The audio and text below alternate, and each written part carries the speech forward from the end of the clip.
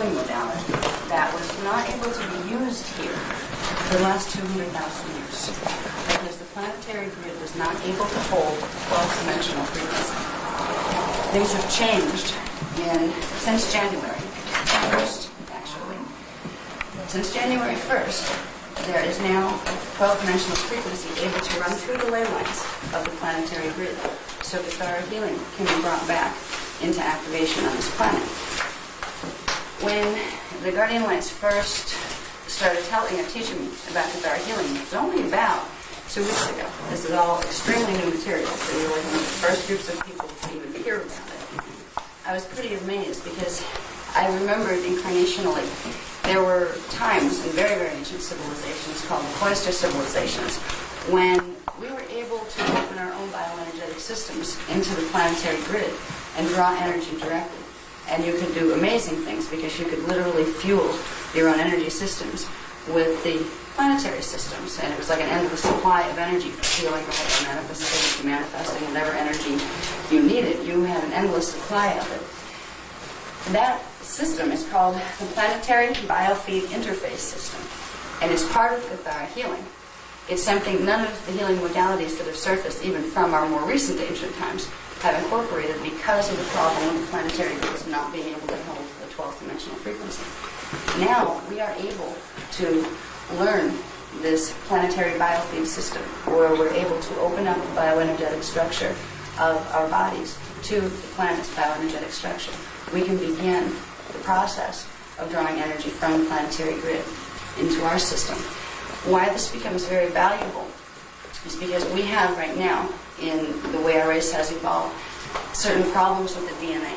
That's why we are so dense, for one thing, why we're so solid. If our DNA was working appropriately, we would not be made of such density, such matter-particle density. We would have more abilities that we attribute to supernatural abilities because they were really part of the original human design. We have some DNA mutations. Those DNA mutations are caused by blockages in something called the Tkbshs grid. The Tkbshs grid is the core of the morphogenetic field structure within the body. Now we have chakras and we have work field levels that people have heard about before, but deeper than those, there are the first levels where consciousness, units of consciousness in the form of energy, begin to take on the form of dimensionalization. And it's from there that all of the patterns that become the chakras and the auric fields and eventually our matter bodies build up on. So the core of our manifestation is the Tkbshs grid. It's a holographic template. It's what allows us to perceive from a unified field of energy the illusion of objectification in space, the illusion of space, time, and matter. It's the core of holographic reality. And what we're walking around in, and it seems so strange to hear it because we're so used to looking at it this way. We have, for thousands and thousands of years, become what's called phase-locked into three-dimensional perception. Most of us have forgotten there's anything else, that this is really just a trick of light refraction that the consciousness experiences when it's focused in these particular frequency bands.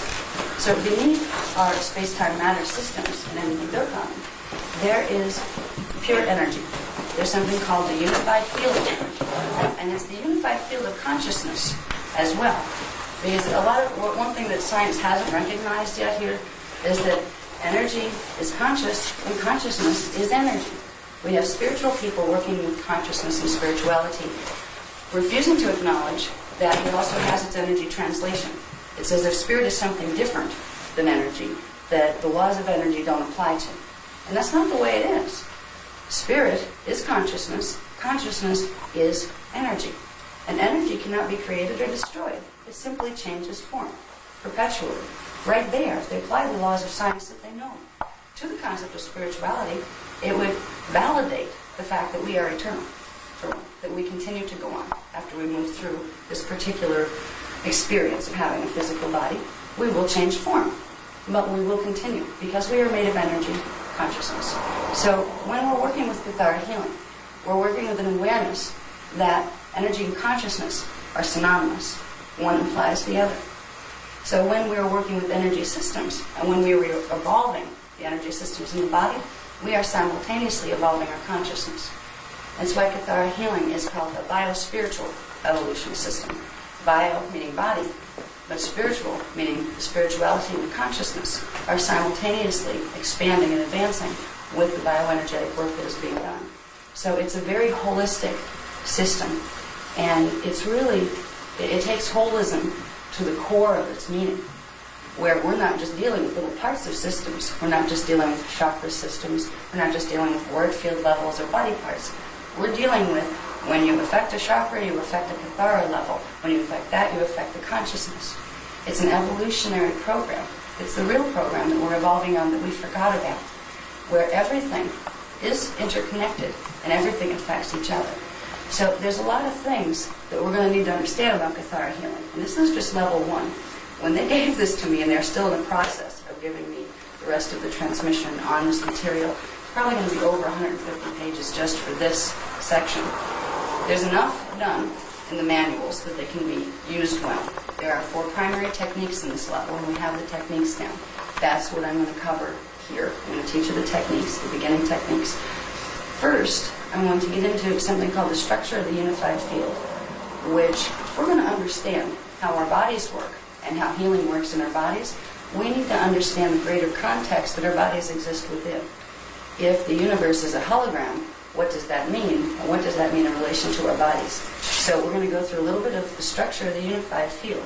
Because once we understand that, understanding 15-dimensional levels of our anatomy will not be hard. So I start there with the Kathara healing. Then we go into the anatomy itself, the different levels or parts you have that you didn't learn about in health class. And once we learn about these parts, we begin to be able to affect them consciously. What level 1 will culminate into is an ability to run something called Maharic infusion. Now, that word will mean nothing to you until we go through explaining the different levels of the subtle body anatomy. The Maharic level corresponds to dimensions 12, 11, and 10 of the subtle body anatomy. It's called the Mahara Hula body. And we are going to be learning to use frequency from dimension 11, 10, 11, and 12 to literally repattern and reprogram the distortions out of our Kathara grid. The Kathara grid affects the manifestation of the DNA.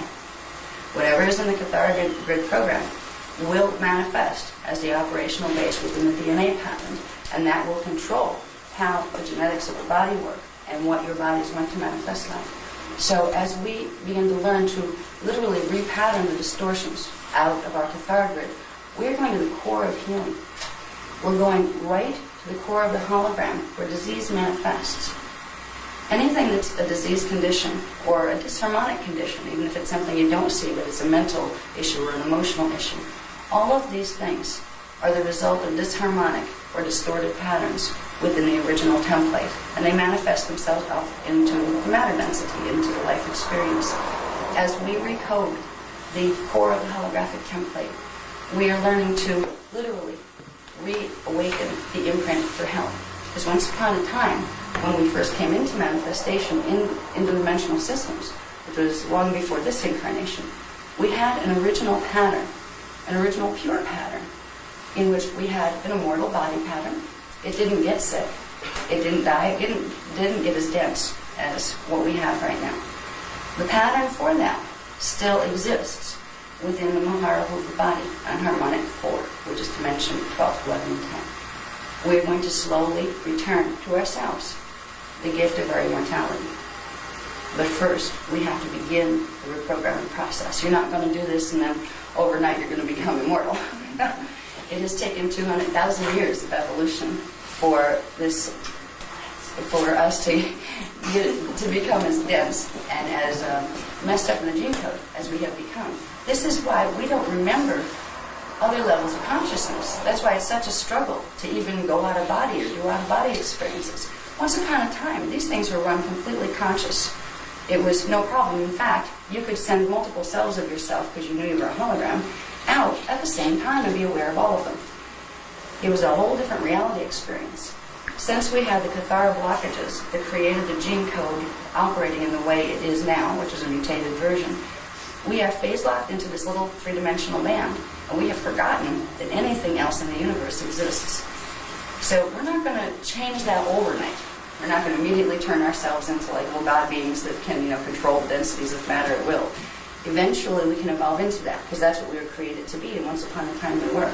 What we can do with beginning to the recoding process is to set the base for healing to occur and progressively work with each level where the problems have manifested. The first is going into the Cathara grid and reprogramming that to its original imprint.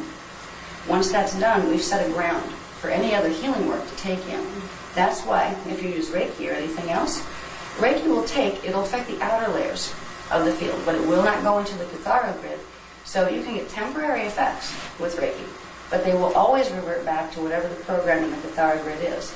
You wouldn't have had a disease manifestation if it wasn't for a problem in the Cathara grid, because it has to manifest there first. So when you put things in with Reiki, they're temporary. They can make temporary shifts in the fields, but they will not create a lasting change because they cannot flip over the core Cathara grid. So we first recode the Cathara grid, and when you're using these systems, until the biofield builds up the whole program in the Cathara, you have to use the recoding process every time you do a healing. It's not a hard process once you learn it, but you have to open the Cathara grid and reset its pattern, then put in other healing modalities. Then they'll take, and then you can build up from underneath and also work down. So you're recoding back into the healing imprint, everything in between, until eventually you hit critical mass within the biofield, and whatever the negative condition was switches over. You reverse its polarity and you create healing. So there's a lot to this process. I'm going to start with, let me turn that on.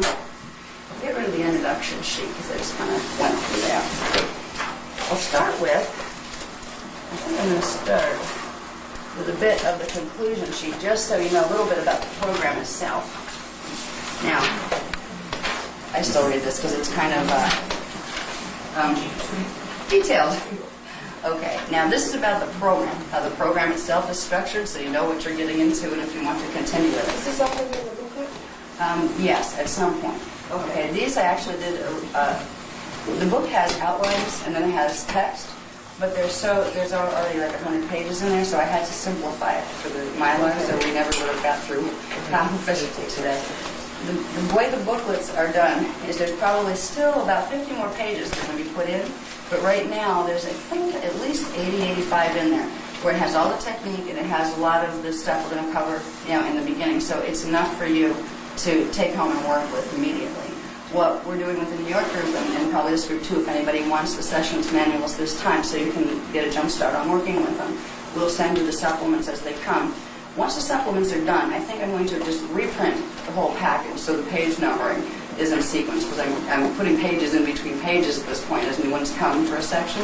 So we have page 49 A, B, C, D, E right now. So this program's just coming through, so it's very, very new. But there's enough in the manual that you will learn some things today, but there is such a level of detail that I could spend on one little section in the outline. I could probably spend the whole day going over what in the world that means, when it's just as easy to read it in the manual and you'll get it. The detail in the written work that they give is usually very, very clear, and it helps a lot. So between what you learn, where we're talking about it today, and what you can learn from reading the manual, you'll get a really well-rounded perspective on what this is about. Then you'll get more detail added with the supplements that are coming. And in the meantime, even if none of the other stuff makes any sense to you, because some of it is a bit detailed, you will still have the techniques. We'll go over fast versions of them today, where they're not step-by-step, or I'm reading them step-by-step, but you will also have a copy of the advanced versions of them, where they are given step-by-step in writing, so you can work yourself through them more slowly and get used to each step.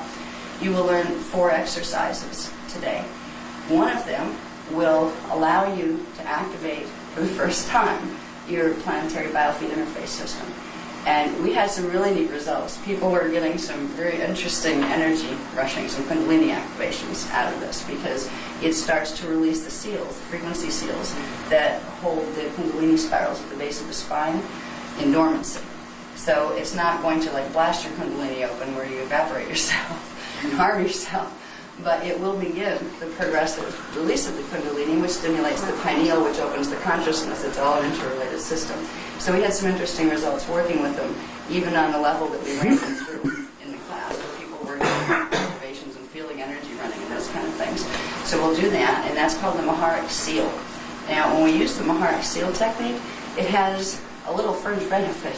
Not only will it be in the process of recoding your catharic grid back to the health imprint, it will also temporarily set up in your field a 12th dimensional pillar of energy, which means nothing will be able to get through to mess with you. So if you happen to be somebody who's working with interdimensionals, or if you're working with people who are having astral attachments to their astral bodies or something like that, where you can get yourself harmed, running this pillar through your field will create a vibration that is too high for the lower vibrational consciousness to hang on to. So it will begin to purge out anything you may have inadvertently picked up, and it will block anything else from messing with you as you start to open through the astral field to the higher dimensions. Because in the astral field of consciousness, which is the fourth dimensional frequencies, there are a lot of messed up beings. Just like there's a lot of very confused beings on Earth, they're not much better on the astral plane, and some of them are a lot worse. When we start to go multidimensional and reclaim that part of ourselves, a lot of times that's when we get zapped. We start to come into their range of perception because we're moving into that frequency, and we're still clueless about what that frequency means and the fact that there's other consciousness there that may be looking for a host, may be looking for something to ride around in down here. So a lot of people just open. They open to channel, they open to do just about anything with the interdimensional stuff, not realizing that if you're going to open, there's reasons why religions taught you not to. Until you learn the mechanics of field protection, you were a sitting duck for anything just a little bit higher in the consciousness levels that wanted to mess with you. They can body snatch. They can come in and take over your gene code. And you don't need to have that happen. There's various difficult ways to make sure that doesn't happen, but one of the easiest ways is to build the Maharic pillar, which is a natural result of working with the Maharic shield that we're going to work with today. So you're creating a temporary protection zone. It also works for 3D. If you're in a situation walking down the street and somebody starts to intimidate you, if you know how to very quickly activate your Maharic shield and pull your pillar up, you will transmit a frequency where you're nearly invisible to them, where you just can walk by them and they're not going to bother you. I've done that before, not realizing what I was doing. It was like a natural thing my body knew how to do. It was just even pulling from my own Maharic shield, not even the planetary one. And I've been amazed that threatening situations just seem to dissolve themselves. So there's a lot you can do with these techniques. The really fun technique we're going to learn will be in the second half of the day, probably after we do a lunch, probably around 2, I think. We probably do lunch 2:30, whenever everybody wants to do that. Is called running the Dreadic current. This is where we learn to run current through the palms. And this is not just a Reiki technique. This is, first of all, learning about the 4 triadic currents. There are 4 specific currents of energy that deal with very different frequencies that once you understand what they are and what you're pulling from, you can be much more accurate in your healing processes because you know what you're pulling and you know what's compatible, and later in other levels we'll learn which currents are more appropriate for which type of problems and that kind of thing. Today we'll learn how to create the Dreadic current, create it in a ball within the heart chakra, create cords that run down the arms so we can pop off the seals on the palms. Some people will have that done already because they've worked with Reiki or because it's just something their own evolution level has done, which is open the seals on the palm chakras. But a lot of people won't have it done yet. And it's kind of neat because you'll feel like this little popping sensation in the palms when you use the Dreadic current to open them. Then we will learn to use that Dreadic current and direct it where we want it. We'll be able to use it on ourselves and clear ourselves, because if you're going to help anybody in facilitating with healing, you have to first have your field integrity there. So you'll learn to do field integrity with yourself. Then you'll learn to do the basic process of what's called a Maharic infusion, where what you just did to yourself, activating your Maharic shield and bringing up the pillar and those kind of things, opening the planetary biofeed system, you will be able to facilitate this in other people. Now that you know the parts and you have your current activated, you can activate them and begin their process of recoding. So by the end of this, even if there's a lot more technical stuff you need to read in the manual to really get a hold of what exactly you're doing, you will at least know a technique that there are no other healing facilitators teaching right now.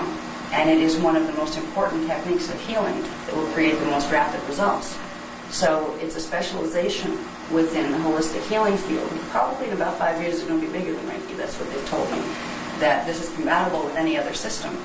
So it's probably going to get accredited and adopted by other systems as well as a core process to use and then apply your other stuff to, that kind of thing. So you'll be able to literally run a session, a hardware coding session for other people who would come to you for that service. This program that we're doing is a certification program where each level, like this was level 1 that we're taking here, you would have the opportunity to just take it for yourself and learn your stuff and do what you want, or you can do that and then choose to become certified, which involves a test that we'll send you. It's not a test that you pass or fail. It's a test to show you and us what areas you need to get a little more clear on. So if you go out there as a professional facilitator, we know and you know that you know what you're doing. Because if we just ran you through, a 6-hour workshop and said, go, you're professionals now, you're not going to believe me, and nobody else is either. Because you're not going to become professional that quickly. At least the testing. It's just an open book correspondence test. And it doesn't cost, I think it's postage. You just have to, send it because it costs the money to send it back and forth, and we can't absorb the cost for here in New York and everybody else. But you get the graded test back showing the areas that could use a little improvement. And you have the choice of becoming registered, which will be certified.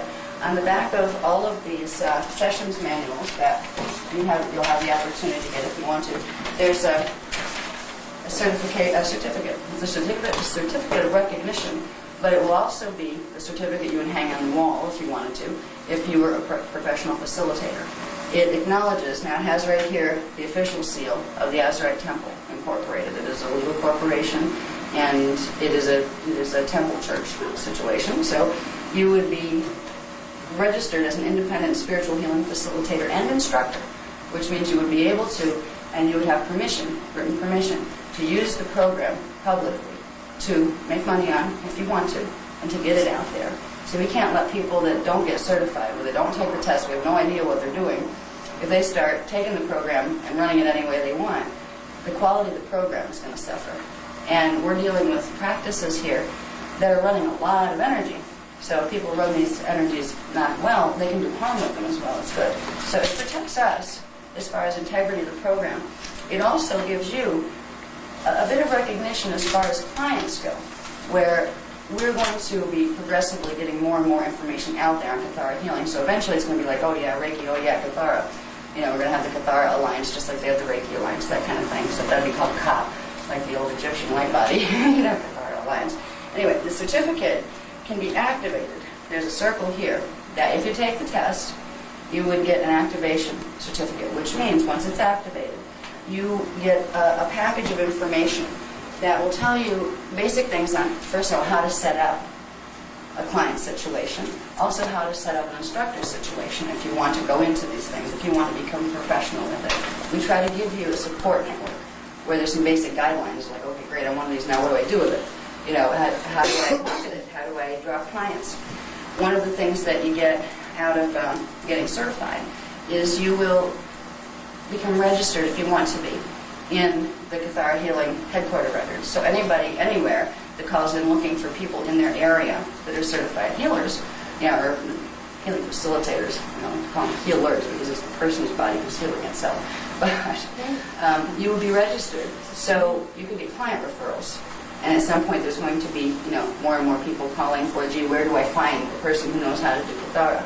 And, you would get the registry. So it would help you to build the client base. It would also give you, there's somebody saying, well, maybe I'd like to hire you to do a workshop or something, at our institution, let's say, but we want to check your references first. They would be able to call, yes, they're registered, with the Cathara Healing Institute, part of the Azurite Temple, Melchizedek Cloister. So it gives you credibility also within the professional level of the holistic healing things that are coming out here. There's a number of things you would get with certification. I'm going to read them down because there's a number of them. I keep forgetting them. Okay, you get a registration kit, and it would give you get your correspondence test back. You would also get a statement of copyright trademark permission, where you would now have permission to use these programs, put them on copiers or whatever, to, make your mylars, that kind of thing. Nobody's going to hassle you for using this publicly. You can advertise the name, you can use the program, because it's going to be a licensed program with trademarks and all of that kind of stuff to protect it. So you get that. You also get a free subscription to what's going to be the newsletter, the Cathara Healing newsletter. It's the, what do we call it, Cathara Alliance Quarterly, something like that. This is going to be neat because it's going to come out 4 times a year, and there's going to be new techniques offered in it every time. There's going to be some, we're going to put it together. There's a number of different parts to the newsletter, but it will continually update you with new little things you can do with this. So, here's a new technique for this particular thing that was given. It's also going to create a network where the people involved with cathartic healing can communicate with each other. Because we're going to be giving these programs probably even over in England and in other countries. So this is going to be something that grows. And this will give an opportunity for you to stay in touch with other people who are involved with it and kind of follow along. It is going to be something that's also going to be marketed within general holistic healing pools. So people who aren't Cathara, certified Cathara facilitators will pay for these subscriptions. So you'll get it free as part of just, being registered. You'll also get some things like client release forms and these kind of things. Client release form is when you're doing healing facilitation, it's important that your client understands what you can and can't do. They understand that you are not saying you will cure them of anything. You are not diagnosing because you don't want to get hit with practicing medicine without a license. These kind of things. You need to protect yourself, and your client needs to know that there are certain boundaries that you're not going to come back at me and give me a problem because this didn't happen or that didn't happen. With this program, there's a section where you will get the training. This is going to be part of the stuff that's sent, the supplements that are sent, where you get the basic training of how to handle yourself professionally with people. Because people can be tough. They can say, fix me. And you don't fix them, and all of a sudden you're the bad guy. So there's ways to conduct a session, certain key things to explain and that kind of stuff, where you don't have to offend them. But you make it very clear whose responsibility is where. And part of that will be having just a little bit release form that they are, just like when you go skiing and you sign the disclaimer, if you kill yourself on this mountain, it's not our fault, Well, it's not quite that bad. We're not going to kill you with Cathara healing, But it's a legal protection. So your client knows that they're not going to come back at you for failure for anything to happen. And you know that you don't have to worry about getting sued for things. Okay, so that you'll get like a standard form for that, and how we're going to be wording it very particularly because of the type of healing program it is. So you'll get the client, the forms that you would need to run the business. Let's see. You'd also get master copies. These are things for if you want to do flyers and those kind of things. If you're not real familiar with Cathara healing, it's a little hard to say, okay, what exactly am I doing and how do I explain it? Once you know what you're doing, it's still like, how do I explain this to other people who've never ever heard of this? We've been fighting with these concepts, like how do we do this? And we've made some headway as far as what the easiest way to explain certain things are. So we'll give you some sample, things that you can use for advertisements or for write-ups you might want to submit someplace to let people know that you're doing this, to help you define what exactly it is you're doing in terms they might be able to understand. Because if you just put, Cathara healing right now, that's not an ism yet. Like Reiki became an ism because progressively it built up and more people got involved. So you'll get some stuff that helps you with advertising, knowing how to organize it. Let's see. Starter pack is guidelines and suggestions for running a facilitated business. You get a membership card and the seal. So there's a number of things that it's worth getting the test for if you're planning to use this for anybody but yourself.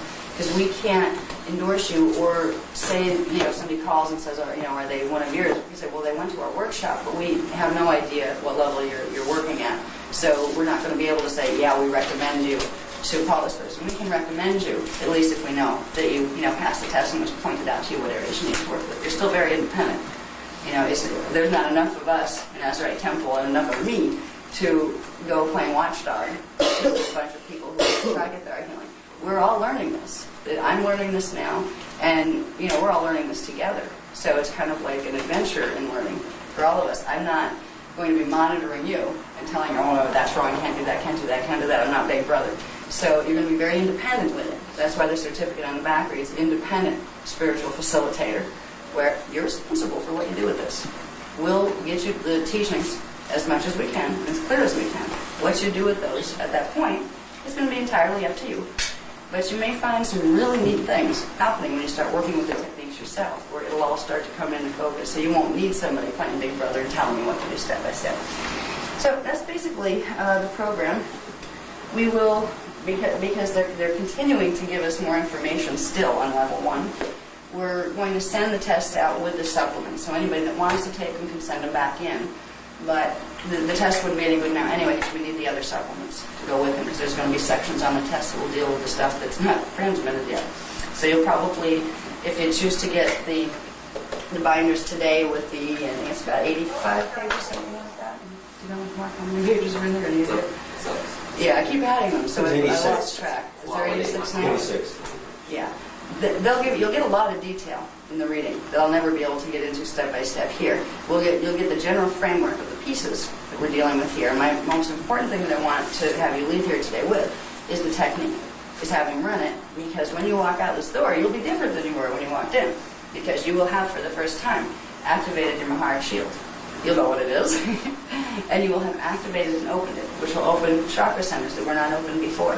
And you'll be pulling energies that you just did not pull before because they weren't available before. So this is what I want to focus on as much as possible. I'll give you the theory so you know what we're talking about, but I want to take you through the technique as much as possible. When we did it up in New York, it was kind of neat. When we opened the Maharic shields on everybody, they did their own, then we opened the planetary biofeed. I felt the room get really hot. It was interesting. You could feel the energy come up in the room. So it's an experiential thing. You should be able to feel some things happening when we work with it. So I'll get on to the beginning parts of this, which is I want to give you basics in the unified field a little bit, because there's some really fascinating things that if you understand them will help you understand much more what you're doing with holistic healing practices in general. Let's see if this one can be set down the top. Okay. Little things like, okay, these are my highlights, the points I wanted to remind myself to remind you of, because there's so much detail in the program. External reality is a holographic projection. We perceive things as solid, not because they are. They are waveforms, and they are formed of things called, we'll put the next one up. We'll go with graphs. It's easier for me to just rip off the graphs, because I don't want stuff off the graphs. There we go. Okay, now, our holograph is structured, first of all, on things called Partakai, Partakay, and Partakam. Everything in existence, literally the morphogenetic field that the cosmos is structured on units of electrotonal consciousness. That means consciousness in the form of tiny, tiny units that are electrical in nature, and they have a vibration to them, or a tone. Now, Partakai would represent the non-manifest state. They have this process of internal fission and fusion, which literally creates expansion and contraction. Through fission, they break apart, Partakai units break apart, and they form Partakam and Partakay units. What these are the base particles that matter particles and antiparticles form on. So these are the core, this is physics here, these are the core structures that your particle universe and your antiparticle universe are created on. These are the elements beneath the microparticles they've identified so far. Science has not been able to find these yet. They still don't know why fission and fusion tends to occur, and they don't realize that wherever there's fission, there is somewhere a reciprocal act of fusion, that the two go together. Now, with Partakai units, they are the smallest units of energy substance, and they are units of consciousness. These group to form strings. If you look at them as little units, they group to form strings, and those strings group to form grids, where they become Partakai grids. These are standing wave grids, scalar wave grids, little points that came out of sound, because if you look at this as a unit of sound, electrified sound, that under certain conditions, when it's in its phasing of manifesting, will flash on. A little standing wave will jump up. And then when it goes back into this phase, it will flash off. So you have a grid of energetic units that flash on and off. That is the first part of structure within dimensionalization. Without that, we would only know ourselves as consciousness, as one consciousness within a non-structured unified field of conscious energy. It's because of the structure, and this structure is what dimensions form on. This is before we get into dimensionalization, and we'll show you how this builds up to then form dimensional structure. Because it's the flashing on and off, which is called Partakai phasing, that really is what is the foundation of all matter particles. What our science has not recognized yet is our matter particles literally flash on and off in different sequences. We see a form constant because of the speed between our consciousness flashing on and off, because it's also made of particle, and the part of our consciousness that makes up our body, or the hologram out here. There are different speeds, flashing speeds. You can look at it like a marquee. You know, a marquee at a theater, how they'll have the running lights, and if they run them in a certain sequence, it looks like a solid light traveling around, but nothing's really moving. It's just the lights flashing on and off. It gives it the illusion of sound, of waves, of light wave moving. This is what the particle grids work like. They are scalar grids that could be compared to lines of light bulbs that come on and come off. That creates the illusion here of different wave spectra, sound waves, light waves, different kinds of waves that appear to move, but they're not really moving. Just like on the marquee, the light bulbs are not moving. It's just the sequence of the flashing. So if we can understand that we end up seeing this manifest hologram because of differences, variations in flashing rhythms between portions of our consciousness, and we realize that we are portions of our consciousness, our body is composed of portions of our consciousness, and so is the unified field around us. We begin to realize that we're looking at ourselves, and we're perceiving ourselves as separate because of these flash rates, these flash rhythms. We'll get into that a little bit more as we move along, after we get into dimensional structure, so you see where the structuralization goes. And we'll define terms like frequency. What is it really? If particle and their flashing is the basic structure of everything, what does the word frequency mean? What does the word dimension mean? We're going to find out a little bit more about those, because right now there are certain definitions being used for those words that are not particularly detailed. They're not real precise, particularly the word dimensions. It's used to really, with a lot of people with science, to describe perhaps attributes or characteristics of something, but not as an ism unto itself. When we talk about dimensions, we're not talking about hypothetical levels of perception you might get into. We're talking about set structures of particle grids made of particle units that have certain flash rates that exist in a fixed form that allows the experience of space-time matter to occur. It allows the hologram to be manifest. So we're talking about dimensions in a little bit more firm way than it's usually being spoken about. There's a set structure to them. They have a specific relationship to each other. If you can understand these things, the basic structures of dimensions, you'll know what currents you are pulling. When you go into the healing process, you will know which frequency bands do what. So we're going to go into exploring that in the first section here. We're going to basically get a ground in what the unified field is about, because it applies directly to the body, because your body is a part of the unified field. If we could turn off our senses for a moment and not see anything, not hear anything, just know ourselves as consciousness, there would be no difference between us here, the air here, the wall there. It would be a unified field of energy and consciousness, and that's really what we're dealing with. It's kind of neat. I won't have time to go too far into it, but it will be in the supplements coming in. They just had given it to me 2 days ago. The reason we perceive space between objects is because we have something called aparthy, which are little crystal structures, the receptors, that pull in only certain portions of the frequencies within the dimensional fields that you're in, and they block out other parts. You will perceive in some form what frequencies you can pull in and translate into holographic perception. But the frequencies that are blocked out from you will literally appear to be things that are not there. So the space between objects is not because space is really here. It's because you don't have the receptors to pull in what exists right here. So it appears non-existent to you.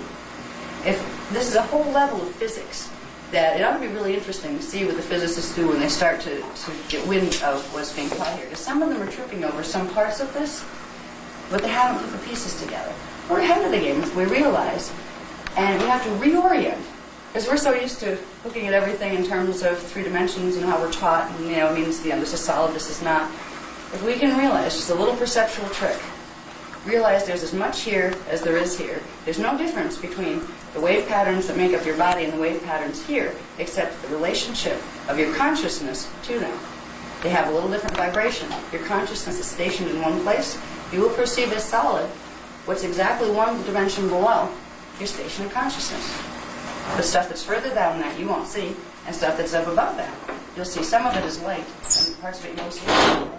So what we're perceiving as solid is completely dependent upon where our consciousness is focused, where it's located in the dimensional scale.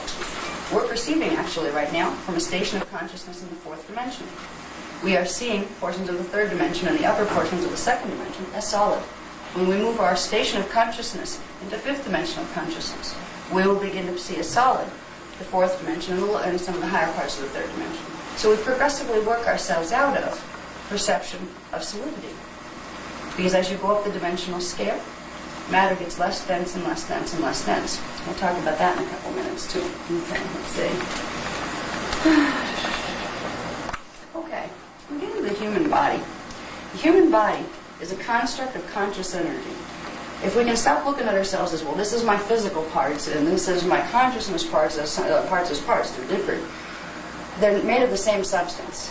It's just the relationship of your consciousness to those waveforms. This is a waveform, and your consciousness is a waveform. A standing waveform, a scalar waveform. We can realize that we're dealing with a 15-dimensional structure within the cosmic unified field. We have 15 dimensions of anatomy. This is only 1, 2, and 3 dimensions of our personal anatomy. There are still all those dimensions above there. We have parts of ourself and parts of our consciousness stationed within that we forgot a long time ago. And right now our gene code blocks out, so we can't process it. When we do cathara healing, we're opening up the gene code again, so we can begin to perceive those other levels of ourself, and from those other levels of self that we left behind when we came into dimensionalization here. Okay. Now, dimensionalized consciousness comes in the form of scalar grids. When I say scalar grid, I'm talking about those particle grids. We have the little units of consciousness that group to form strings, that strings group to form webworks, like a fabric would be woven. And they are units of sound that fire at certain points, and little waves pop out. Little waves of light. Sound becomes light. Goes back to sound, becomes light. So if you can picture a large area of these, again, like say, imagine a circular marquee, but no words on it. It's just a field of light bulbs. And they're flashing on and off. Light bulbs aren't moving. They're just doing different sequences of flashing on and off. Kind of like those string lights you can get for Christmas, where they have the settings. You can put them on this pulse, or you can put them on this pulse, and they can do different things. This is the foundation of what everything, the dimensions themselves, everything manifests within them. It's composed of consciousness that's taking the form of scalar grids. And everything will have a similarity in the scalar grid form at its core. The core is the cathara grid. Everything has a cathara grid within it. Planets have it. Objects that are not to our level containing life force, inanimate objects, would have a cathara grid. Our bodies have it. The universe has it. Galactic systems have it.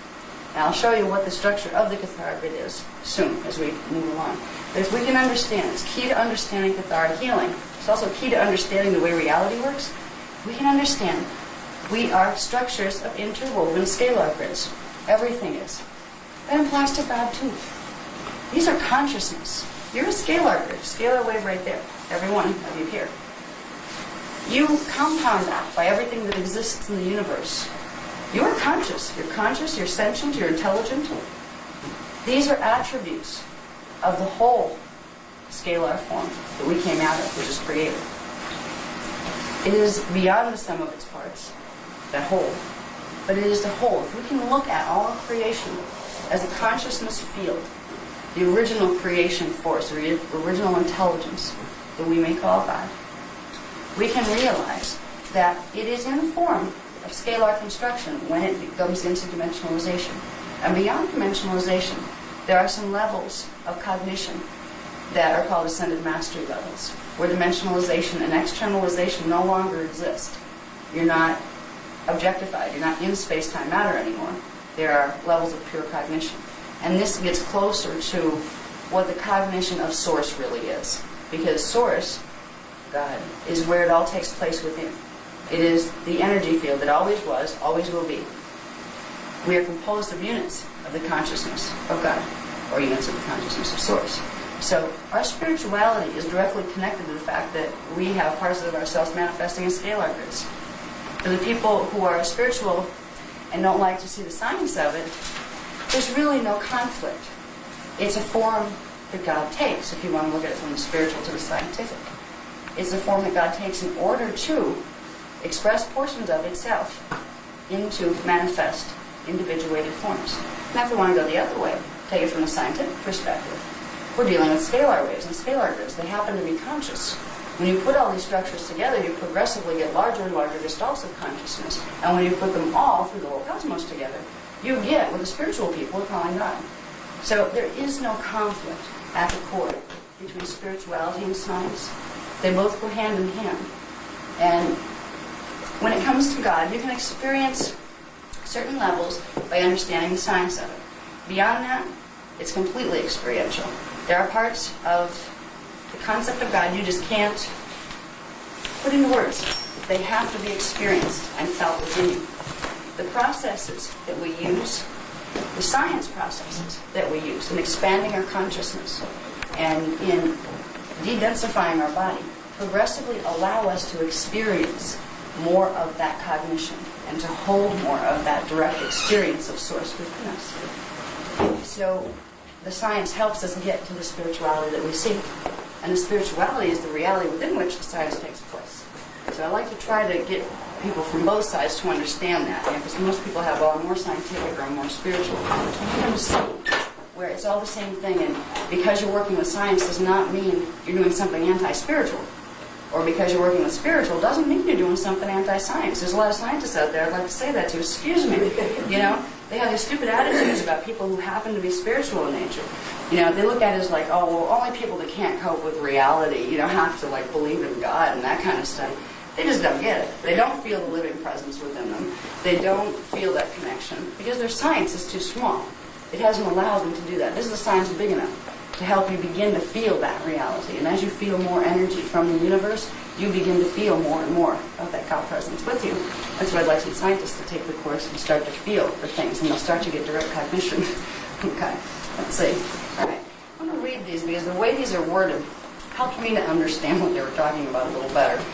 All right, dimensions are scalar grids of consciousness composed of interwoven layers of scalar waves. They're those standing wave patterns. Okay, they're not waves that go like this. They stand in one place and flash on and off. Okay, with varying flash line sequences. And that's a term we're going to hear a lot through this, and you'll read it a lot when you read the manual. Flash line sequences or frequency bands.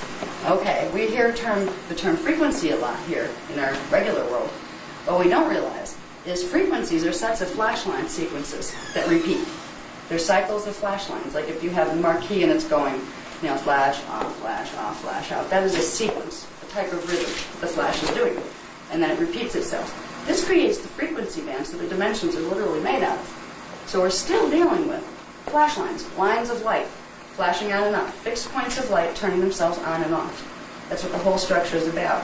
When our scientists are identifying wave bands that move from one place to another, they're not seeing the part behind them. They're not really moving. They appear to move, but there's parts of things that are being blocked out from perception where they would see that they're not really moving at all. It's just a flashing sequence. It's like they're seeing the marquee line, but they're not seeing the light bulbs. They're seeing the thing travel from one point to the other, but they're not realizing there's light bulbs back there just turning on and off to give the illusion. That's where our science is right now, as far as understanding wave spectra. They don't realize, first of all, that it is cyclic. When it goes out of here, it goes someplace else into another dimensional scale and then back up again. They're missing the cyclic formation of waves, which is really the turning on and off of light bulbs through the dimensional scale. So there's a lot that our science would love to argue with me about, I'm sure. And I don't have time to do it. Right now I'm here to teach cathara healing, and I'm very excited about the fact that this is being given back to us. So we can deal with flashline sequences and be one of the few little handfuls of people on the planet right now that won't have any clue as to what that means. All right. Am I clear? I want flashline sequences to stick. Is there anybody here that's not quite getting what that means? If I say a flashline sequence, am I losing you? Anybody? Great. Good. Okay. So if we have frequency bands that are really flashline sequences, and we have sub-frequency bands, they would be little flash sequences that are going on within the big flash sequence. These are going to be important when we start to understand the structure of dimensions, because dimensions are composed of frequency bands, which are flashline sequences, and sub-frequency bands, which are smaller flashline sequences that are within the bigger one. We're dealing with different pulsations of flashing on and off of lights. It's the easiest way to look at it. Okay, now, the frequency, or the flash line rhythm of a dimension is determined by the vibratory oscillation rate of Partakai units. This one had me going crazy for a while. Now, does everybody think, I'm just curious of how many people were coming from the same place I was before I learned something about it. Are vibration and oscillation the same thing? Do they mean the same thing? Does anybody here know the difference? I know you do. You were there too in New York. Like you're an electronics person, and most people that have studied, a little bit more of physics or electronics have a clue. But even the definitions that they're using in physics right now do not take it back to what's happening with the Partakai that creates things. Okay? When they used to tell me, well, you got to raise frequency of the body. Raise frequency. I was like, yeah, raise frequency, raise vibration, right? No. Lower vibration. That needs to. But raise frequency, lower vibration, I'm confused. Can I give them a clue? I don't know, go ahead. What's the difference between AM radio and FM radio? Now that wouldn't help me because I don't know the difference between AM and FM radio, except they come in on different places. I don't know. AM is amplitude modulation. Okay. And FM is frequency modulation. The wiggling. Right. But it still doesn't tell the difference between this, which would be oscillation, and vibration. The way these guys explain it, I don't even think is in the physics books yet. Where we go back to Partakai, this is why it's not in the physics books yet. They haven't gone back to Partakai. It had me, it had me totally confused because I was getting dyslexic on it. All right, raise frequency, lower vibration, raise oscillation. I'm going crazy. What are you talking about? Are we raising frequency? Are we lowering frequency? Are we raising vibration or lowering it? Tell me what we're supposed to be doing with our bodies. Because they were teaching us, raise frequency, and I had assumed that meant we had to raise our vibration. And that's not the way it works. Vibration and oscillation are two different things in relation to Partakai units. When you have your little flames going on and off, or your little light bulbs, vibration is the amount of energy held within one of them.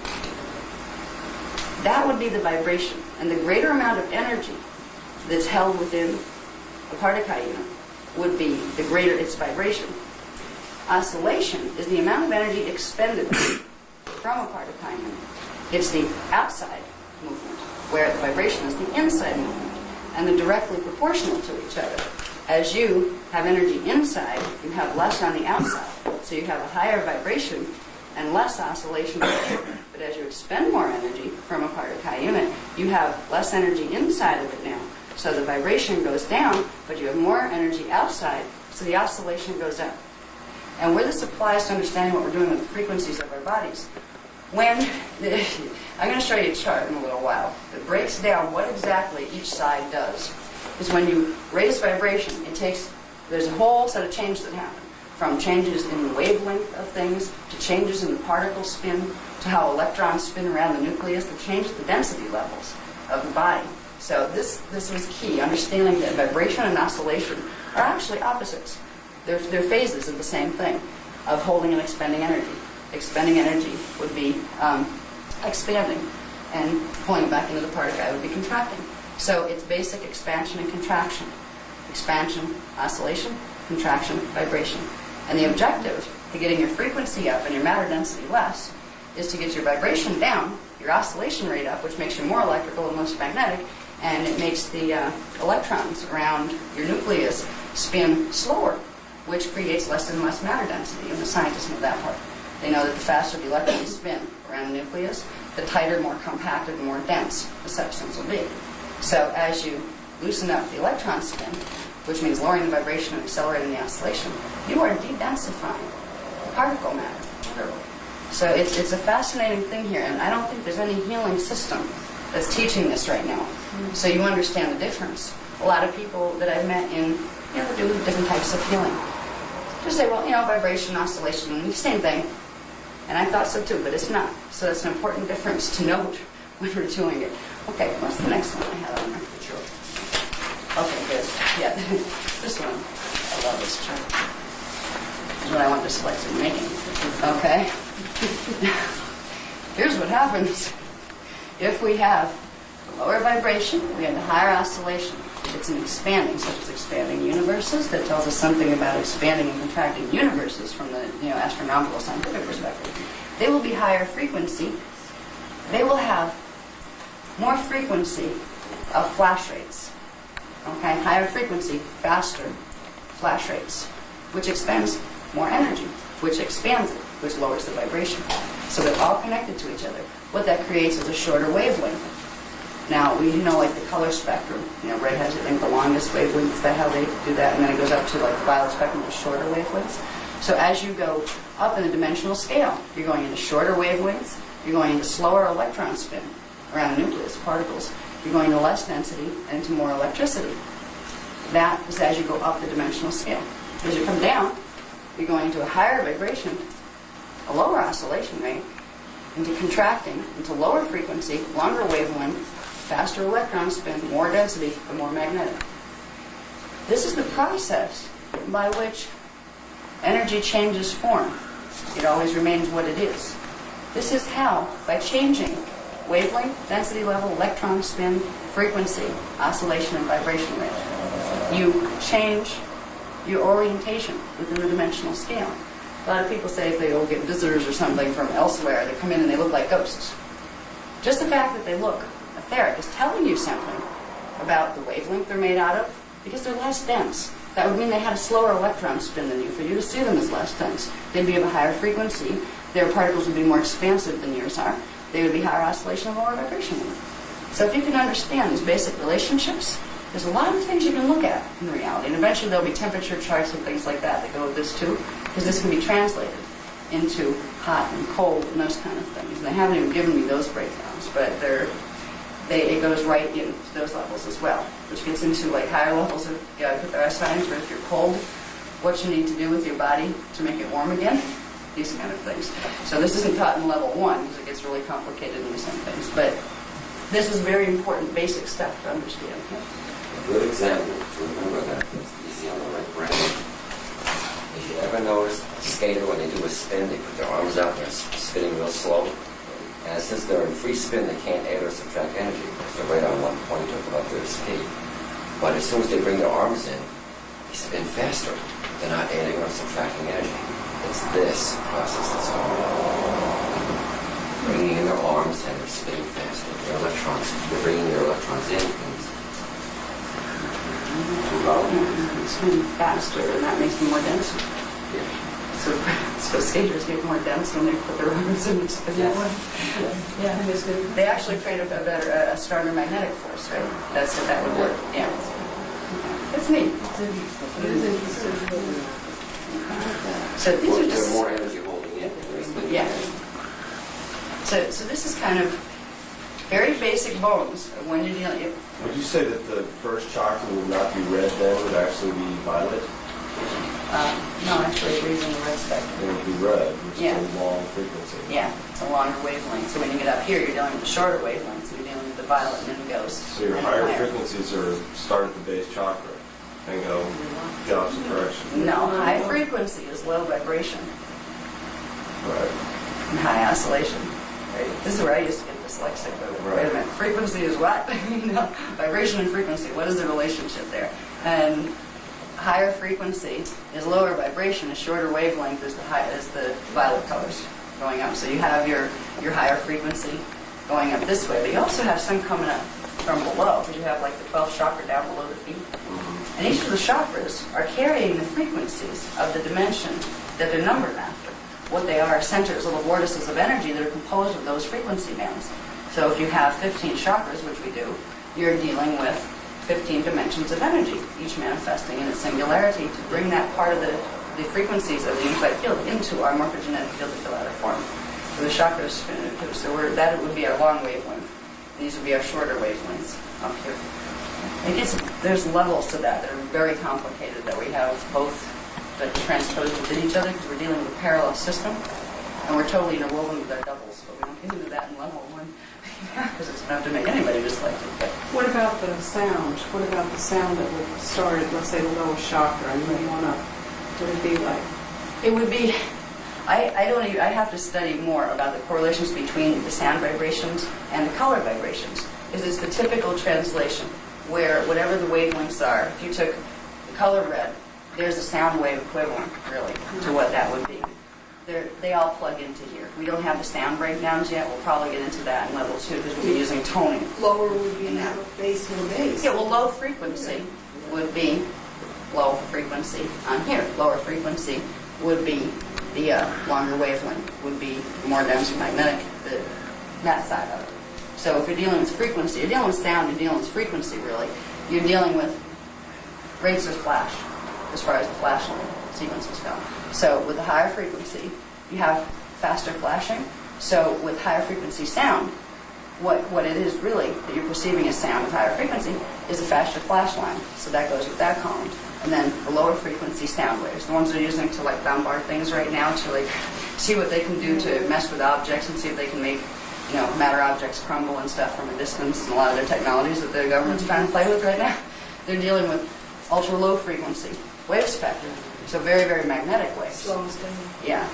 And also to hit a tolerance level within matter structures where they can shatter it, because they're finding that they're capable of doing this. Science here, particularly, let's say advanced government sciences, that is not taught in the schools yet, it's only within the military levels, are finding many fascinating things out about what sound can do. They know darn well it's a power that can be harnessed. They know that they can transmit inaudible sound waves through the air and make people sick or make them better. Of course. Go ahead. They just had, I was watching on TV, I think it was yesterday, the Walls of Jericho, of the sound. It was just a thing on Discovery Channel. Yeah. Yes. In the ancient civilizations, it was common knowledge. They would use toning in groups to build standing wave patterns that then they could direct to make them do things. They could levitate objects, they could open portals, they could make themselves disappear and reappear once they knew what they were doing. That's one with of sound. the reasons for insects is creating energy, very high energy. The cicada and the sonar and all that kind of thing. Right, the higher frequency Yeah. spectrum. Yeah. Another example of this process is right there in those light bulbs. The light you're seeing is not from the ultraviolet that goes inside the tubes. You're seeing the phosphorescence. How it works is the ultraviolet, which we can't see too good, makes the molecules of the phosphorescence get excited. So the electrons, say if I'm a phosphorescent atom, the electrons are now so excited by the ultraviolet that they expand over here on the left column. They go out. And as they slowly come back in, they give off the visible light that we see. So this is an everyday version until they get excited again. The electrons go out, and it's a cycle. So actually what's happening when we're looking at a consistent light bulb there, what's really happening is a cycle of fading out of our perceptual range and then changing its frequency and coming back into our perceptual range. That's what we're seeing as consistent light, because the eye cannot catch the rest of the movement that's going on. Just like we can't catch the fact that we're flashing back on off before our own eyes, we can't catch the fact, we can't catch it with our eyes, that light is actually going off in its cycle, where it goes back out of our range. We're just seeing a consistent, the form constant. And that's kind of how the hologram works too. Okay. Yeah, these are, the ones on the bottom here, just a little, this is a chart that will be in your, in the sessions manual. So you have everything you see up here, most of it you will have in there, and a lot more than you'll see up here. Okay, because there was a lot of ones that are just too small type to put up for my list. But it explains it a little better. If you have higher vibration, equals more energy holding in the particle, less energy expended from particle, which is lower oscillation, less movement here, which is more contraction. Things are pulled more in here. Slower flash rate of particle, which is lower frequency of flash, less flash, lower frequency, which will give you more internal movement, less external movement, slower oscillation, longer wavelength, faster electron spin around nucleus, greater compaction of energy units, greater density, greater magnetism, less electrical. So this is just a more detailed breakdown to show how does it get from one stage to the other. I needed to do that for me, to remind myself of, okay, how do we get from frequency to vibration? Wait a minute. No, high vibration, high frequency, right? No, it's the opposite. That kind of thing. So that's it there. I think we can go on to the next one.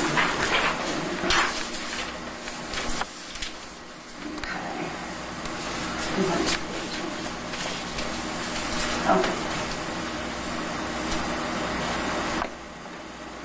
Okay. Basic stuff on dimensions. Dimension is a full frequency band or a full cycle of a flash line sequence.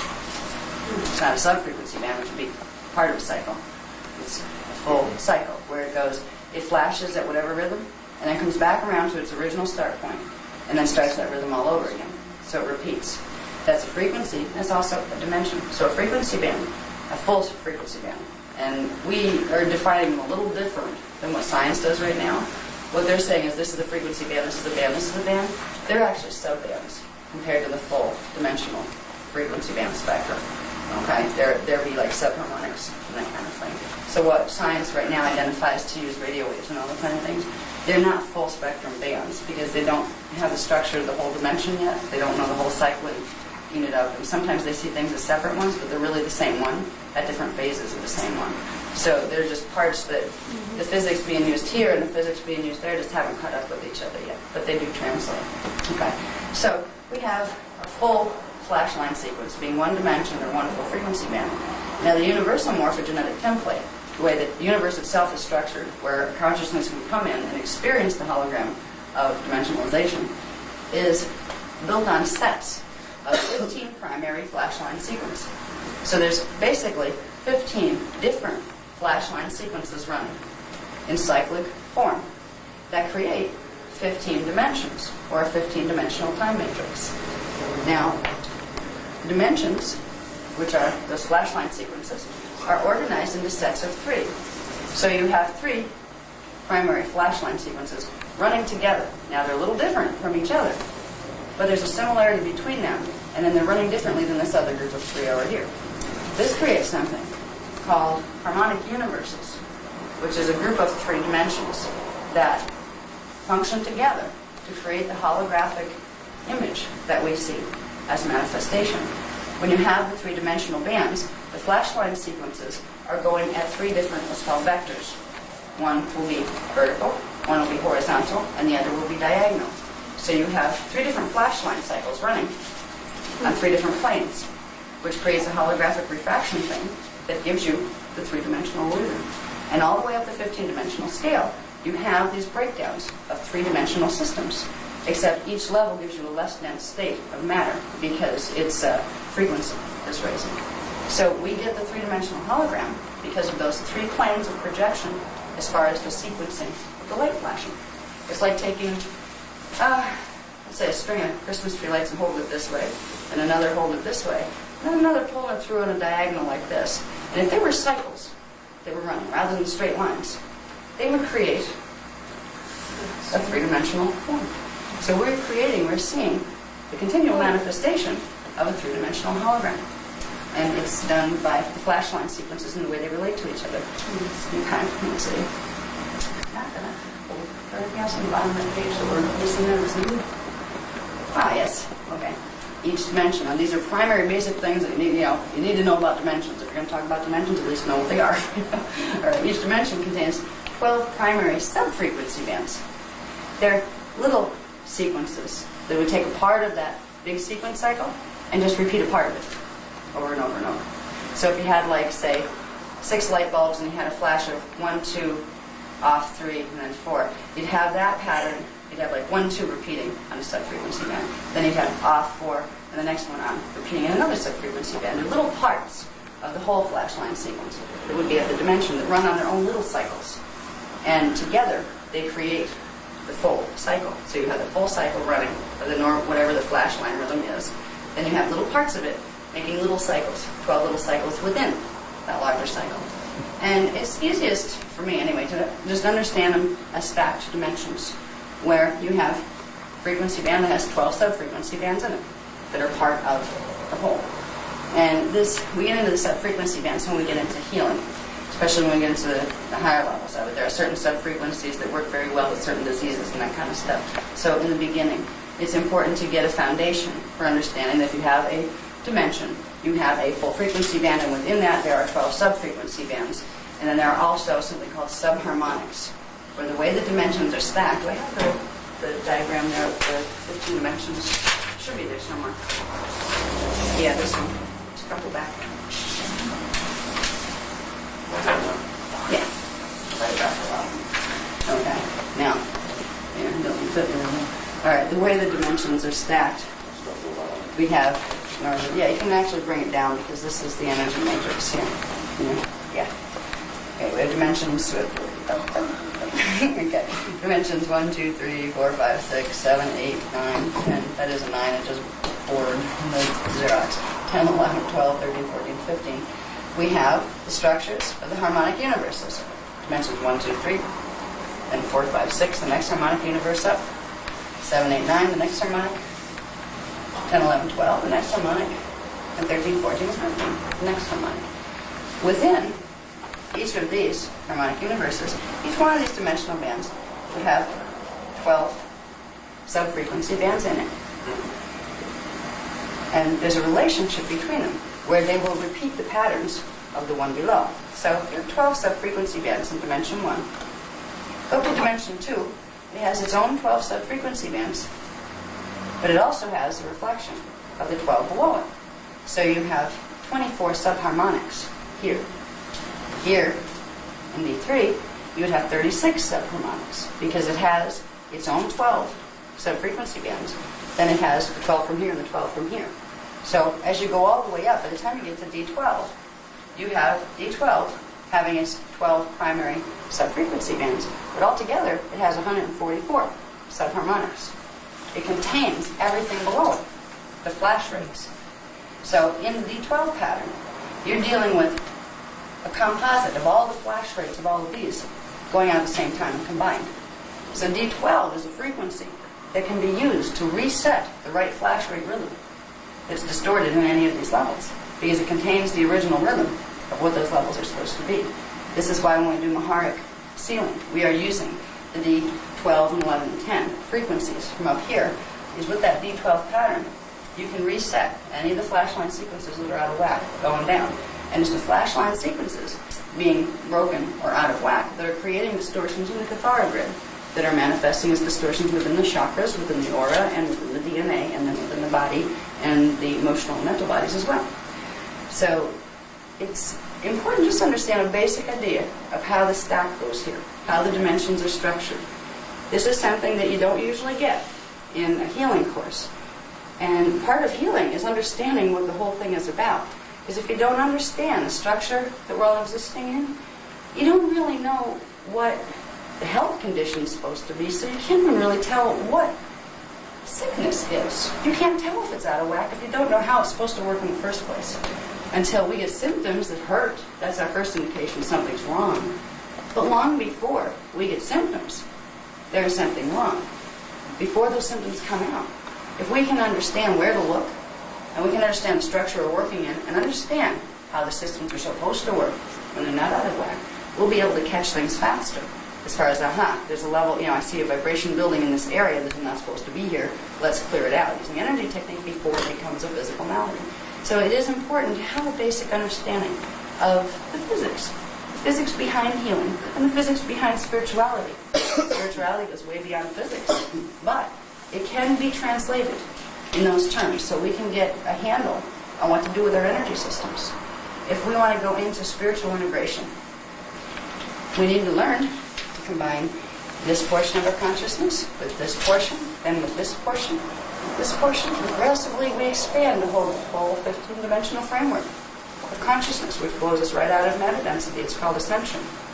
So when I'm talking about physics, I'm also talking about the highest level of spiritual achievement as well, which is ascension, which is what Christ was saying. Because actually he did. You don't have to die and get crucified to be able to do ascension. So when we're teaching the science mechanics of healing, in truth, we're teaching the science that allows one to go back to their normal imprint for health, which was the ability to ascend. Because that was something that was our original way of being here. We were not intended to die and leave bodies every time we transitioned our consciousness to a new level. So eventually, if we work with these things, we will progressively be able to extend how long we can be in a body without it aging. There's some things I'm going to go over. Let me see, how are we doing on time? So I know if I want to launch into that whole one. 10:15. And in a little while, I'm going to get into why we die, what happens with the body and frequency that creates the death condition, and why it's unnatural. Because if we understand structure, dimension, and how our biofields are structured within them, we're going to see that it wasn't meant for us to die and decay. We've accepted it as a fact of life because ever since the seeding of our race, which is the third seeding, it's worked that way because of the DNA distortions. But originally, we didn't have to do that because originally, the morphogenetic field in our DNA could expand to hold all those frequencies and progressively work itself out of matter density. So it didn't have to leave anything dense matter behind to transition its consciousness. That starts at the age of 11 or 12 here. And it comes out in the hormones. But it starts because of things that are happening in the morphogenetic field that aren't supposed to be happening. When we work with the recoding processes, beginning with the Maharic recoding, we are beginning to restore the original imprint from health that would allow higher identity integration to occur beginning at age 12, which allowed progressive expansion of frequency in the morph field. This is blocked right now. This is something, if we learn even just this process, this Maharic recoding process, we can teach it to our children. It's not that hard. They don't have to understand all this stuff. All they need to do is know how to make pictures in their mind and run some energy. Just let them play with it, let them pretend. You can help them begin to override the pattern that's in the race morphogenetic field right now. Everybody's field works this way right now, where certain hormones trigger between 11 and 12, which starts what we call the adolescence process. It actually starts the death process. It starts the decay process of the bodies that progressively builds up and over time creates progressive degeneration of the body. If you teach them how to open the Maharic shield and begin recoding, particularly if they're young, they will be able to prolong the production of those chemicals. They can move it further ahead and eventually maybe completely transmute it, where those chemical reactions that are built on morphogenetic field problems and DNA problems, they can reverse mutate the system. And they may be able to be some of the first ones that can go into extended lifetimes without degeneration, or some of them may be able to go into ascension. Some of us may be able to go into ascension. It's going to take a while to do the recoding, but we can teach this to children. So when they hit age 12, they can start soul integration, which is the integration of frequencies up here that are supposed to naturally begin at that age. But if you block the Cathara grid that allows these frequencies to come into these, you don't allow soul integration to occur. You don't allow these frequencies to come into the morph field, so they come in and crush it. Instead of expanding the field, they start to destroy it. And when you destroy the electrotonal pattern, the flash line sequences that the matter hologram is built on, you create degeneration of the matter forms that manifest on them. It's called molecular compaction. What happens when too much scalar frequency comes from one higher level to another, they can't absorb it.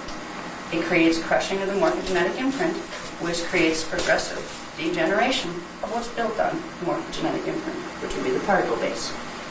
So in Cathara healing, we learn that the cause of any disease, the cause of anything like death, there's one core cause to all degeneration, and that is molecular compaction. It's the process of too many frequencies of a higher vibrational nature coming into a morphogenetic field that no longer has the receptors open to be able to pull that frequency in to expand itself. So the frequency becomes like a hammer on glass. It crushes the structures of the morph field, and it crushes and changes and distorts the flashline patterns that would normally be functioning. And that is what creates progressive degeneration, because it's all an interwoven system. If you crush a part of the morph field, that is going to affect the morph field around it. That's going to start distorting light patterns over here. And those distortions are going to start distorting ones over here because it's all connected. So if you mess up some parts of the system, you are going to progressively manifest other problems within the system. Just like if you cut out an organ because it's gone bad, you're leaving a hole in the morphogenetic field. You may get rid of the symptom. You didn't get rid of the cause because that was in the Cathara grid. That cause still needs to manifest itself. It will still come up in another set of symptoms somewhere else. So you can, you can run around inside your body and have surgeons take out all your parts until you have no more to take out. But what you're doing is progressively degenerating the system by taking more and more of the morphogenetic imprint out, while still the disease condition is manifesting itself because it was never fixed at its core. Cathara healing is the core healing system that gives you the ability to repattern the morphogenetic structure. So the frequencies that need to come in from the higher levels, when it's time for them to come, will be able to. You can unblock the levels that are blocking those frequencies, which means you can create a situation in the body that the morph field can expand. The flash line sequences can begin to go more rapidly. Because when we talk about the lower morphogenetic field down here, now being able to expand, basically what we're saying is the flash line sequences are phase locked into that sequence, and they can't change their sequence. If we're supposed to be able to progressively integrate higher frequency, that means our flash lines are supposed to be able to progressively flash faster. But they're phase locked and they can't flash faster because there's blockages in the sequencing that would allow this to come in and begin to alter that. It's like frequency modulation. The higher one comes in and will start to affect the lower one. It's blocking that process. If we can, using cathar healing, unblock the blockages, we restore the ability of the lower flash lines to turn into the higher flash lines by being combined with them. It's a process that I have a feeling when people that are in the medical communities start to get wind of some of this. There's a lot of sense to this system. It is the way the end of things work, but I think it's going to amaze them because all of the things that they chase around with chemical changes and chemical imbalances, and then the ones that are more progressive get into the energy imbalances behind the chemical imbalances. Well, these are the core imbalances in the Cathara, the core problems behind all that stuff. If you're going to fix something, you go to its core, so it doesn't continually remanifest, no matter how many band-aids you put on, no matter how many organs you rip out. If you have not changed in the Cathara grid the original blockage, it will continue to manifest itself someplace, continue to make it so those flash lines can't expand, continue to block your higher identity integration, because frequency is consciousness. The frequencies that are up here, that are part of your anatomy, they are stations, they're like holding stations for portions of your conscious identity, just like the part of you down here in D1, 2, 3. This is the focus for your identity here. So there's portions of you that exist in those spaces too. We'll get into it later as far as what levels of identity they are. Some of you have already heard it, but yeah. It helps me to understand and experience this because this is wave theory, which is music theory. So when I see D1, D2, D3, D1 has the 12 frequency bands, and you've got the 12 notes that make up an octave. You've got your tones, 5 subtones. D2 is a whole octave. D3 is a whole octave, and then you've got, that could be like on the piano, the bass.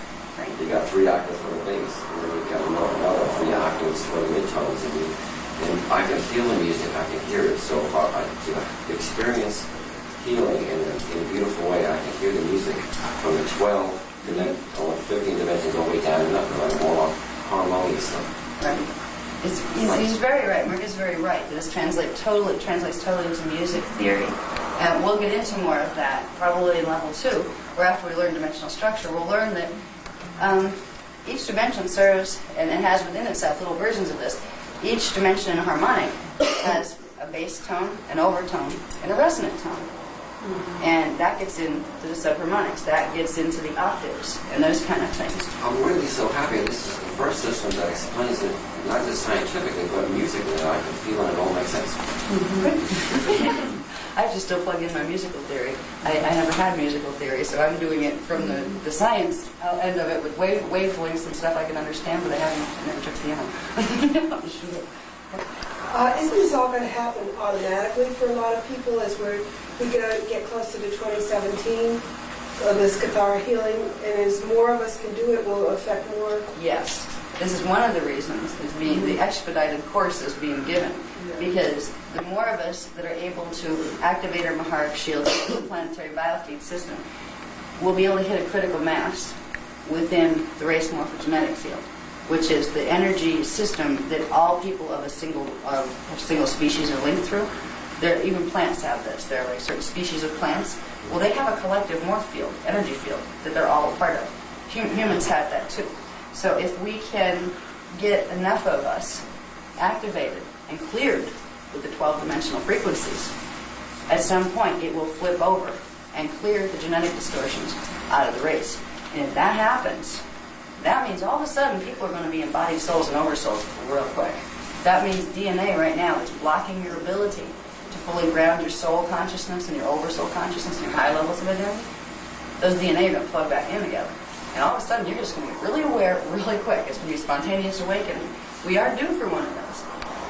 When the Mente Stargates open, which is due for 2012, we'll progressively work toward that. More and more people are going to be waking up and starting to remember who they were before they came here, remembering the fact that you don't die when you die. You know, they're going to start to get their race memory back, their personal and national memory back. But more people will be able to do this if we can hit a critical mass within the race morphogenetic field of recoding from the 12th dimensional levels. That's the 5.5 DNA strand you said. You know, we get 5.5 Yeah. to get the other side. We need to get 5.5. What mostly we're worried about right now is getting ourselves out of the mess, okay? Because right now we have a short period of time when the Earth grid is doing certain things in its stellar activation cycle that it's going through, that it allows for this rapid DNA advancement, rapid clearing of the morphogenetic field. We have a certain time frame to work within, and we have 200,000 years worth of race mutation here. And if you deal with people out there, just for the fact that you guys are sitting in this room and responded to, a flyer for something like this, you probably have run into the situation that you just don't talk about some things to some people out there, because most people haven't a clue as to what you're talking about, so you just kind of keep your spirituality to yourself and your interest in it to yourself. The people who can deal with this stuff at all are of the higher wave of consciousness. The majority of people out there are not ready to deal with it. So if we can get them over, to flip them over, that's the only way they're going to get over into the higher frequencies. This helps us with the whole project of getting the planet to a certain vibrational rate. Because we're a quantity of energy on the planet. Humans are a quantity of energy on the planet. If the planet needs to reach a certain oscillation vibration rate within a certain time frame to avoid things like molecular compaction that would cause tectonic cracking, that would cause earth changes, what the human collective does on this planet with its own consciousness is going to directly affect what's happening to the planetary energy fields. If our consciousness stays low, if we stay blocked, and we can't bring in higher frequency, we are going to serve to hold down the frequency of the planet, which means we're going to contribute to tectonic cracking. Because the planet is going through the same problem that will create death in a human body. Molecular compaction, where if the morph field can't expand to hold the frequencies that periodically come in from up higher, it starts to crush the morph field. In the body, that begins eroding the cellular tissue. In the Earth's body, it begins eroding the stability of the molecular base. What's happening right now on a planetary level, we're moving into a Stargate cycle for the first time in 200,000 years, 210,000, 216 years actually. It's been that long since the Stargates, they're called the Amente, halls of Mente, Stargates, have opened fully. They're going to fully open, which means frequencies are going to be coming down all the way from here, all the way down into the Earth body. If the Earth body is ready to receive them, that's going to create, actually we're all going on a little trip of de-densification. We're going to become a bit less dense between now and 2017, as we have been in a very long time. And we'll usually be able to keep form constant, which means our hologram should be able to stay stable. What's going to be a problem is if, just like in the body, if your cathara grid is blocked, you can't run all the frequencies. Your morph field can't expand. You get molecular compaction and crushing of the morph field. You get areas that will fall apart. Their stability will fall apart and their integrity will fall apart cellular-wise. If that starts to happen on the planetary body, they're the areas where you will see tectonic cracking, or absolutely bizarre weather patterns, or other things that could be potentially threatening to life on Earth as well. So as humans, simple humans, that are connected directly to the morphogenetic field of the planet through our own morphogenetic field, if we work on ourselves and we get ourselves to a higher level, we are simultaneously helping the planet to avoid molecular compaction and the possible results it could have. So cathara healing it's called co-generative healing, and that means a couple of things. First of all, it means the more you use it to help somebody else, the more it is helping you to heal. It also means, as we use it to help ourselves and each other, we are simultaneously helping the planet. So when we take energy from the planetary grid through the planetary biofield interface system, we are simultaneously helping the planet. It's letting us take it. It wants us to, Because the higher we can get our frequency and our consciousness, the better chance the planet has of moving through this time period and the integration of the higher frequencies. So it's not that we're taking something from Earth without giving it back. The Earth wants us to have the energies because its healing depends on our healing. So it's kind of a very interesting integrated system. We help each other heal, helps the planet heal. It creates a healing cycle across the board. Okay, now, all right, here we go. A little more specifics again. Can I ask a question from Sure. the previous one? You said 12, your body starts dying because of 12 dimensions, the frequencies of the 12 dimensions.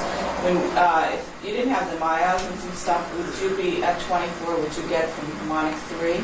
So would you be like 144 before you start dying if you didn't have the miasms? No, actually, the way it's supposed to work, I was going to cover this a little later, I have some knowledge on it. The way it's supposed to work was what we call soul integration, which is the second harmonic. We can look at those harmonic universes as harmonics of our being. So between the ages of 11 and 12, we were supposed to begin the process of integrating harmonic 2. Between the age of 12 and 22, harmonic 2 would integrate and you'd become a fully integrated soul identity. You'd go from a 3-dimensional consciousness to a 6-dimensional consciousness. Around age 22, when that one finished, it would start the next one, which would be oversoul embodiment, which would be the 7, 8, and 9 frequency would start to come in. Then finally, that would go from like age 22 to 33. Then from 33 to 44, you'd hit the last cycle, where that would begin bringing in the frequencies of the Maharic level, the Mahara Huba body, which is the 12, 11, 10 frequencies. That begins the process of transmutation, because that is the dimensional field that corresponds to what we call pre-matter liquid light. That's the first entry point into matter, and it's also where the avatar identity is stationed. So you would begin to integrate by the age of 44. You would fully have yourself in. You would be a 12-dimensional consciousness. A 12-dimensional consciousness who's fully activated can completely control his density level. He can pop himself down here or up there or anywhere else he wants to. It's full control and cognition of 12 dimensions of consciousness. That was what we were supposed to evolve into. That was what our pattern was set for. Death is not a natural condition for human beings, but it's been that way for so long, we forgot anything else existed.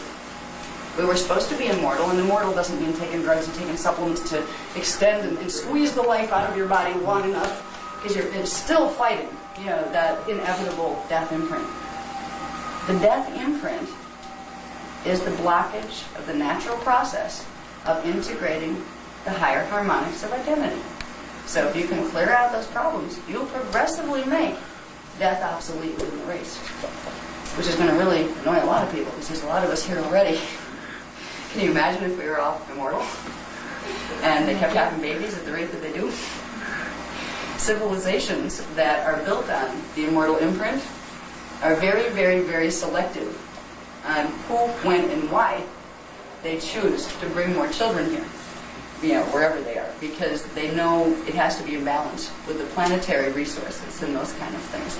So a society that is immortal, if we were able to become an immortal society, it would completely change every structure in our society. First of all, a lot of the religions would not be able to use guilt anymore.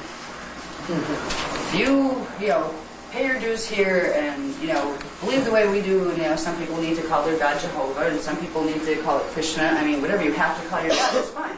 But don't make somebody else have to and tell them they're going to, be damned forever if they don't.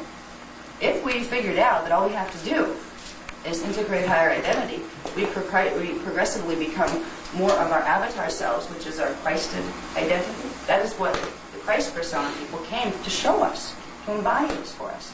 All of a sudden, the religions, people are going to say, you can't manipulate me using guilt anymore. We have a great love of God, except we've expanded into that. The letter of the law is not what's important anymore. It's the living spirit of the presence that's within me. And if that law and that living spirit of the presence conflict with each other, guess who I'm going to listen to? It's like a lot of the religions seem to think that God is dead. They seem to think that 2,000 years ago God was alive, wrote these books, and now you have to follow these books, because God's not here anymore to make corrections or updates. He's not here anymore to update it for our level of understanding. So if you don't follow that, you're damned. It doesn't work that way. It's a living presence. And a lot of the religions, too, teach you have to go to a priest.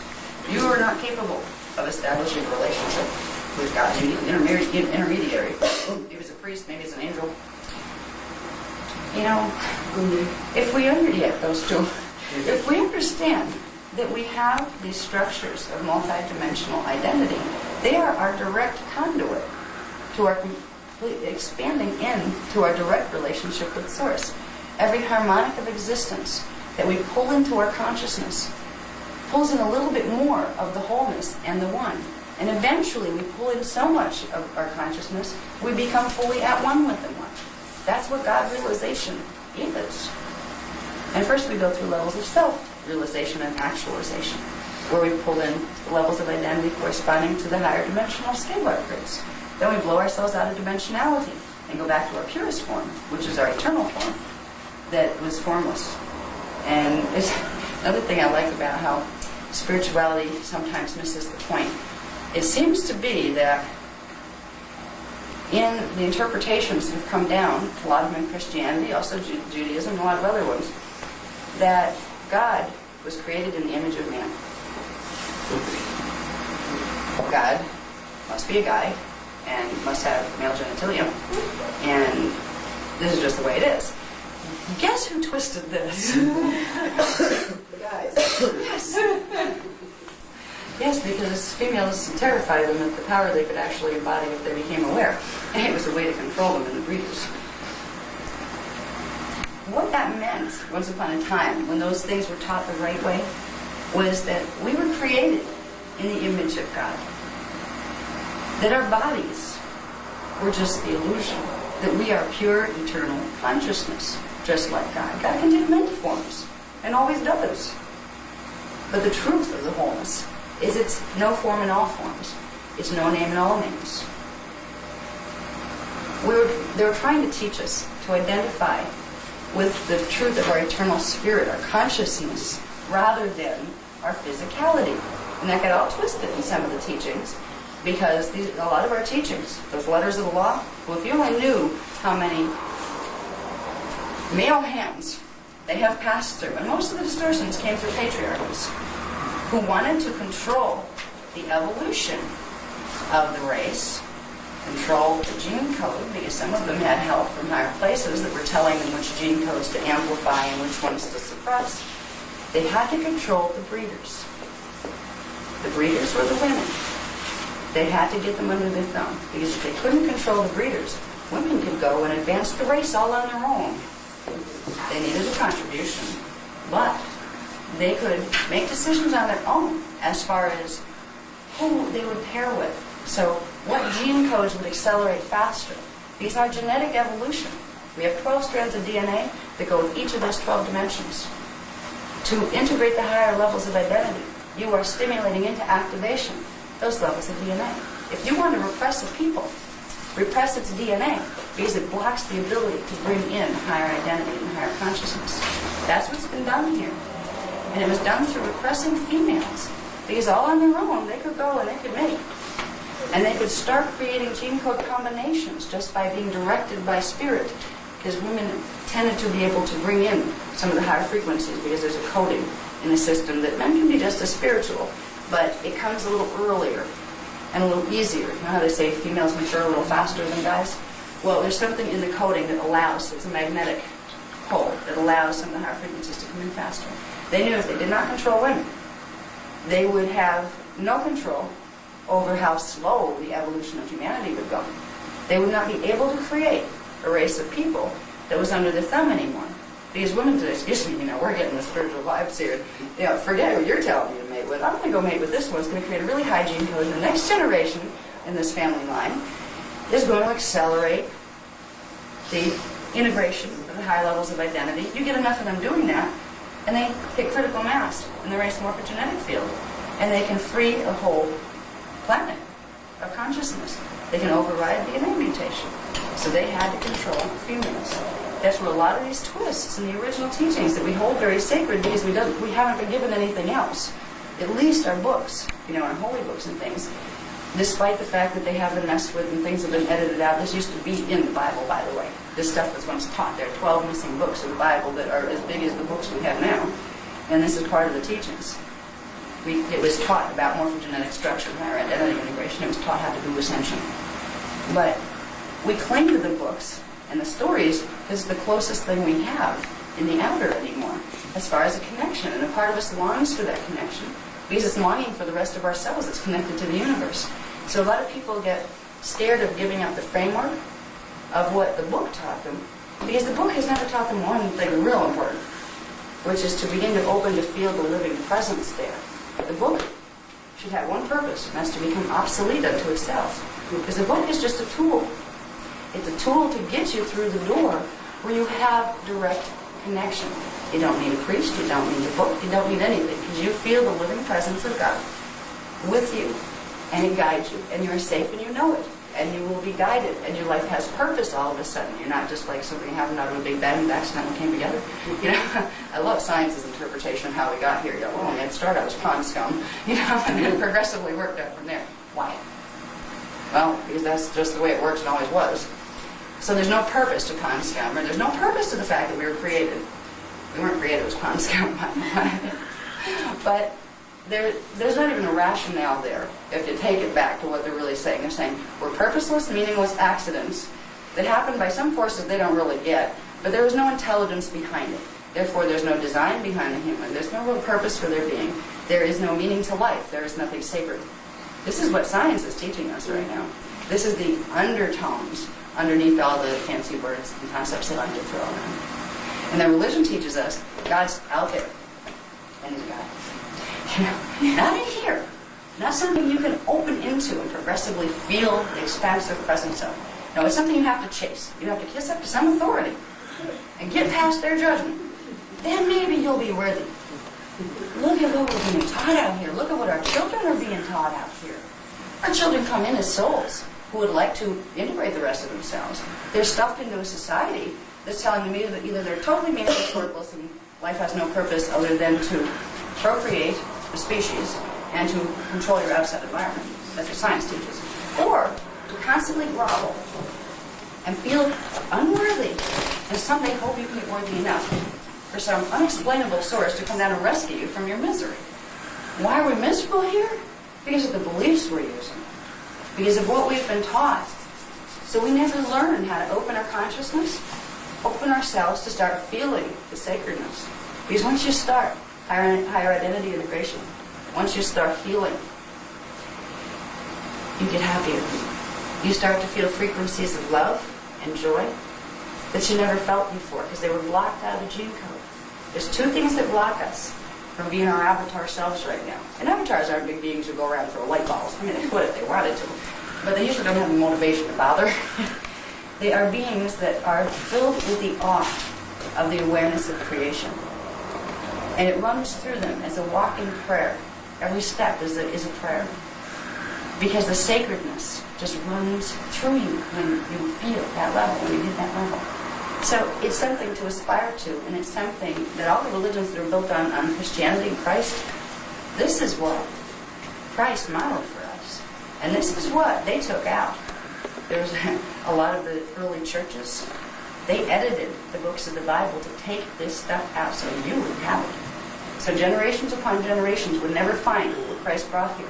And they created a pseudo-story. They created certain social control mechanisms. You know, certain parts of these Christianity things will work good. If we teach them to feel guilty, we can make them feel bad enough to listen. If we teach them God's out there, and they have to like be really good, which means listen to the authority of the time, then they'll listen because they really want their salvation. But if we teach them how to be free, we have no control over them. And no reincarnation. Oh yeah, they edited reincarnation out too. But see, there's a little key to reincarnation. Once you know it's there, you start to look for it. You start to look, well, who was I? Once you start with the who was I, you start to realize something about time. You start to realize that who was I, it's who is I now. Because time is simultaneous. And once you start to realize that, you start to understand how consciousness works. And you start to realize that there are portals through time, and there are ways to take yourself from one time frame into another. You get control over what harmonic you're going to reside in. If they let us know and amplify the reality of reincarnation, Now, the Hindus did it in a kind of interesting way. They made it a real structured, repressive thing with a bunch of deities that you really had to get through before you could get anywhere. Somebody else had to regulate the whole karma thing for you. If we just realized it's simultaneous manifestations of ourself in different space-time coordinates, it all exists at once within the scalar field of universal structure, we'd learn to flop back and forth of consciousness between different levels of ourselves, gain all that knowledge that your past, present, and future selves have. You would be a changed person here. A lot of the knowledge that I bring through, some of it's from the Guardians, some of it's from what I remember from who I was in other space-time places. We worked with one toning called the Area Kumnari that activates the 8th DNA strand. That particular thing was something that we used that I knew about because I worked with the priests of Ur when I was a woman named Anki in Akhenaten's period, which was about 3,000 years ago. I was the fourth wife of Akhenaten. And, no big position, there were 3 ahead of me. But we worked with the Ascension schools. And this was one of the primary toning things we did to build standing scalar waves. And it flipped the higher strands into activation, which would begin the process of de-densification. It was one of the first things we would do to get people to be able to go through portals. So I remembered it because I tapped into what's called multi-vector consciousness. Right now we're on single vector. While we're focused in D123, just using what we're used to using here, that's called single vector consciousness. We're only able to perceive a linear flash line that's going in one direction, the one that's focused within this body. As soon as we go into soul integration, we're just starting to bring in D4, 5, and 6 frequency. Our whole time concept changes. We realize we can be multi-vector. We can put our consciousness where it is, its home focus here for now. But we can also run it through other flash lines that are running on in different time cycles. Because flash lines within the greater structures of dimensions, the planets, create time frames or experiential points of being able to see the hologram manifest itself. Time is cyclic because it's points of flash lines, partakai-facing lines. We become multi-vector consciousness as we integrate the higher parts. There's a lot of things. Everybody in this room, the fact that you exist here implies that you have at least 11 others in your direct manifestation of who is you right now. Because the soul manifests itself in sets of 12. You may have 1 million of them, but they'll all come in sets of 12. Okay, your incarnations come in sets of 12. When you realize you have this, you have a tremendous multi-dimensional, multi-time universe to start exploring. You wonder why, ever, that our society is structured in a way to absolutely distract you at all costs into the outside world. Be it through job, through entertainment, through whatever it is. It is so downplayed to ever really turn within. I mean, even our religions. Do they teach us to turn within to find God? No. They teach us to go to church and sit there and pay dues. All right? To listen to a sermon by somebody else, rather than spending time making the connections. It was known a long time ago when there were control forces set up here. There were certain things set up. There was a lot of problems with the early Romans and that kind of stuff, where they wanted to control populations. They started paradigms that we've passed on ever since. Society structures built toward keeping people and distracting them absolutely away from being able to go in and explore what their consciousness did, because that's where they would find the answers, that's where they would find the freedom, and that's where they would find their wholeness. And if people are whole and free and awake and aware and conscious, you will not control them, nor will you exploit their resources. We have been tricked here for many, many centuries. And most of the tricking has been done by people of our own species to control others.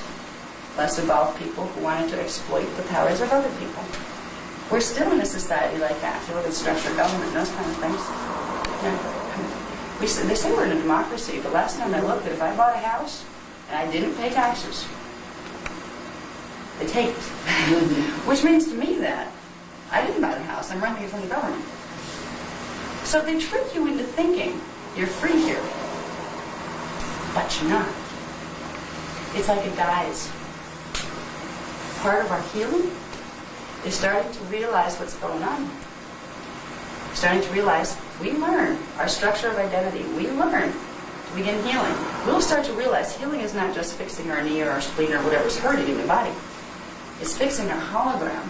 The whole hologram is suffering right now. Part of our hologram if we look at the world outside of us, rather than being separate from us, as part of our reality field, and if for a moment we try to experience this reality field as this is one moment in time of a unified field of energy. It is one unit. If we look at this room, even as one unit, there are various parts that need healing within this one room. Collectively, it represents one unit though. Our whole society represents one unit. It's not just our body stopped here, our hologram stops here. This is part of our hologram. This is where our karmic pattern gets thrown out and repeated over and over and over. When we're recoding our bodies, repatterning our core holographic template, we are fixing body ailments, yes, but we're also fixing ailments within the life drama situation we're walking through. So it's a level of healing that most people don't even realize is a healing or is in need of healing. For this planet to be healed, all of the structures that are built on making sure people stay blocked are going to have to change. It's not going to come fast. But each person who does it makes it easier for the next. And eventually, it will reach critical mass. And when that happens, we will have different structures. Our governments will change. All of it will evolve. We're kind of like the wave of the first evolution here, the new wave that's coming in for the next level of evolution of the planet. Okay, now let's see. Oh, I like this one. Can we get it a little more centered? This is just showing the structures that we talked about before of the sub-frequency bands. This doesn't get into the subharmonics. There's just the sub-frequency bands. If you have dimensions 1, 2, 3, you have 12 sub-frequency bands each. D1, 2, 3 would be one harmonic. So you have 36 sub-frequency bands and one harmonic. There's just a basic structure to show you the orientation of them. Can you pull that up a little, please? Yeah, I want to see this one. That one can get lost in this one. Okay. There we go. Did we fit it? Yeah. All right. If we look at 5 harmonic universes, the numbering are a little different because there's actually a flip to the way they're stacked that we won't get into this time. So instead of being like D1, 2, 3, 4, 5, 6, there's actually a flip in the structure, which gets into more of the form that it takes, but you don't need to know that now. It's just a chart that was from a more complicated thing that I simplified to use for this. So you have D1, 2, 3, 4, 5, 6, 7, 8, 9, 10, 11, 12, 13, 14, 15, basically 15 dimensions, 12 sub-frequency bands each, gives you 180 sub-frequency bands. Now, 180 degrees is half a circle, right? If you had 2 of those, you'd have a circle, or perhaps a sphere. We're half a sphere, and the antiparticle universe is the other half. They have another set of these 15 dimensions running in reverse. And we're totally plugged in, and together it forms a spherical reality system. So it's part of the structure, bigger structure. Okay, let's see what we have next.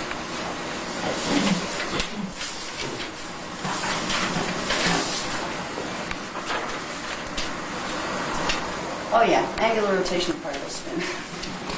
Just because that term will come up on occasion, I'll run past what that means. We get into the vibratory oscillation rate. Remember, they're completely interrelated with each other. If you have a higher vibration, you have a higher energy holding, so you have less oscillation and vice versa. This determines the angular rotation of particle spin, which is particles rotate. The axis that they will rotate on will be determined by what the vibration oscillation ratio is. So each dimension has a different angular rotation that the particles move on. In the three-dimensional system, it's actually the different angles of rotation that create a hologram that allow light to bend, like sound waves to bend in a way that we can get that three-dimensional illusion off of something that's really not three-dimensional. So angular rotation of particle spin has a lot to do with things later, too, as we learn more of the things of integrating the Hoover bodies, because we will be changing, by changing the vibration and oscillatory rates, we will be changing the angular rotation of particle spin to make the Merkaba vehicle happen more quickly. Now, I don't know if any of you have heard of Merkaba, but Merkaba is basically an energy construct that you can form within the field. It's 2 counter-rotating spirals of electromagnetic energy that, when it is activated, creates a vessel of frequency that you can move your biology from one set of frequency bands into another, which is one set of time fields into another. So the Merkaba vehicle, as they call it, is the activation of the higher dimensional identity, which creates different wave spectra in the biofield, which allows the biofield to get out of phase lock in this dimension, in this time zone, and to be able to pass through interdimensional portals, to be able to disappear and reappear. These are potentials of the human form. So we won't talk too much. We're not doing Merkaba in this one. But all this stuff, you will reach levels of this program that get into forming the Merkaba. Because all the stuff we're doing to heal, to clear out the scalar grids and put them back to their original flashline sequences, when you do that, you create the Merkaba. It's a natural effect of putting the patterns back together the way they're supposed to be. So the ideal healing will give you your Merkaba back, which is the vehicle that you can literally learn to have your 12 dimensions of consciousness back and to take your particle base, change its vibrational rate and its oscillation rate, and put it someplace else, like that. I have seen this in operation. I've been taken into Merkaba. I can't make it happen yet quite on my own. I can get the fields going, but I haven't been able to disappear yet. And I'm looking forward to it, because I would love to be able to stand up and say, see, you kind of do this, and I'm like, poof. And then I come back and get people like, oh my God. And, then it, it would really, I would talk to anybody then. I could go and, talk to, the medical communities and say, you don't believe me? Well, watch. But I'm not allowed to do that yet. But I have seen beings that come to visit here. People think, they're seeing beings that don't live here. Yeah, right. Well, I hate to tell you, there are beings that live in the higher harmonics. They know how to do Merkaba. They can bring themselves into lower frequency and come down and be solid here, and then they can pick themselves back up into frequency. This is something that Christ could do. That's how he did his ascension thing. It's no big deal. It's like in the biblical things, and not just biblical, but even like some of the other, the Jewish faiths and this kind of thing. This huge to-do is made about this person ascended. Like ascension is something that is so foreign and so rare in the whole universe that only the most special, absolutely most special beings in the universe, only the really, really important ones, can ever get near this. Ascension is our natural capacity. They make it look like there's some big guy that really has to like you a lot before you can ever, ever learn how to do ascension. Ascension is the mechanics of ascension. It's our birthright. We're all those glorious beings that are in actually good standing with Source, but we've been told to believe we're not. When we get in to angular rotation and particle spin, it gets into being able to move between dimensional bands. There's a little bit other thing that helps to understand the structuring of dimensions when you go from one dimension to the next to the next. There's a 90-degree shift in the angular rotation of particle spin, which again gives you, within a three-dimensional framework, it gives you those three different planes of flashline projection. If you have one this way, and then one in a diagonal, or a diagonal going this way, you have three different lines of flashlines going, which gives you the holographic projection of three-dimensional matter. When you get between harmonic universes, between sets of three dimensions, you have a 45-degree reverse shift in angular rotation and particle spin, which I saw this demonstrated with a matchbook. You can turn it this way, then turn it this way, then turn it this way to get you three shifts, and then turn it back, a partial turn this way, 45 degrees backward. It's really the positioning that reality is going to project on for that dimensional field. And when you combine three, you have a three-dimensional projection. If you want those three to be separate from the next three, to give you a three-dimensional reality field, there has to be something between them. Because of the structure of being 45-degree reverse shift, which is half of what the 90-degree is, but going back in reverse, shifting back to what it was, partially back to what it was before it would shift again to a 90, you would have a repulsion zone. It creates a magnetic repulsion zone between the particle bases. It creates almost like a tissue capsule around each three-dimensional reality field. And in terms of the human body, they're called Hoover bodies. They're literally very thin, higher dimensional matter tissue capsules that keep us encased in our three-dimensional perspective. And as we integrate higher identity, those tissue capsules progressively break down because we're shifting the degrees of particle spin back into the same angular rotation. So the divisions are not there anymore. All of this stuff that can be kind of complicated and hard. This is it's good to have as a background. So you've heard it before. So there are times when you may need to say, I know that's 90 degrees. I know what to do with that. It's a base. You don't need to know how every piece plugs in or to remember every little fact about it to make the system work, or we'd all go crazy. Be like, there's so much statistics to remember here. It's just how the basic framework works. Forget ever being able to apply it. The techniques are very simple. Okay. The relationship between wave strata and range of first. Trying to see if there's anything I need to talk about. The relationship between wave strata and variance in Partakai phasing flash line sequences within dimensional frequency bands are what create the holographic reflection of consciousness that allows perception of an externalized three-dimensional holographic illusion for consciousness focused within the scalar grid for three-dimensional time ranges. This right here is what sums it up, okay, as far as how it works. That is described in more detail in the manuals, so I don't have to go into it. But so we're dealing with a system of healing that's built on acknowledging we're in a hologram.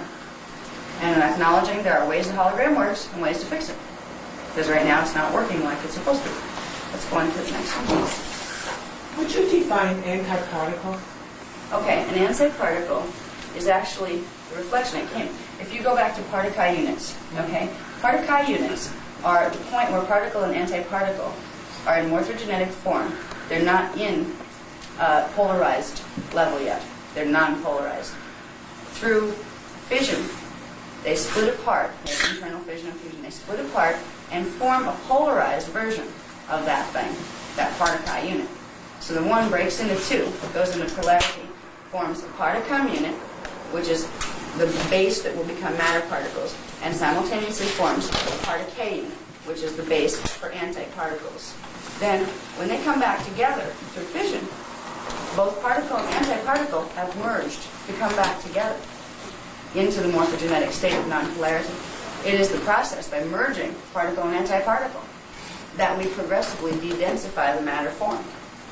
This is what's happening when, I haven't even gotten into the level, we don't need to here, but we're dealing with an antiparticle double self. The fact that we exist implies a parallel universe.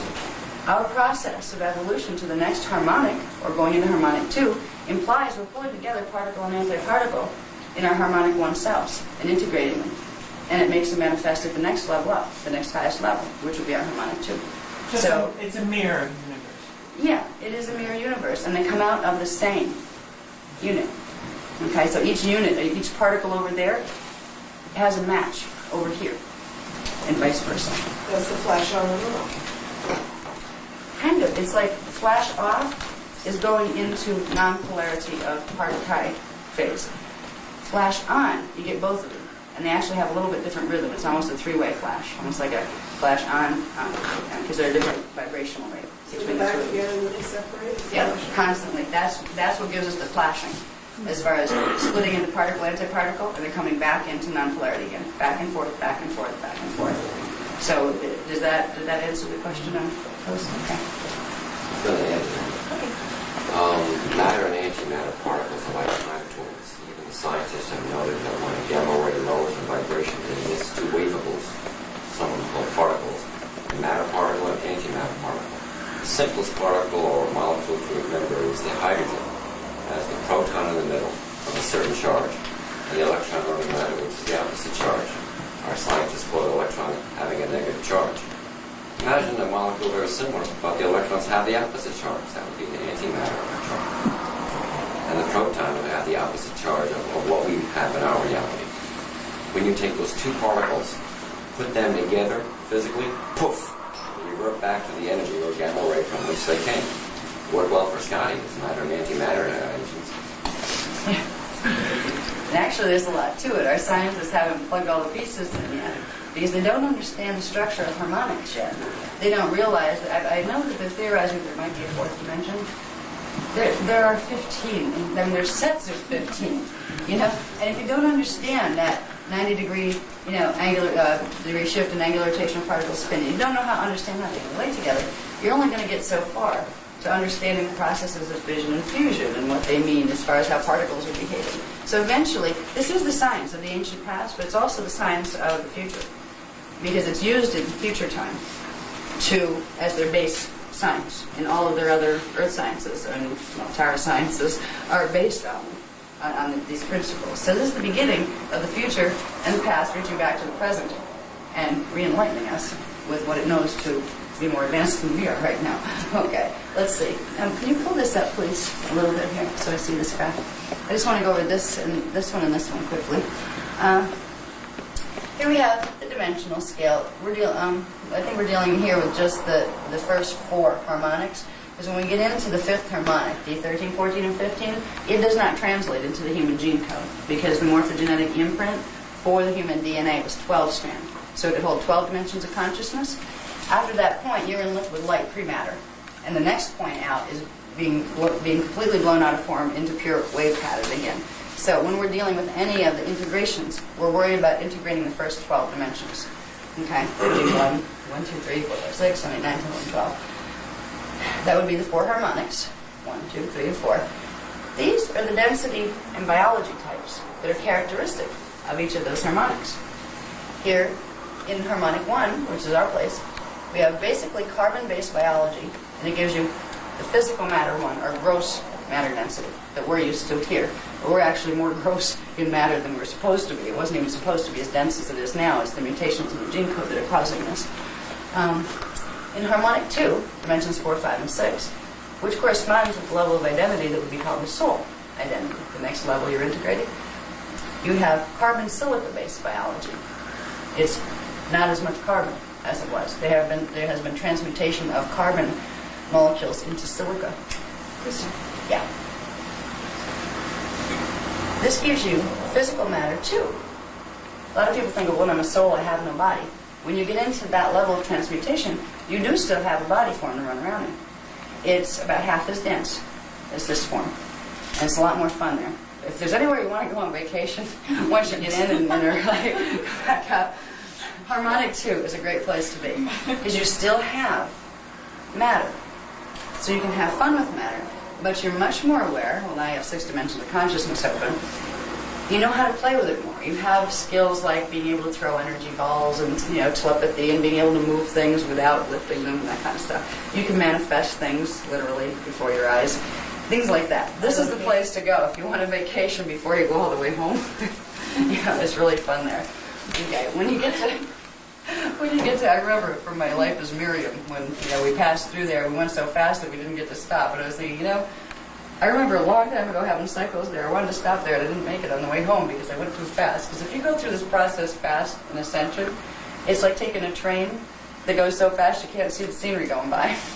You can take yourself, if you hit the right coding in the DNA and open up the whole 12 strand, you can literally blow yourself out of physicality and fully into wave spectra, where you get hyper-consciousness and you just have no form anymore. And if you want to experience density levels before you leave, it's kind of so you don't have to project yourself back down and start the whole hologram mess again. It's best to learn the steps of modulating it. So you can say, let's stop at Tara first, and then we'll work our way up to Gaia, which are the harmonics of the planet. We have Earth on harmonic 1, Tara on harmonic 2, Gaia on harmonic 3. That's where we're getting all these names in the New Age movement. Some people call it Gaia, some people call it Tara. They're talking about the different harmonics of this planet. Now, and just like with biology of the physical beings, biology of the planet, or the base makeup of the matter base, changes progressively more into silica, into crystal, as we move upward in the dimensional scales and in the harmonic scales. When we get up to harmonic 3, we have pure silica, pure crystal form. We've purged out all the carbons. They've been transmuted. It's an etheric matter density. If we were to see etheric matter, it would look like ghosts. Like what we imagine ghosts to look like when we see ghosts. They come in and they're like sort of two-dimensional. It's still a three-dimensional system, but it's a much less perceivable state of matter. As we go up and expand our consciousness, we perceive less and less and less of the externalization, less and less of the hologram, because we're incorporating the hologram into ourselves and becoming back into the expansion level of full consciousness that we were, which is not externalized anything, because the externalization is just an illusion of the dimensionalized consciousness. As you get undimensionalized and more back to what you were, you progressively lose the hologram and become more whole. And that's what we're doing as we're moving up the matter change scale here. We get into harmonic 4, and this is the level we're going to be dealing with when we work with the Maharic shield activations. This is the crystalline liquid light. It goes from a silica crystalline form that has some substance to it to a liquid crystalline form. Even the form of crystallization is starting to loosen, where it's going into a less dense state. We will be running frequencies that are composed of the crystalline liquid light, the D11 and D12 frequencies. We're going to begin running them through the body, which begins the Kundalini activation processes, but in a way that's modulated by your avatar level of identity that's from this level. Part of your consciousness that's stationed up in this level in harmonic 4 is what would be called your avatar identity. We all have one. It's like you don't need to go find an avatar or a guru, just become one. It's there, you just need to expand into it. You don't need a priest, you don't need a guru. You have the structure, if you know it's there, of your own higher identity parts. You have a direct connection to Source. You don't need anybody else to give it to you. So, when we work with the Maharic shield and the crystalline liquid light, we are recoding everything down here to who we are as an avatar, as that huge expanded consciousness.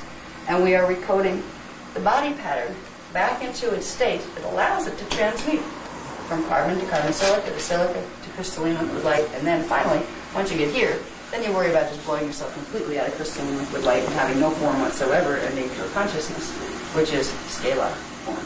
That is the closest to form that we get. Little flashings of light bulbs that are consciousness. Okay, here. So if we were to see our rishis, they just would be light. Yeah, yeah. In fact, they call them solar rishis sometimes because they would look like suns.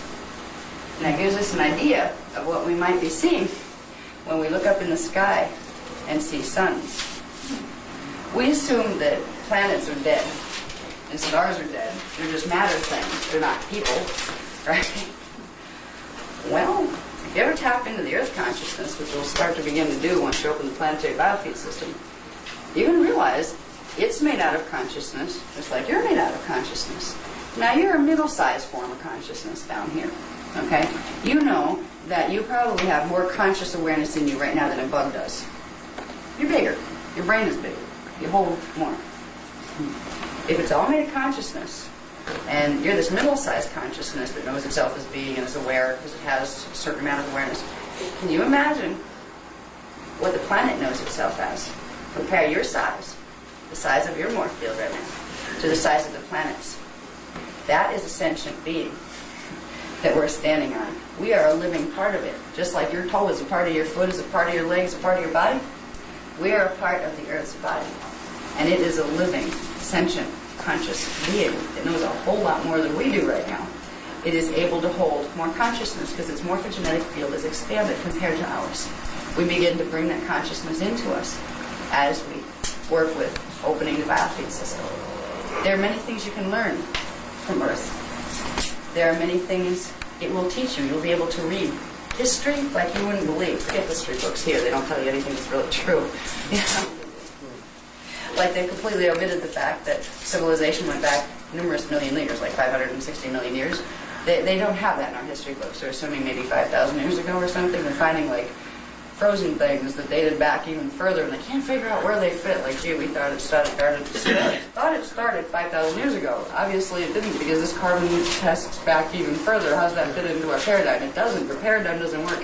You know, we get into the planetary grid system. We can learn to run the energies and ask for the true history on any given segment, because it's recorded in digital data form within the consciousness of the planet, just like within our bodies. We are recording each moment we walk through. This is an electronic signal. It's a waveform that we're walking through right here, and we're waveforms. The waveform that we're walking through that we call a moment point is being recorded right into our cellular structure. And that is the same thing that the planet's doing. Anything that's ever happened on this planet is recorded within the waveform of its cellular structure. When you begin to be friends with the consciousness of the planet, there are amazing things you can find. So there's your own incarnational placements, but also the true race history and those kind of things. So it's really neat when you start to expand into it. This is one thing I want to talk about a lot. I need to get a drink. Could you give me a drink of water, please? Thank you. I'm starting to lose my voice. I picked up a little bit of flu up in New York, and I've been fighting it all day. I woke up with a fever, but I'm doing okay now. These are something we're going to work with a lot. Now, talk about the harmonics of manifestation. Simply the harmonic universes. The 5 harmonic universes in one 15-dimensional system. They are stacks of 3 dimensions that form 3-dimensional reality fields. Talked about them having that little tissue capsule around them that separates them from the other things. They're actually all happening in the same place and space. But because of the difference of angular rotation of particle spin, they appear invisible to each other. So only people focused within this one, in this set of frequency bands, will see what's in this set of frequency bands. They won't see all the other stuff that's going on around them. And since we're all really waveforms, we're just all moving through each other. So this stuff we call space between objects is filled with all sorts of things. It's just not within our frequency, our range of frequency, because of our angular rotation of particle spin and the orientation of our consciousness in the dimensional scale. When we're dealing with dimensions, we can simplify it into the 5 harmonic universes, creating something called huva bodies, which are tritonal, meaning having 3 tones, light, sound, aka scalar grids. Okay? 5 scalar grids, which are 5, we could look at it as 5 discs of light bulbs that flash on and off. And their flash rates are all synchronized with each other into different rhythms that create the hologram as we see it.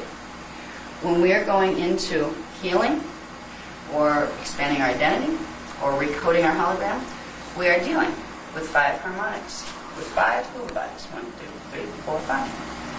When we are dealing with the Maharic process, the Maharic shield activation process, we are taking the pattern of this huva body here, using it to recode any distortions out of these. So it becomes the pure form of what we were supposed to be as an avatar, which is a 12-dimensional consciousness. We're progressively recoding ourselves back into being our Christed selves by using this healing process. And it doesn't happen overnight, but it's progressive. The more you use it, the more you recode. The more you recode, the more you hit critical mass. The more critical mass you hit, the more miasms and karmic imprint you clear out. So it's cumulative the more you use it. Okay, can I have another one? You want to break now? I do know. I'll just keep going and going. What time? Okay, well, I'm going to start till 11, so I figured I could. Do everybody want to break now? Yeah. Just a 5-minute break. Okay, I could use a little break. I'll just keep going. Further. Doesn't matter. All right, well, we have number 1 down there on the door. Yeah. Okay, yeah. Just kind of give it a slow roll to get the whole. Yeah. All right. This is level 1 Cathara grid. It's called the 12 tree. It's the first level. It's the first level where consciousness comes into dimensionalization. And each one of the circles represents what's called the Cathara sphere or Cathara center. We call them Cathara centers. They're spots in the body where the original electrotonal programs, the original archetype programs of flash sequences for each dimensional band is stored. For each of the 12 dimensions that are encoded into the DNA and into the morph field for the human body before it transmutes with the last harmonic. Each one corresponds to one of the spheres and to one of the body areas. In a little while, I'll show you a graph that shows what fits into the body. So you can find out one of the most important things in Cathara healing is where are your Cathara centers located? Because they're not in the same places as the chakras. The chakras kind of emanate out of level 2 and 3. They're actually a much higher level in the morph field. They're the levels of the Cathara that happen first. This is the first structure where consciousness, in the form of the unified field, dimensionalizes itself, so it can begin the experience of manifestation, which is dependent upon dimensionalization, or breaking itself down into relationships of flash patterns. So, with the Cathara grid, level 1, 12 tree, that's what we refer to this as, we have the first dimensional frequencies. These are like little crystallization points that are composed of this frequency band, or the flashpoint sequences of each dimension, and its sub-frequency bands. And for the higher ones, you would have also their subharmonics. So there's an electrotonal program in each of the Cathara centers in the body that holds the flash sequences pattern. And our DNA is messed up because the flash sequence patterns in some of the Cathara spheres are off. They're not what they were supposed to be. Now, if they're working properly, if the Cathara centers have the right programs running through them, these lines here that connect them, the Cathara lines they're called, will be open, and there will be a communication and a continual transmutation of one set of pulses into another that allows the consciousness to communicate with itself all the way down through the levels of the 5 harmonic universes, from the out of matter density completely all the way through the harmonic 4, harmonic 3, harmonic 2, and then harmonic 1. Right now, move this down a little bit, please. There are blockages within the 4th Cathara center, which corresponds with the astral body, the 4th dimensional level. You have these blocked and some of these blocked. So these are dormant right now.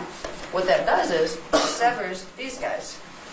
It keeps 1, 2, and 3 cut off. There's blockages here, here, here, and here. So we have 3-dimensional consciousness that's cut off right now from the higher dimensional levels of awareness. If we open the blockages by putting back the natural patterns that are in the Cathara centers, it will reopen the channels, and it will allow the identity to do its natural process of communication. And communication is done through digital data. It's done in electrical form, because we're all wave spectra, electrotonal wave spectra. That's what consciousness is. So when we're working with Cathara healing, one of the first things we're going to begin doing is resetting the pattern that will clear out the blockages in the grid. We also have blockages here and here, which means these two don't communicate with each other very well either. Now, the Cathara centers correspond with chakra centers. In the chakra system, we have 15 chakras, and just like with the Cathara centers, chakra 1, base chakra, processes first dimensional frequency. Chakra 2, which goes with the emotional body, and it's located back here a little bit below the navel, corresponds with the D2 frequency, which is the frequency basically of the telluric realm, or the elemental kingdom. D3 is the mental body, goes with chakra 3. So there's a total correspondence between the chakra centers, the auric field levels, and the Cathara grid, and the DNA. In the 12-strand DNA pattern, which we won't get into too much today because there's a lot to that, and we'll do that in level 2. Yeah, that's one of them I need, but not now. Yeah, let's finish up on this one first. For each of the Cathara centers and chakra centers that go with them, and auric field levels, you would also have a set of meridian lines that run through the body, like the ones that they use in acupuncture and all those things. You would also have a DNA center. These centers hold the morphogenetic imprint upon which the DNA strands will come into manifestation. And right now, what we're seeing as the double helix actually has portions of first, second, and third dimensional programming. Portions of them are blocked. All this other stuff is what scientists call junk DNA. Broken pieces of the DNA chain, seemingly having no purpose. Yeah, junk. That's the rest of our consciousness in there. They're the plugs that will manifest in the components of the DNA that will allow these higher levels of consciousness to come through physical embodiment. So as we're working with clearing and resetting the structure of the Cathara grid, we are simultaneously clearing out blockages in the chakra and restructuring the base imprint for the DNA. So one implies the other, because they're totally connected. And you can work with each level at different times to amplify the effect of the other levels. The first and most important thing to do in Cathara healing is set the ground, where any healing work you do from the outer levels of the field have something to connect to. And if that program in the Cathara is bad, you can send in good frequency of a good pattern, it's not going to stick, because it doesn't have the frequencies to bring it in and hold it. So by restructuring this first, before any other healing application, and this goes for even like taking supplements, if you restructure and run the particular exercise we're going to do first, to at least temporarily recode this to its original pattern, you will set the grounding receivers in. So any healing modalities you put in on top of that will have something to plug into, so they can begin to work with the whole levels of the fields. Now, these correspond to our levels of consciousness as well. We have the first dimension, which goes with our molecular consciousness, the consciousness of our cells that our bodies are actually made out of, our portions of our bodies, our lowest frequency, highest vibrating parts. I don't think about that. That one's tricky. D2 level goes with our emotional body. The qualities we feel as emotion are coming through these frequencies and processing it in the body. D3 goes with our mental body, our rational logical facilities, that linear 3D thing. Okay, that's primarily associated with this. And they all work together to give us the perceptual frame we have. When we get into 4, which is starting to open for some people, we are dealing with astral consciousness. This is where you start to get out-of-body experience and you start to get lucid dreaming and becoming aware that you can go elsewhere while your body stays here. Okay, we get into this, we get into 5th dimensional consciousness, where you start to get into soul-level perception, where you start to know time is simultaneous, you start to open your incarnational memory banks, you start to get the sequencing, if it's all working right. This takes you into what we call angelic consciousness. When you're talking with angels, a lot of people these days are getting communications from angels. What they're doing, usually, is actually with levels of themselves on the D6 level. 6th dimensional frequency. We all have a part of our consciousness that's there. So we all do have a guardian angel. They like to say everybody's born with a guardian angel. No kidding. It's part of our structure. There are other beings in those frequencies that aren't part of our immediate family that also consider themselves angels. In the structure we work with Melchizedek cloister structure, we don't get into a lot of fluff about angels. Okay? We're all angels on some level, just like we're all avatars on some level, and we're all ascended masters on some level. So we respect the levels, but we don't go gaga over somebody claiming to be one. If we happen to be getting communication from someone, oh, I'm an angel, I'm an archangel, you better listen to me. It's like, anybody that comes in with that attitude needs some growing up, all right? So I don't care if you are an angel on D6. If you still think that I'm supposed to be overly impressed by the fact that you have 6th dimensional consciousness, I'm not going to be overly impressed. In fact, it's going to show me that there's a little immaturity level there, that you would want me to be impressed. Because if you know so much, you would know I have that level of myself too. All right, and if you really want to help, you'll simply show me how to open that level with myself, not get me to hero worship you. So a lot of times, when you're dealing with, communications that start to come from the higher levels, there's a lot of manipulation happening, where things that are not nice are pretending they're angels, and they're pretending they're helping you, and they're doing stuff in your biofield and helping you to do planetary grid work. And a lot of times, they're the ones that are trying to get control of the portals, and they're using people here. All right, so it's very important to realize we have this structure of identity. We can bring it down a bit more, please. When we get up into here, we get into higher levels of mind. We get into the 7th dimensional level of our consciousness, which is an etheric level of matter density as far as the form it would take. That, I believe, is called the karyatic mind. There are levels of mind associated with each of these levels. The 8th dimensional level is very special because through the 8th dimensional level, it connects with the higher ones, but it also connects this way, going through the center of the time matrix into something called the energy matrix, which is a structure of non-dimensionalization that exists beyond it. So you have first the collective, non-differentiated I am God consciousness, the all, okay? It compartmentalizes itself to form reality systems. It makes sets of 15-dimensional matrices that parts of its consciousness then project into and spread out in to become the individuated selves. And we're part of those individuated selves. Well, that center point is at the 8th dimensional frequencies. That connects you to the other higher levels where your own ascended master levels are. An ascended master is someone who has completely gone through and expanded through the whole 15-dimensional time matrix, completely transmuted out of dimensionalization and gone into the non-dimensionalized levels. And there are 3 levels of ascended mastery, but we'll get into that in another level. Okay? So this is our heritage. This is our heritage of consciousness. We have been so manipulated down here by the ones from the middle levels. The ones from harmonic 2 and dimension 4, 5, and 6. They like to communicate down here. And they're the little guys. Let's keep them that way because it makes us important. We have more power. They have put themselves up in these exalted positions. The ones up and through here like to call themselves sometimes ascended masters. And when they run into me, I've had certain channels that were channeling ascended masters. I say, hi, channel them for me. They won't come through. Because I can tell in the frequency if they're D4, 5, or 6, or higher. I'll respect anyone who's an ascended master and claiming to be one that has the frequencies there. But if they don't, excuse me, we're using a little different system. Our protocol is a little more strident. There is a reality to ascended mastery. And yes, you have ascended a little bit, getting out of harmonic 1 to harmonic 2. But this does not mean you are the capstone of the universal teachings of knowledge.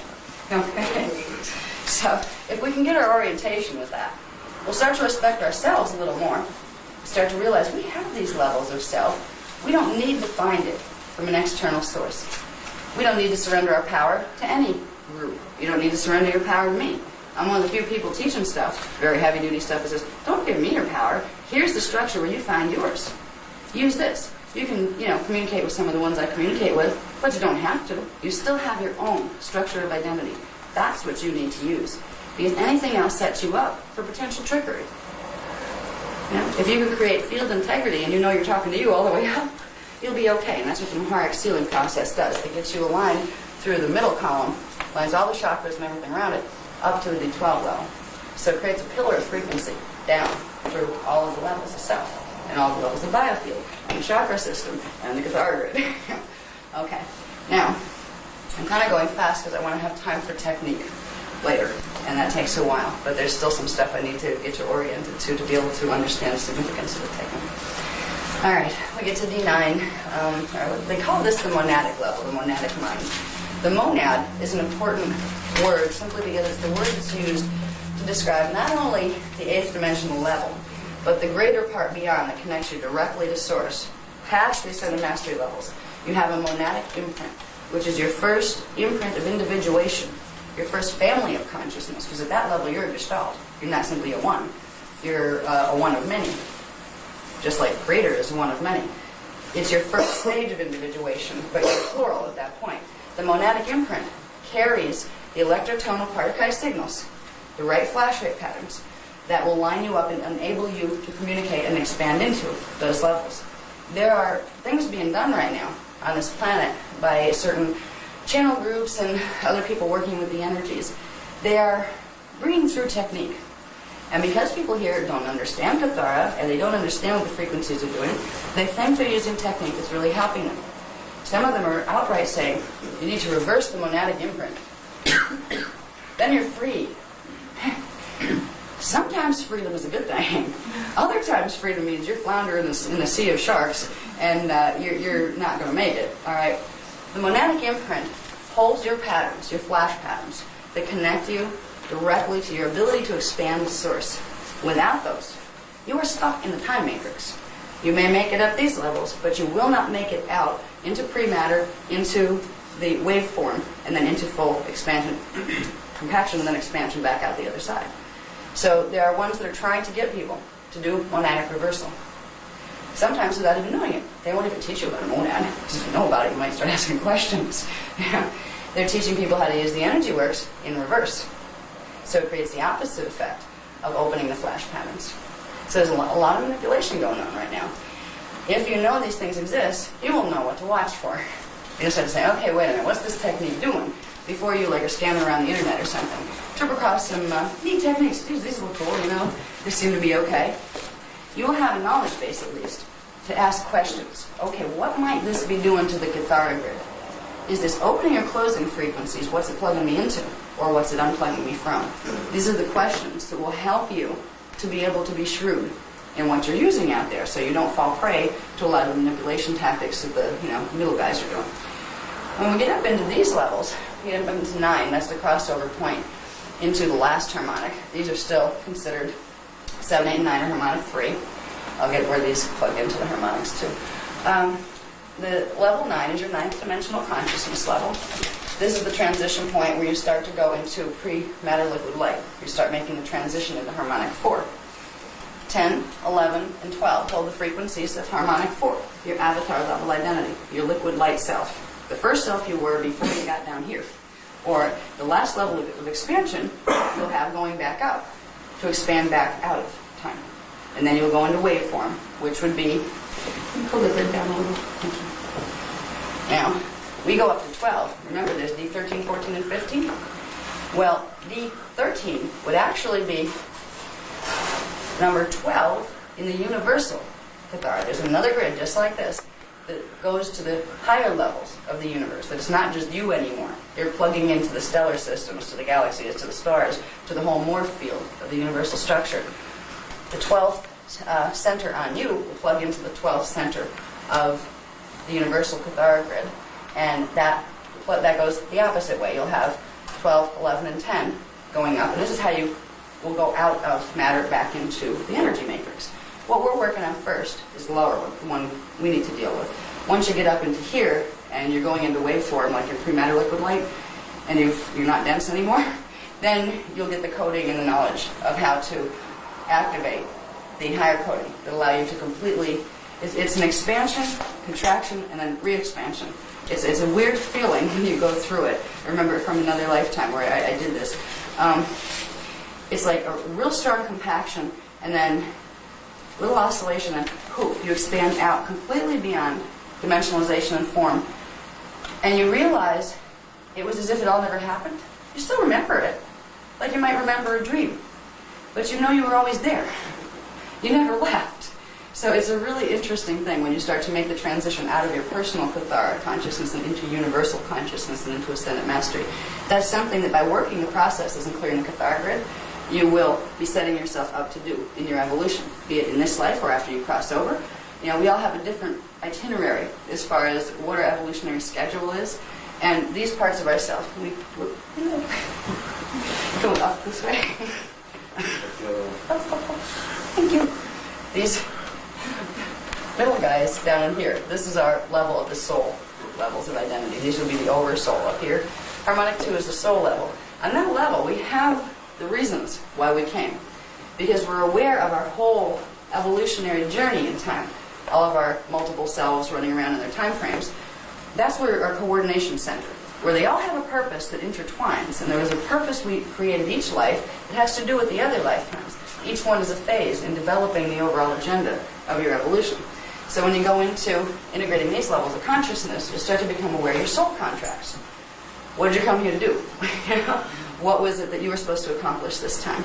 And everybody has it where you will have certain levels of your own personal stuff to process in your life experience here. Then you'll hit a level where there's been enough processing of the personal where it starts to go into world service contracts. And it also has to do with what's happening in the mass consciousness. We're going into an ascension cycle, so everybody's on like real rapid, smack you right through your personal stuff and get to do your world service contracts, whether you're ready or not. You know, it's kind of like the souls are pushing in, saying, we got to wake you up. You know, it's really important. We got to sit there going, oh my God. So when I've been talking about the scalar grids that hold our consciousness into these dimensionalizations, they hold, each one holds three dimensions. So we have the first Cathara center, second, and third would go with the first harmonic, which would be the first Huva body, which is the scalar grid of our anatomy. All right? We have 5 Huva bodies, tritonal scalar grids, that hold our consciousness into dimensionalization. When we deal with the Huva bodies, it's like, instead of dealing with each little chakra, we're dealing with bunches of them, all at the same time. So if we clear things on the big level, it automatically shifts the little stuff, so we don't spend all of our time working on little things when we can just do the flip switch and do the whole scalar shield. So we work a lot with the Huva bodies instead of just the chakras or just the little Cathara spheres. We can use these, and we will in other levels as backup. But the most important thing to do is begin resetting the pattern of the Huva bodies. We have harmonic 1 Huva body called the Nada Huva body that goes with Cathara sphere, or Cathara center 1, 2, and 3. That has our incarnate station of identity, our 3-dimensional identity. Here we have Cathara center 4, 5, and 6. That's our 4th, 5th, and 6th dimensional levels of consciousness. That's the Alphi Huva body. Okay? And this is going to become important because this is where you learn about the currents that you're running. All right? When we get up to here, here we have 7, 8, and 9th dimensional levels of consciousness. The 3 of them together represent the Beta Huva body of harmonic 3. And that is our oversoul identity, where harmonic 2 is our soul identity and harmonic 1 is our incarnate identity. Then we get up into 10, 11, and 12th dimensional consciousness. That is our Mahara Huva body. This is where the word Maharic, shield, and things come from. We'll get into the shields in a minute. But the Mahara Huva body is the original imprint where you entered pre-matter liquid light. That holds the pattern of everything below it in its pure original form. Adam Codman. The Adam Codman form of the Turnusine. Yeah. So, all of these lower things, all the lower Huva bodies, there's distortions in them, which we all have messes and messes and messes from many, many centuries of 3 harmonics worth of karmic buildup and twisting and stuff that wasn't supposed to be there. You can use the Mahara Huva body and its programs to hit the cosmic restart button on the Cathara grid. And the more you run the frequencies from this Huva body up here, it's called the Mahara Huva body, the more you will restructure the imprint for health, because that holds the imprint for health, our original imprint of perfection, before we came into the densities further and got ourselves all convoluted and stuff. So the first thing we do in Cathara healing is hit the restart button and learn to run the frequencies of the Mahara Huva body into the body in the lower centers. It's one of the first things that needs to be done, because that is setting the ground for anything else you will do to facilitate healing to stick. If you do it a lot, I mean, when we just first started doing this a couple days ago, and I've been going through Kundalini activations like you wouldn't believe. They have me on a little bit of an accelerated trip here, because I have to be able to transmit to help, like when I'm doing with an audience. If my fields can get up to a certain level, it will help yours activate faster. So they kind of amp mine up. But ever since we did what's called the planetary biofeed interface opening, which I'll show you what that is in a minute, I have had frequency running through me that is extremely noticeable. So you may really have physically noticeable results. And if it starts to get achy and those kind of things because your body's not used to the frequencies, Advil works.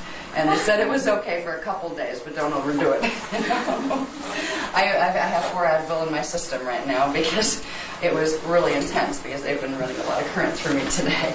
So when you work with the Cathara, this is not just a little baby healing technique, okay? This is not learning to play with energy balls and knock them around and, the little things. This is, you are dealing with energy here. And you need to respect it. And respect the process. And not overdo it. Trust it. Because your own higher levels of self, when you start working with the Mahara Huva body, the consciousness that's there is not going to let you blow yourself up by running too much frequency through it. It's going to have a shutdown. If you start to try to pull more and more and more because you want to really energize yourself, it's going to know your tolerance levels as far as what your cells can do in what amount of time. So it will just shut it off. It's like, okay, enough, So you do have an interior guidance system that will make sure you don't goof up when you're using these processes. And that applies to working with someone else too. When you go into facilitation, where you're learning to clear the grids on somebody else, you don't have to worry about harming them because you don't know enough. Okay? Your higher identity levels will be in communication with their higher identity levels. And together, they will decide what is appropriate, and it will just, you just do your thing, and if you're transmitting anything that doesn't need to be there, it'll be blocked. So you don't have to worry. It's kind of like you have your own higher level babysitters. You have your mentor levels that will make sure you don't do any harm, and will lead you progressively to understanding more and more, so you would gain confidence, so you don't have to worry about, oh, gee, do I know how to do this enough? I'm dealing with real energy here, could really hurt somebody. They won't let you hurt somebody. So it's something you can trust. Okay. I'm talking so fast I can't breathe. All right, let's see. And the point I want to make first on understanding this, we saw how it plugs into the Huva bodies. There's something in a few minutes I'm going to talk about called the Huva body shields. They are crystalline formations. They are these scalar grids that hold the Huva bodies in place. Huva bodies are spherical forms of energy. They create a tissue capsule that separates each level of the identity. And as you integrate one level to the other, that tissue capsule dissolves and you expand. But the Huva bodies, what allows them to become spheres of energy are the scalar templates and flash rates with that 3-dimensional axis that begins the motion of the flash rates that allows spherical energy to form. So when we're dealing with Huva bodies, if you want to reprogram a Huva body, you go right to its scalar grid. And they call the scalar grids of the Huva bodies, the programming centers, the shields. They call them the Huva body shields. When you see them with higher vision, they look like little crystalline structures. They look like discs made of crystals of light. And you can see parts that are blocked because they're like light bulbs that aren't lit, and they're supposed to be. And you can see flash lines. You can watch the sequences run through them. You usually have to get up to about D9 perception to be able to spot them, to go that deep. But once you do, you can see where things are unbalanced in them. So you know where you have to run frequency to reestablish the flashline patterns. Because it all comes down to the Partakai phasing flashline patterns. They are the electrotonal programs that control the whole thing. There are some systems that talk about the fire letters. Okay? I know a lot of the Jewish tradition gets into the fire letter sequences and how important they are. What the fire letter sequences are part of the scalar wave control patterns that when put in to the Kathara centers will reestablish the right order within the electrotonal pattern. They're waveguides. We use something that's a consolidated version of fire letters, which is called a geomancy. If you take sets of 12 fire letters from the Hebrew alphabet, and there's actually five sacred alphabets that have the visual form and the tonal equivalent to what you need to reprogram. But if you take certain geometrical shapes, they are formed by combining sets of 12 fire letters. So instead of, again, going down and doing the little fire letter sequences, you take the geomancy. You take the form that would appear as a symbol that's geometrical in form. And some of them are, like there's control symbols and then there's support symbols in every dimensional frequency band. So when we get into multiple levels of Kathara healing, we will be using more and more sets of symbol codes. Because symbol codes are waveguides. When you envision a symbol code, you are creating a mini scalar grid. Your thoughts are things. This is what we're not taught out here. Boy, would things be really different if we were. When you think a thought, there's no difference between the consciousness you're using to form that thought and the consciousness that's used to form all of this. You're just perceiving it from a different level. It's not in these frequency bands that appear solid. It appears in your head because it's closer to the frequency bands that your consciousness is stationed on. When you think a thought, you are creating a mini scalar grid, a mini morphogenetic field upon which things will manifest.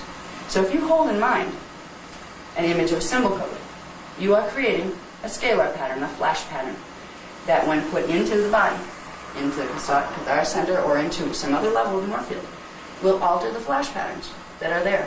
This is what science doesn't understand. They think the New Agers are a bunch of weirdos because they go around visualizing things and think they're going to happen. This is why they happen. They're changing the flash line sequences of the pattern, the holographic template for manifestation. When you think things, keep this in mind. If you're having a bad day, you just catch yourself going really into really negative thought stuff.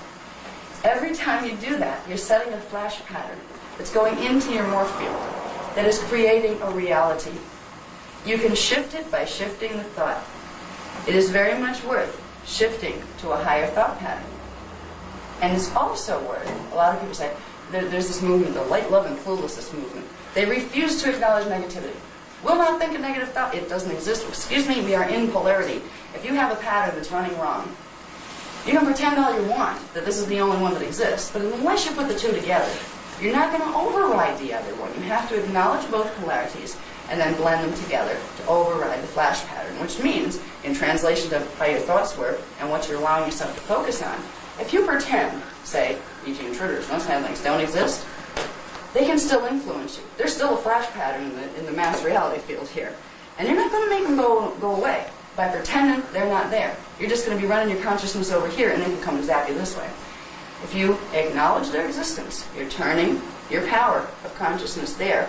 And if you hold a higher vision of how that's supposed to work out, you will reorder in your hologram anyway what the outcome of interacting with them will be. So we need to acknowledge the polarities when we are aiming for Christ consciousness or aiming to heal, not just go into light, love, and cluelessness and refuse to acknowledge anything negative in our lives. Because you'll repress all this negative stuff. We all have a shadow part, our miasmic body, our karmic pattern. We can force ourselves to think only positive thoughts. We can make it absolutely certain we don't allow that emotional body to release any of its negativity. All we're doing is repressing it and compacting it. We will not heal. We will create more Huva body distortion by doing that. So sometimes a good argument is actually what clears the field. You know, when you feel good, I wish I handled that at a little higher level. You know, maybe it could have, but it's still accomplished clearing the field. So sometimes when you see conflicting circumstances or illness in your body, what's happening is a natural attempt at harmonization. When two people are fighting, it's really a way to try to get back into being able to be harmonious with each other. When the body is going into sickness, it's not doing that to do anything harmful to you. It's doing it to try to purge out the patterns that are making it not work right. So if we look at sickness different, it helps too. Sickness becomes our friend, not that we want it around a lot. But if we understand when we're sick, that it's a part of our clearing process, and instead of trying to run away from it, a lot of people just, they get totally terrified with sickness. It doesn't feel good. The body is a very sensitive thing, and when you're sick, you know you're sick. Like I know I'm building up for a purge when I go home because I picked up a bug up in New York. But I know also, because for me, I know it's time because I have to be ready for this Egypt trip. There are things that have to be cleared out of my asthmic imprint. So sometimes you will hit cycles, especially if it's right before a level of growth that you're going to do, where you're going to up your frequency. You'll find yourself crashing, and your body will go down. You'll get like 5 sicknesses in a row. And you're, what is wrong with me? I've been sick for 2 months. You're clearing frequency, so you can hold higher frequency. We can reperceive negativity, and we can reperceive sickness, and not as something we really want to welcome. But if we're doing holism, that means you don't push them away and try to make them disappear. You embrace them and try to bring them to a higher level of harmony. That's what healing's about. Not cutting out what offends you, like our medicine likes to do. Doesn't work out, whack it out of there. Okay, all better. No, now it's going to pop up over here. How many organs can you take out before you don't have any left? If instead you worked with that organ from the cathar level, while you were doing treatments on the outside without removing it, you could probably restructure an awful lot of it so you didn't have to rip out that part of the morph field and then have it pop up in another organ. Twice as bad because you made it even worse by making a hole in the morph field. So it's a whole reperception process in working with cathar healing. It's so different than what we're taught in mainstream, but it's worth it. Okay, what's the next one I have up there?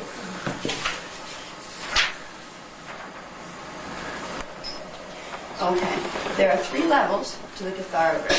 I'm going to show you. That was level 1. The diagram there, the 12 tree. That's considered level 1. What level 1 does is it holds the base programs of the Partakai phasing and the dimensional and frequency structure upon which the other levels and the morph field are built. So that's the core of dimensionalization right there. Everything has one. The universe, the cosmos, the amps, everything has a big or little version of the thing that puts them in dimensionalization in the first place. And it's all structured on the 12th tree Cathara. Not all things have all of the centers activated or have the potential to activate them within the gene code. Humans on the planet right now, other than the ones that are visiting from elsewhere that aren't really from here, are the only species that has the ability to fully activate the 12 Cathara centers. Animals can only activate 3, which means they are a type of consciousness that will evolve in the Nadahuva body. They'll stay relatively 3-dimensional. Some can go a little further. Cats can go up into like D4 or early D5 frequency. That's why they're like sitting there watching stuff that you don't see. It's really there. You just don't see it yet. I mean, some of their higher level DNA strands are activating more than yours are at the moment. So some animal forms can expand to some degree. Some can actually go all the way to harmonic 2. Most of the forms are more organic to the earth levels, the harmonic 1 levels. Some of them will. Some of them will host matrix, where their bodies will die. But if there have been bonds, particularly if you have pets, there's an emotional bond that is formed there between that consciousness and your consciousness. They can become part of your field, and you can carry them through. They won't get an animal body from down here back when they get up there. But they will be able to either be part of what you are. It's kind of like you incorporate your animals as you go. It will become a part of what you are. And when you are in your next highest level, less dense matter body form, that animal or whatever that came through with you has a choice. It can go into individuation. But a lot of times, particularly with animals that were bonded to humans, they'd rather stick around, and the humans would rather them stick around. Oh, we're one now. There's no separation between us, which is the ultimate form of love, is I am you or you are me, where you just absolute total resonance. Love is really a state of vibrational harmonization. Unconditional love is complete harmonization of vibrational frequencies, oscillation rates, flash rate patterns, where they are the same. Anything in between that lessens the level of love, lessens the level of similarity in the flash rates. When we're experiencing the emotion of love, we're experiencing similarity in flash rate patterns. And when we're experiencing the opposite, we're experiencing very big differences in flash rate patterns. This can help sometimes if when you're caught up in the emotional stuff, it looks like it's all very convoluted from here. I mean, if you get into relationships and things, and you can really like drive yourself crazy with what is going on here. I know it's karmic, but that doesn't help me. How do I fix this? If you can stand back a little bit and realize, okay, we're dealing with flash rates here. First of all, you detangle yourself a little from the reaction pattern, where you just go into reaction, act, react, where you just continually repeat the negative pattern. You go, okay, what's happening here with the vibrational harmonization level? It's obviously out of whack. If you deal with conflict between you and other people as signatures of energy, flash rate patterns, you can do visualizations. Simply saying, okay, let's pretend mine's this, because you won't be able to tune in right away to exactly what the flash rates are. Just say, okay, this represents mine, and this represents theirs. Okay, there's a real problem here. And let's bring it into focus. You're setting a morph grid that both of those frequencies can plug into to create more harmony. So more sensation of the love bond can be felt. Most people don't realize that love, it also has a physics phenomena behind it. It is the resonance of the flash rates. It is the similarity of the flash rates. That's why when we go into total oneness with God, we have incorporated all the flash rates of the 15-dimensional matrix. Then we incorporate all the flash rates and the consciousness of the 3 levels of ascended mastery in the energy matrix. Then we expand back into the original pool of flash rates, where we become the same flash rate.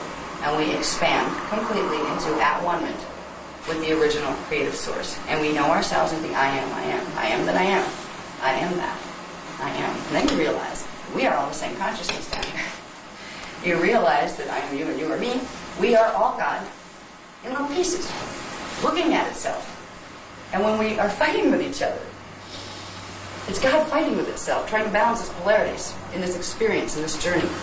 The more you go up into the state of love, or flash line resonance, the more you incorporate at oneness with the whole universe. You learn to do it with the Earth grid, where you're incorporating the flash rhythms of the planetary scalar grids. Then you'll do it on the universal level. Then you'll do it on the cosmic level in your trip through into full alignment.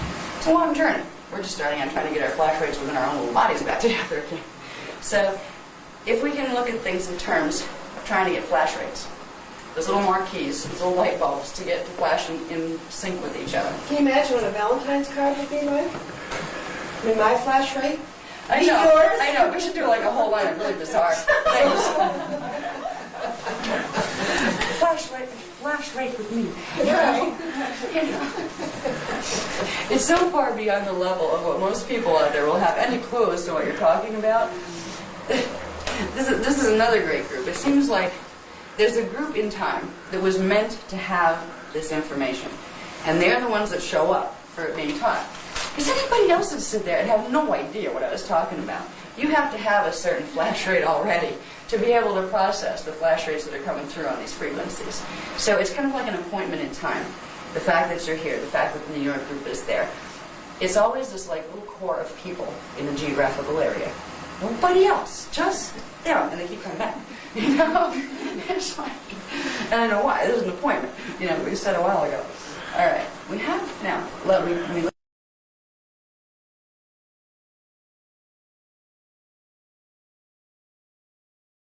The New York group is there.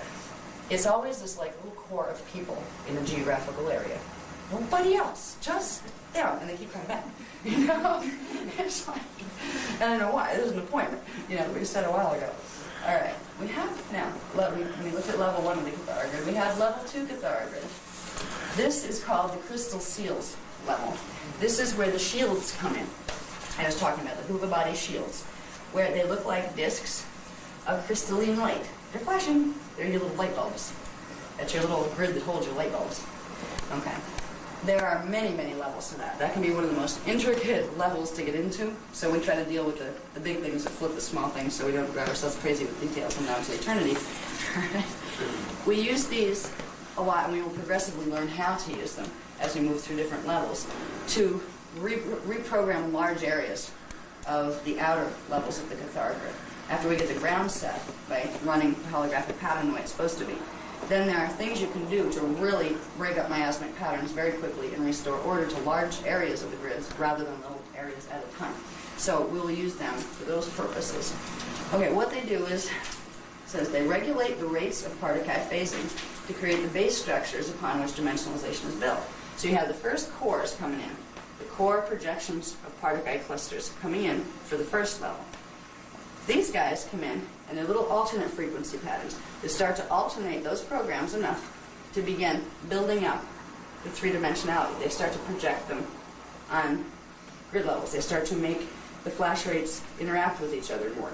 So they're setting the pattern. They regulate what the flash rates are going to be.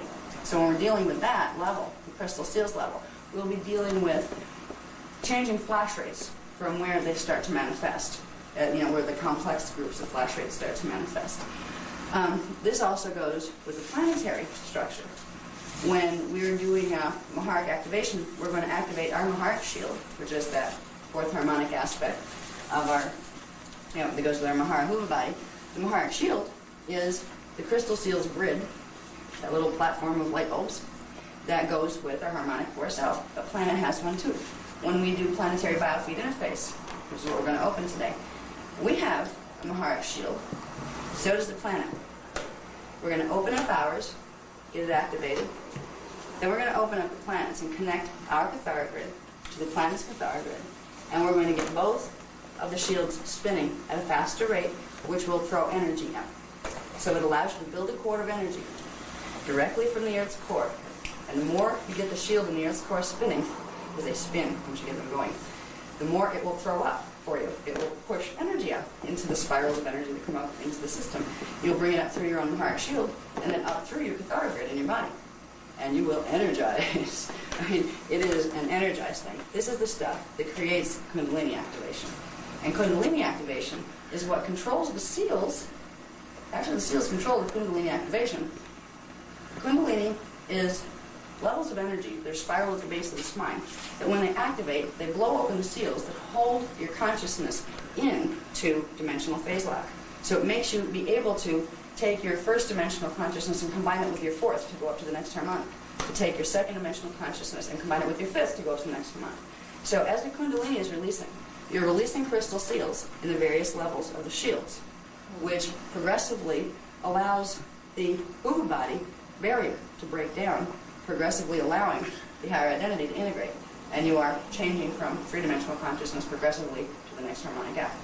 It's all related.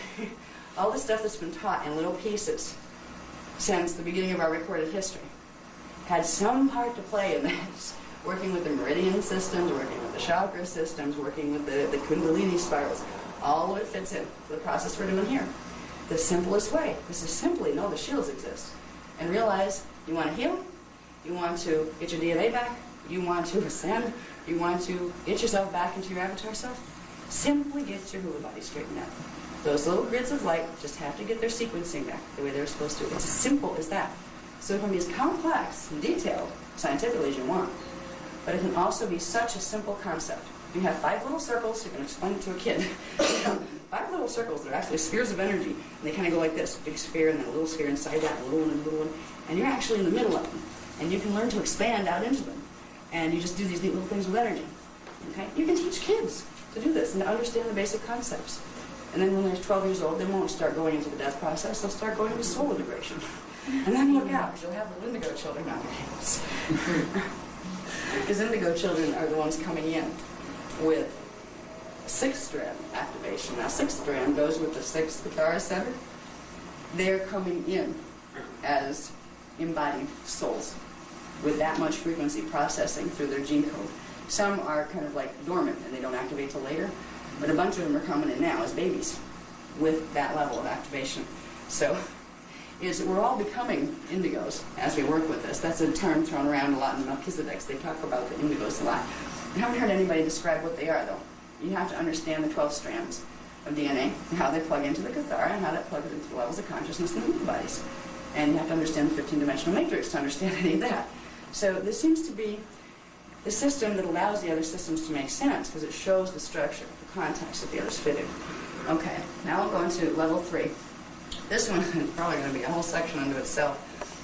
This one, level 3 Cathara grid, are basically black and white holes all through the body.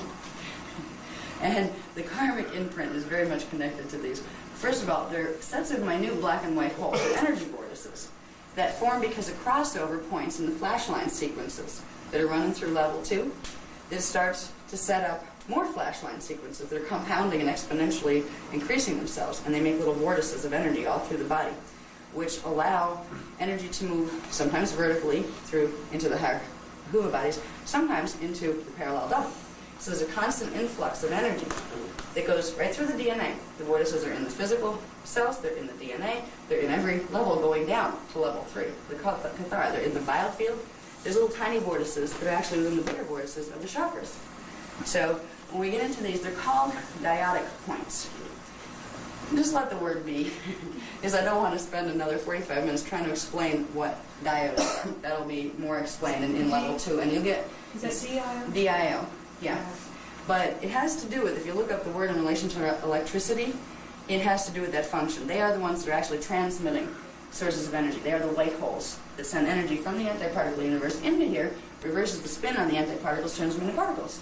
And there's a constant flow back and forth, and it goes through the DNA and the RNA. Our RNA is their DNA, and vice versa. Doubles. So it gets really complex. There are levels that you don't need to know to make this work right now. Okay, and I want to focus on learning so you can come out of here with your planetary biofeed open, so I'm not going to get into that right now. But it is important to at least know that there is that third level of the Kathara grid that is all sorts of little vortices, black and white holes of energy, that allow energy to go through the systems. There'll be more written on that in the books. There's still more than that already. Now, all right, cosmic morphogenetic structure. All of it is interwoven Kathara grids. Everything is connected. It is one big cosmic morphogenetic field that is made of many little refractions of itself that all take the form of Kathara grids interacting with each other. That's how dimensionalization is formed. And beyond dimensionalization, you have oneness. And you have a couple of levels to get from dimensionalization into oneness. And you couldn't even call them planes, because planes go out from you, and these do not go out from you. These are states you pass through when everything is no longer externalized at all. And you realize that nothing was really real. You realize it's all a hologram, and that you were playing. And when you're down here, and you're trapped in your hologram, and your body hurts, and you're in a lousy situation, it's like, I'm playing. I'm going to really kick myself when I get back up there, because I'm not having fun. This is part of it, too. We need to realize that as serious as things can get, and boy, we're in some real serious times here. We got stargates opening for the first time in 200,000 years. I wonder how the planetary grid's going to handle that Kundalini activation. Is that the May 5th? That's the beginning. That's only Vortis 4. 4 years later, Vortis 5. 4 years later, Vortis 6. 4 years later, Vortis 7, and 3 days of particle conversion. I have not been on planet in any ascension cycle when particle conversion took place. I don't know what this is going to look like, but I can imagine. The trick to it is, what I'm told, is learning to create your Merkaba, which is learning to build your pillar, straighten out your Huba bodies, to get them where they can align and activate, so you can create a form constant no matter how weird it gets out around you, and you will still see a hologram that's stable. And the people that aren't able to hold the frequencies that are modulating all over the place are going to see real messes. A lot of people are going to be leaving their bodies because their bodies are just not going to be able to withstand the changes. You're probably going to see an increase in diseases, as far as we've been watching that progressively grow anyway. Now, an increase of people going crazy.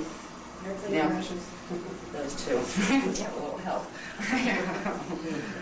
Illuminati agendas there. Yeah. Actually, there's two factions of Illuminati that are trying to zap each other, which is kind of funny. Yeah, if you leave them alone, maybe they'll just go to both sides, so we don't have to worry about them. Interesting. But anyway, we're going into a time period that is utterly remarkable. It's so remarkable that it's even hard to react to emotionally until you start to drag up your incarnational memory and remember how long 200,000 years is. And you kind of go, and actually it's no time, because no time is really real. But from here, when you're in a linear sequence and you have a feeling of the sense of passage of time, it seems like a very long, long time. So it's an exciting time. It gives us the ability to become healers and healing facilitators very quickly. That's why we're being given this knowledge, so we can take advantage of it real quick. Because if we can do it and teach enough people how to do it, that's why it's a course, to get people ready to go teach other people, to go, do it for other people. We can hit critical mass. It's going to go a lot easier for the whole planetary grid. And if we get enough of it, all those people that we don't even bother talking to on the street, because you just know they're never going to understand what we're just saying. You know, so you kind of like try to bring yourself down into a real little space. Hi, how are you? Yeah, like the price of fish is this today, you know? You try to find that level to deal with them. If we can shift enough, they'll start to wake up too, so we can like start talking to them and they'll understand what we're saying, which would be really nice. Okay, all right, we can go to the next. Okay. The 5 primary scalar templates, I already talked about this, are the scalar shields. This is what we're working on, the hula bodies. The hula bodies are the spheres, the shields are the things that the spheres are able to manifest on, the little light grids. All right.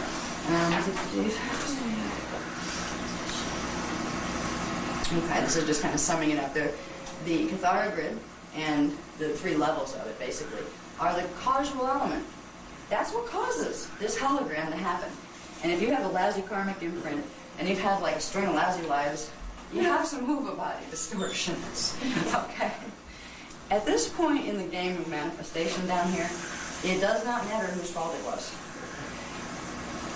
Whoever was keeping track of the sides and who deserved what and whose fault was what, the game has become so convoluted and the miasmic karmic pattern has become so twisted and compounded in itself, it just doesn't matter anymore how it got that way. Because if you try to unravel that and figure out who deserves to have it released and who doesn't, good luck. It's built up and built up. And what a karmic miasmic pattern is, within that hoover body structure, you will have, in the particum universe, you'll have your hoover bodies made out of particum, particle. In the antiparticle, you'll have particule. Miasms form when there become blockages in the dyadic points, the little black and white hole cells. And energy trying to come in can't do it, so it builds up in the field. You'll have antiparticles building up in your particum grid. You'll have particule building up in your particum grid, in your shields. They crystallize, and they can't plug in to the other frequencies. They progressively build up and amplify themselves. And what this does is create more and more and more blockages within the natural flashline sequences. These are almost like anti-flashline sequences. They would be black holes that your flashlines fall into, that you lose pieces of your flashline programming when they hit those spaces where there's blockages. When we deal with the miasmic imprint, which is really a waveform, you know, like a flash rate form, we visualize it as being a crystallization of darker energy, as opposed to the light-looking crystals that our light bulb shields are made out of. Okay?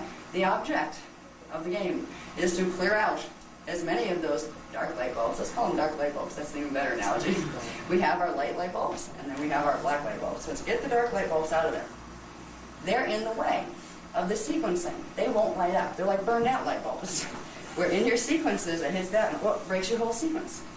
Where it creates energy blockages. So we deal with the miasmic pattern as light bulbs or little black crystallizations that need to be got out of there. We do that by reversing the polarity. There are techniques. You can do this the hard way, or you can do it the easy way. Every time you go into an incarnational memory, you're firing a miasm, which means you're releasing a piece of it. And you can spend the next 5 million years going through the last 5 million, trying to get to the point of where it all started. Because they build up from a core point. There will be a point in the grids where that pattern first began its manifestation cycle. Karma and the miasmic pattern are like an onion. You have a seed, and progressively the layers build out around it. You have layers and layers and layers, which is a big old onion. Way deep down in the core is the seed that it came out of. If you can go into the seed of the karmic imprint, the first time it happens, you go to the point before that time in your sequencing, and you can flip the polarity of it and make the onion disappear, basically. What you're doing is you're combining in the right way the particle and antiparticle, the flashline and anti-flashline. Because if you want to look at the in terms of flashlines, particles and antiparticles, you would have one sequence and you would have its reverse sequence, and you combine them and they kind of neutralize each other, amplify each other, go into fusion, and then replicate at a higher level in the next active up. So this is the process that we clear karma. We're not going to sit there and like worry about, I don't even care who I was when at this point. It's nice to remember sometimes because you get like, the heart remembering thing with people and stuff. We're in an ascension cycle. We need to get rid of as much of this pattern in ourselves as we can. So we need to take the fastest route to doing it. And the way to do that is to deal with the karmic imprint with energy as energy, because that is what it is. It is energy, it is consciousness. But first, we can deal with it as energy and make it dissolve. And that's what the techniques are geared to do. Every technique you do here, in fact, the set of tapes that we have back there, where there's 6, a lot of you already have them, they are geared toward progressively working on different levels of clearing the karmic imprint, clearing the miasmic mess out of the scalar shields. Okay, let's see. All right, so I'm just trying to make sure I'm not forgetting any of the points that I want to cover. Yeah, we know that. Okay, all disease manifests from the 4 level ups that we got that far. Okay, switch please. This is just very simply put here, because this we could spend the whole workshop on. And there's parts of this that I don't even get. They get into things I've never heard of, like refractive code particles and LNA and all sorts of wild steps between non-manifest and manifest. Basically, there's something called the transduction sequence. It's the sequence of flashline changes that produce the experiential or observable condition of passing from pure consciousness through various stages of density into full manifestation. The transduction sequence, how it gets from non-manifest, or the perception of, to manifest. And I say the perception of simply because in truth nothing is manifest. And we need to keep that in mind, because then we forget and we get trapped in the hologram again. As soon as we think this is really manifest, that there is something really called physical that's any different from something called non-manifest, we're getting trapped in the thought patterns that create the solidity of the hologram. If you want to be able to control the hologram, you got to realize none of it's manifest. It's only an experience that I'm perceiving because I'm dimensionalizing my waveform consciousness. And it can be very convincing. You know, you look at your physical bodies and they're definitely hard stuff. Yeah? And if you try to go and walk through a wall, you will probably not make it. And so you learn to do things with your DNA. Okay. So this is basically a process by which we move through the experience of going from waveform to liquid light to etheric matter into semi-etheric matter and back down into our solid matter here, which isn't solid anyway. Okay. All right. Consciousness starts with consciousness, then it goes into particle units, then it goes into the Tkbshs scalar grids, levels 1, 2, and 3 in that order. And then it goes into more complex particle grids. Particle grids are scalar grids. They're the particle units, the units of electrotonal consciousness that form the standing scalar wave patterns. They form the light bulbs. So you can call them particle grids or you can call them scalar grids. It's the same thing. Okay. Then from there they go into forming morphogenetic fields. From there to forming Merkaba fields, which are sets of counter-rotating spirals of energy that start to draw frequency patterns in, draw flashline sequences in from the unified field. If you take your morph field, it's a thing that has a boundary around it. You stick it in a larger morph field, say the planet. Okay? Your process of expansion is drawing in new flashline sequences from the dimensional unified field that you're in.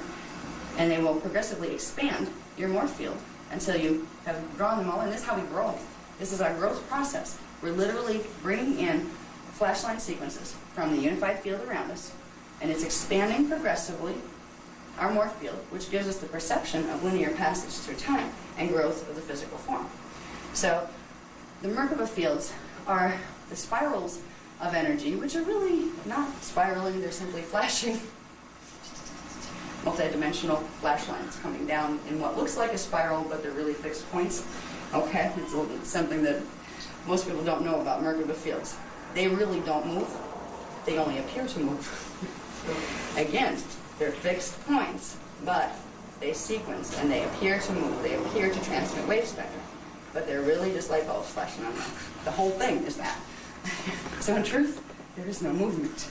That's when it gets really out there, when you get into a level of like a hypothetical physics that you lose yourself in. And someday we'll go there and have a really good argument for it, but I'm not going to go there right now. Nothing is really real and nothing is really moving. And we're all not really here. We're all just one consciousness, contemplating the thought of being here. And therefore, we manifested a condition as if we were. Something like that. All right. That whole chart is incredible. How we create that whole thing is incredible. There's about 20 more stages in between.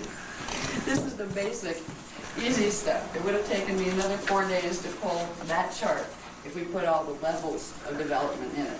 Okay, so we go to the Merkaba fields. They bring stuff, they bring frequency, they bring flashline patterns into the DNA and the RNA imprint. That goes into the bioenergetic auric field, the Hoover bodies, and then to the dimensional levels of the Hoover bodies. Because we have levels within each Hoover body. We have 3-dimensional levels, which are the auric field levels. Okay? So it goes into those. They begin to spiral more and more in form the chakras that are connected actually to the crystal seals in Cathara level 2. Each chakra has a crystal seal at its center, so the chakras kind of go like this. There's a chart that I'll show you that in a minute. But they're connected to the Cathara level 2 grid. So it goes from the biofield this way into more structure, forming the chakras, then into the full nadial capsule, which is the tissue formation that comes around, and where you start to get flashline sequences making a form of matter substance that's not matter like down here, but a tissue capsule around each of the Hoover bodies. Okay? Then goes into the manifest, the part that's we could perceive if we had the equipment to DNA, RNA. Then into the nadis, which are little rivulets. They're little energy channels that go from the biofield into the central nervous system. They're linkages, and they work with the biotic points that they link into the different nerve endings and things in the central nervous system and in the brain. So it goes from the imprints, it's all electrical impulse, flashline impulse, going from here to here to here, transmitting from this to this to this to this, back down into the core of what the body's made of. You go to the nadis, rivulets that feed energy from the nadial capsule to the central nervous system and into the molecular structure.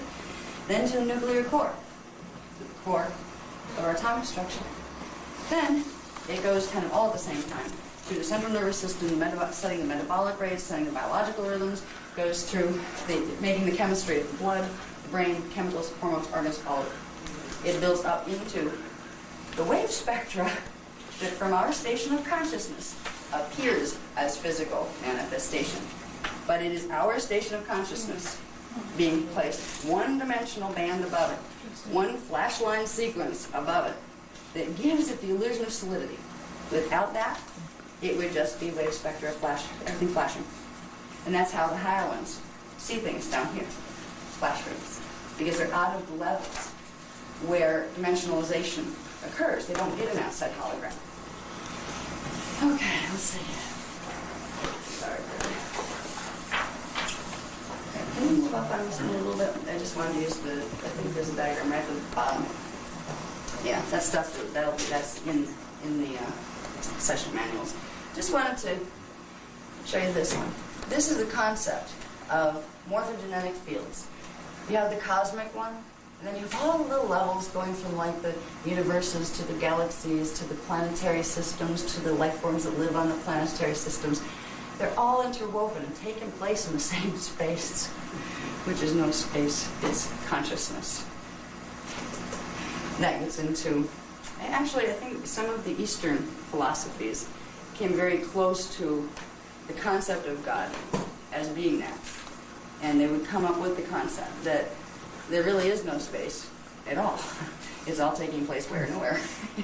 Because it is a state of cognition at its highest level. It is a scalar state of cognition. We can understand it best. We want to look at this as God or as the cosmos. There's no real difference. They're both conscious. They're both what got us here. That's what we're all part of. Morphogenetic fields within morphogenetic fields. Spheres within spheres within spheres within spheres. Some people have heard of the music of the spheres before. What they're referring to are the Hoover bodies and the progressive expansion into the next levels. You will start to hear different tones. And eventually, when you get out to the Maharak level, fully expand and transmute, you hear the symphonies. So progressively, there are sounds associated with each one because it's all built on tone. So all of that stuff plugs into when you hear, some of it's kind of a new age thing, but it's also an ancient thing, the music of the spheres. Okay.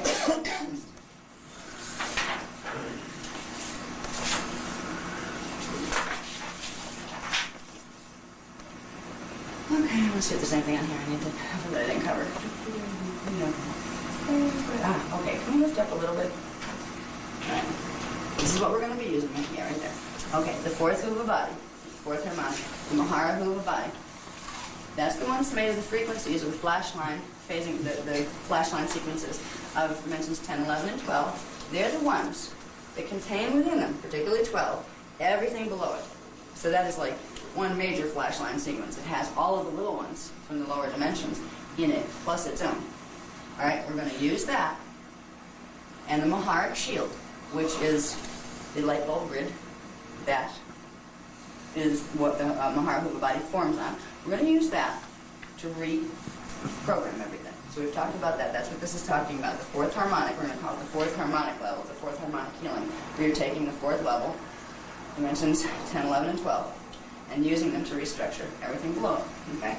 The Maharic shield is part of the level 2 Cathara grid crystal seals level. It would also connect to points on the level 1 12 tree grid, and also to other dyadic points in the level 3. We're going to just work right now with activating the Maharic shield. So we're going to be working with 2 levels in the exercises we're going to do. We're using level 1 because we're going to run energy directly through the imprint of that Cathara grid once we find out where the points are in the body. And then we're going to do that running energy by activating that shield. And we're going to find out where that shield exists too, because they have placement within the biofield and when they connect to the body. Okay.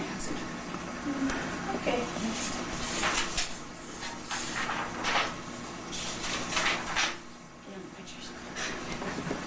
All right, I'm going to talk about this. Okay, now what we're going to do is activate the Maharic shield. That is done by using something called the Hierophant symbol code.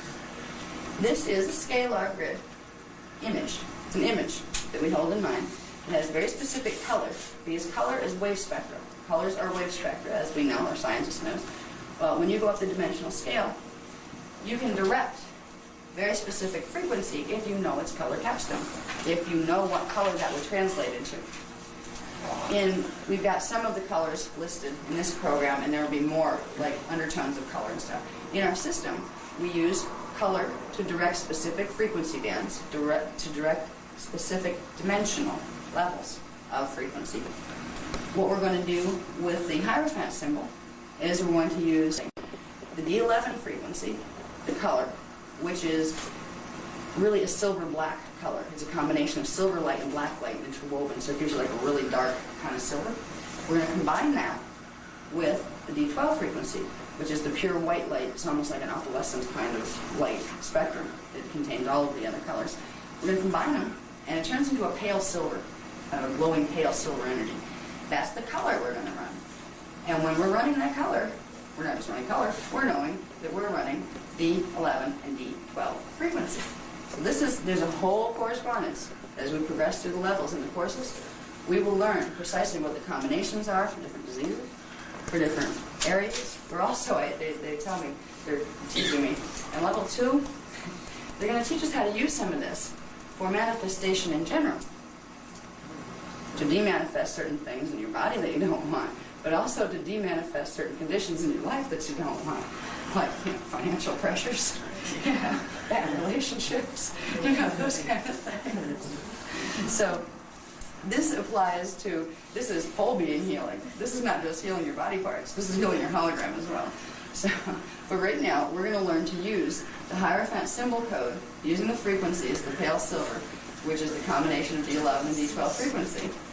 This plus the form that is being used, which is a scalar grid composite, that is a little form of flash lines that actually have 2 combined. It's going to look like very simple. In fact, that's the next one. Let's put that up. Very simple, classic Merkaba star. Okay, but what it really is it's a 12-point star. There's 2 of them superimposed over each other. You have one made out of the dark silver frequency, and you have one made out of the pure white frequency. One corresponds to the antiparticle universe, one corresponds to this universe. You're combining, you're creating a fusion pattern. So you're affecting both particle and antiparticle systems simultaneously. That's why that little ditty can activate the Maharic shield, because it can get the particle-antiparticle fission-fusion reactions going. It can start taking the flash line sequences and beginning to run them together. We have, one set over here, one set over here. It begins this. It begins putting together, and then they jump, and they go up to the next highest level. So that symbol is a flash line pattern that will affect, in a big way, the flash line patterns of the Maharic shield. Okay? So we're going to be using it very simple. You look, and when you picture it, you do it two-dimensionally. You don't picture it as like a three-way, three-dimensional thing. Just as if it was drawn on the inside of your head in silver, pale silver light.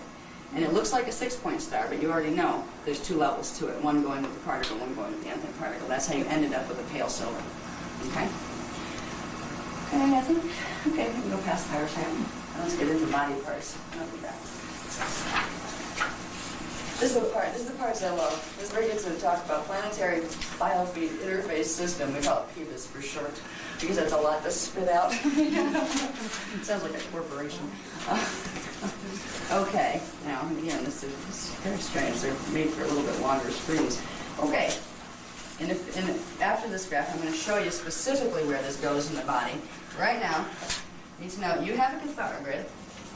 It's running in the body. It has certain points that, directly correspond to body points. Now, can you bring that up, Mark, please?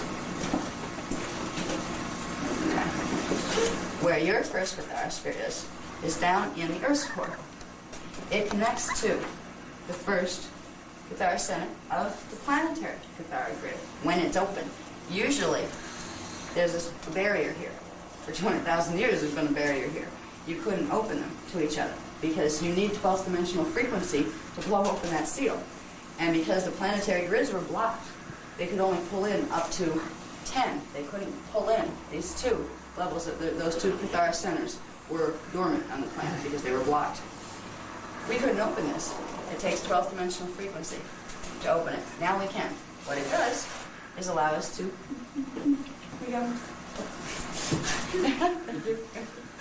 Okay.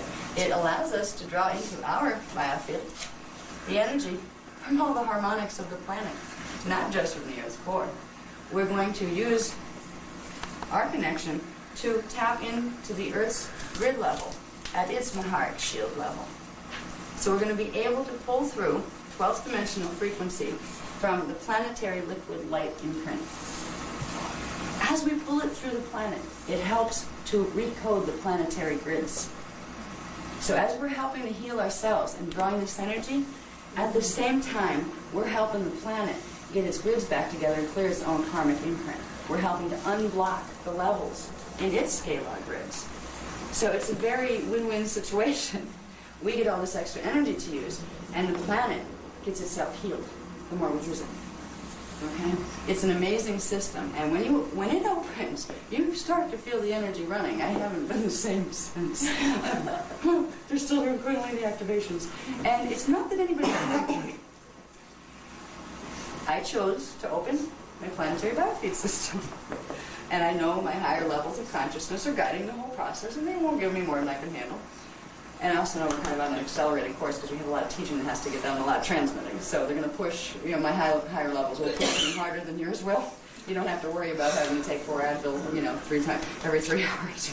Then you won't go into that level. But we get to pull this awesome energy, and you can feel it. And the more you do it, if you get to do this like twice a day, after about 3 to 6 months, you can have it sustained where the shields will just keep spinning, even after you've taken your attention away from them, where it will just keep feeding energy into your system. And when it has enough, it'll close the 12th chakra. Now, the 12th chakra is down below the feet. To connect these 2 grids, you would have your 12th chakra in here someplace, in here someplace, between your feet and the core of the earth. So if your system has pulled enough in and your cathara grid is fully loaded and it can't take anymore, it'll just close the 12th chakra. It's an automatic response system, so you can't overload it. But in the meantime, you can really, really re-energize your system. Now, there are points on the body that will help you to direct that energy in different places. One will direct it deep into the cathara, so you can get real reprogramming on the cathara level.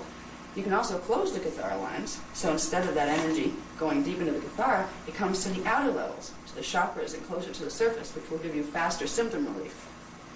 So there are ways to learn to modulate this energy. Tonight we'll go through the there's two cathara point sequences where there's points in the body, one to open the cathara lines, these things, that will allow the energy from here to move in and start to repattern. And then you close those with another set of points that backs up the energy so it doesn't go into the cathara, and it comes into the outer fields and starts to recharge the chakras and repattern the chakras and that kind of thing. So we're going to learn how to do that. It's not that hard. I'm gonna have to take a 5-minute break and breathe though, because I don't think I stopped to breathe in the last however long I've been here. Am I talking awfully fast? I'm sorry. There's a lot of energy coming through right now, and one great way of knowing that, oh, she's going through an energy activation is listen to how fast I talk or not. I find myself sometimes, I can't even understand myself. What did I just say? I went through it so fast. If I'm talking too fast, yes, you have. I'm not feeling it. Usually, if you're talking too fast in a room, you'll get good at this stuff. You'll be able to tell when you're totally losing your people because your frequency will be here, and they'll be here. And you'll feel this, like, dead zone in between you and your audience. I'm not feeling that. People are right here. We're maintaining a frequency level where my flash lines, they might be flashing really fast, but yours are keeping up with them. So that means you're getting the information. You can talk faster if you want.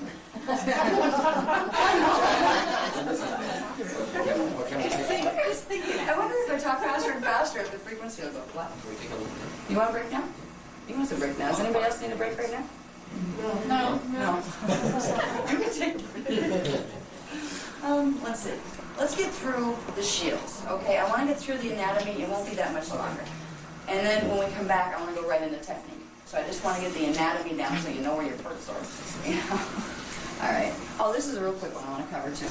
All right. I already talked about the fact that we're growing is the process of frequency accretion, pulling in the frequency flash line patterns from the dimensional unified field around us into our morph field, which expands our morph field, which creates the appearance of growth of the physical body. Okay? I got a lot out in that one. Okay. Now, these are some cycles. Can we pull this up a little, please? All right. This is what it's supposed to work like. When it's working the right way, when we were immortal beings, and our catholic grids were working the way they're supposed to work, and our 12 strands were plugged in, this is the process how you come down here and get our 12 strands plugged in. There were cycles of activation. Fetal integration, which is the point where you enter the consciousness into the dimensionalized pattern of the catholic grid, to age 11, 12. This is why in the Jewish tradition that was when people became, boys became men and stuff. Because a long time ago it was known that that's when soul integration started. That's when harmonic 2 would start to naturally process in, and DNA strands 4, 5, and 6 would begin to activate. Through the ages of 12 to about 22, you would do soul embodiment, and you would fully activate strands 4 first, then 5, then 6. So by the time you were 22, you were fully embodied soul, 6-dimensional consciousness. You would have already gone from a pure carbon-based biology to a carbon-silica-based biology because you already transmuted part of yourself by integrating, by going through particle-antiparticle fusion of the lower 3 harmonics. All right. Then, between the ages of 22 and 33, you would begin oversoul integration, which would activate strands 7, 8, and 9, and begin the process of taking you up from semi-etheric matter, carbon-silica-based biology, into pure silica-based biology, into your pure and immortal form of etheric consciousness. But even your semi-etheric body, it's immortal. Actually, this body is too, but you could have fooled us down here. It's because it's not working right that we appear to have to go through the whole death experience. Now, when we reach the age between 33 and 44, this is why 33 was significant in Christ's story, that's when we would go through harmonic 4, where we begin the process of integrating our avatar identity and activating strands 12, 11, and 10, actually 10, 11, and 12 in that order usually. That's when we would get our world service contracts, what we came to do here, how it would affect the masses, and how it would affect the planetary evolution. Because our evolution is totally tied in to the planet, to the universe, the galaxy. It's all interdependent. What we do with ourselves directly affects what will happen with the planet, what will happen with the galaxy we're in. We affect each other constantly, from the tiniest thing to the largest thing. This was a natural process. By the time you were 44, you were supposed to have your full 12 strands activated. You could completely take yourself inside and outside of matter anytime you wanted. You could manifest down here. You could manifest on Tyre in harmonic 2. You could go to Gaia in harmonic 3. You had full control of your Merkaba vehicle. You could turn yourself into light and do what you wanted. That was what we were designed for. Right now, there's a lot of ET messings on the planet, which are the ones from the middle harmonics that like to mess with the ones from the lower harmonics. They are trying so hard to make sure we never ever remember our true history. And they're really trying hard to get us to believe that we came out of animals, so we never find out what the real capacity of our gene code is. Because if we do this, we have a higher gene code capacity than they do. Most of the ET beings and the semi-etheric ones that are messing with us have only 10 activated Cathar centers. They can't activate 8 and 12 because they chose to disengage their monadic imprint, so they didn't have to cooperate with their higher stations of identity or their ascended master levels of identity. They cut their supply off to the eternal source. That's why they try to feed on other things, because they cut their continual energy supply off. If we grow beyond them, we're not going to let them feed off us anymore. They literally drain our planet and our biofields when they get the chance, because they need to suck energy from something, because they can no longer draw it naturally because they reverse the monadic imprint. They can never get it back? They can get it back, but most of them have to be host makers if they've gone all the way. They have to get a new monadic imprint because they destroyed theirs. They have to get a new flash line sequence that they can follow back into expansion because they destroyed the receivers in their own morph field that would allow their natural flash line sequence. We have people on the planet that are incarnations of souls that had done this. There were incarnations of avatars. There are dark avatars. They call them dark because they cut their light source off. They went into monadic reversal because they wanted to. That's where you get the stories on Lucifer rebellion and all that kind of stuff. That's where the original Christ Antichrist drama kind of emerged. And it was way before humans were even thought of as far as the former. Anyway, when we're dealing with us, we're dealing with, this is what we're supposed to be. They want us to forget, so we don't get to the point where we can't be a food source anymore. Basically, we're just food. We're part of their food chain. And food to them is energy. They need to drain energy. And that's where we get people like, astral field possession and those kind of things. Here. They love Kundalini activation. Oh, yeah. That's why they tend to motivate humans into, continual sexual activity. Talk about the promiscuity of our society. It's not an accident. Well, what about Kundalini just when meditating, that too? Oh, yeah, if they can latch on. But if you're meditating in the right way that's activating Kundalini, you will be able to block that kind of infiltration. Usually people that get to the point where they're playing with Kundalini have got some kind of training or been guided to it by their higher parts to get them through not getting zapped when they start to activate it. It's when it's done through the sexual act. That's why the negative ones like to constantly put together people to do, to just have sex constantly. Because it activates more and more and more Kundalini. They can just tap right into the fields and drain it, And what it does is drain your life force. And it's draining your Buddha bodies. And eventually, it can start to weaken your flashline sequences, which takes out your ability to plug in your flashline sequences, so it can damage your Cathar grid, which ultimately can make you and put you in as much trouble as they are, where you end up not being able to integrate your higher centers. So there's a lot of things that, a lot of our old temple teachings, there were reasons behind them. It wasn't that everybody was sex freaks that had to control everybody's sex, There were things you needed to learn about activities that brought about Kundalini activation. And these are some of the things. First of all, how to protect your fields. All right, now, here's the fun one. Aren't they planning to kill us off, though, totally, and then they would be cutting themselves off from their food supply? They want to get rid of the troublemakers, which are the ones that have the higher coatings that can see through their holograms and get the others free. And they would like to keep the other ones, their own, because they simply use them as conduits. They plug them into other things with energy, and they suck energy through them. Do you ever meet people? They're really strange. They have a vibe where they just don't seem to be able to carry an emotional vibration or a love vibration at all. It's like a very strange feeling of coldness to people. They look like people, like we look like people. But after you're with them for a while, no matter how nice they seem on the surface, you feel totally drained. What they're doing is courting you. They're sending, and probably not because they're doing it consciously. They're being motivated by the things above them that have manifested them for this purpose to send energy cords out to your chakra system, into the Kundalini, into wherever they can get, to suck energy from you, your food source. This happens all the time. And there are people on the street that you will meet that have this problem. They don't know it. They don't know that, they were born through a matrix like that. They can get host matrix, but they usually don't ever get led to the knowledge that would allow them to do that.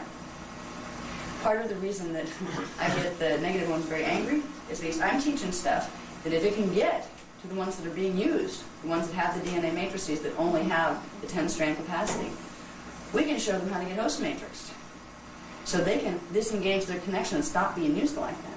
And they have a chance to evolve much higher than they'll ever evolve within the matrix that created them, if it was one of the dark avatar matrices. So it's a big story with that. I want to get back to this. This is like learning how to breathe and then learn where your spots are. These are your cathar insurance. Okay, your centers. This is where they're located. And again, these diagrams are in the session manuals. We have 12. It's in the 10th chakra. It's up above the head, about 6 inches above the head. 11 is at the pineal gland. 9 and 10 are in the brain, but behind the ears. And when you play with them, you can find it. There's like a little indent center you'll find. It's just a little more touchy than the other spots. You can stimulate those centers by rubbing in those spots, which also sends a little current down to your 9th and 10th DNA strands and your 9th and 10th chakras. They're all connected. You affect one, you affect the others. Then, right in through here, in the thyroid and the thymus, it's kind of, we have an 8th chakra, which will show you the chakra system soon. It runs at an angle. It's between 4 and 5. There's another center, but it runs at an angle. It kind of comes up and it hits the thyroid, the thymus and the thyroid, and it comes up through the head and comes out the back. And then you have a 9th chakra that comes down through this way and comes out the lower back of the head. So you have like an X of chakras, and they meet at the pineal. And then you have 10 up above, and 11 up above, and 12 actually down below the feet. Okay, we'll see the chakra chart in a minute. You have 6 and 7. These are the cathar centers. Right in through here, you can feel around, and I think they're connected to the lymph glands that happen to be in this area. You'll find little touchy spots, particularly if you're processing stuff. If you're going through a time where you're processing toxins, and you start to rub it, ow, you know, like, ooh, they're touchy. Yeah. So they're in there, and they also go through. You can access them from the back as well. I have found that they work tremendously well for anybody that have breathing problems. If you find somebody going into an asthma attack, go behind them. And in the same centers, you can find it in the wings. Okay, I love that. Can I have a body? Anybody body? You can feel around. Remember the areas. It's right in through here. Just feel around. What you do with somebody that you don't have time to figure out exactly where they are, just massage the whole area with very pointy fingers. Okay, you're looking for little specific areas, so you just kind of massage the whole thing. Just inside the bones? Yeah, in the bones, around the bones. Eventually, if you can look at somebody's back, everybody's in a little bit different place. So you got to play with around, and you'll notice if you lay somebody flat out on their belly and say, "Oh, relax now," and then start to do this. They'll do one of these if you hit them. They'll usually just a little jump. Oh, yeah, right. Yeah, that's it. So to find them detailed, you do need to like play a little bit with it. If somebody's having an asthma attack, you go in and just start rubbing in this area and start using the thumbs to dig in. It will start to release the energy flows. These are more over here, actually. It'll start to release the energy flows running through all of the areas and through here, which will start to stimulate the chakras in that area to process more frequency. It will bring more energy into the physical tissues. All right, that's good enough. It's like a tiny picture. Okay, and there's lots of stuff you can learn to do with these. But first, knowing where they are is most important. Then, 5 is easy. This is the one that connects to the 5th dimensional level of consciousness. If you ever want a little burst of D5 energy, rub your navel. Rub your navel. Right there, behind the navel, deep within the body. You can access it from either point, but we usually just use the navel. There is a center, and if you play with it a little bit, you rub a little bit, you'll get a little twinge. When you start to massage it, if you're relaxing and not tightening your tummy muscles, if you start rubbing and kind of digging in a little, not too hard, but just digging in a little, and then let go, you get a feeling, like a little, oh, what was that? You know, a little tingle, or it's almost like a little out-breath of energy that came from somewhere in there. All right, you found it. It's in there, and you can feel a tingle. And it's easier if you're laying down because you're not, tightened up. Your muscles aren't tightened up. But we had a lot of people in the New York group. As soon as we started doing the massage on, they're like, oh, neat. Yeah, all that. The other 2, collectively, we have 3 and 4. They're called collectively the doll And in the male and the female, they're over the ovaries. They're in the same area in the males, but it's kind of in from the hips. And again, you feel around. It's easier when you're laying down to find them the first time, because again, you have their muscles tense from, to try to keep yourself standing up.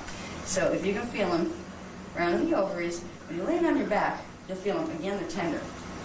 And especially if you have any second chakra blockages, you may find them real tender, because they're getting energy blockages, messing up in through there, and it affects the third and fourth.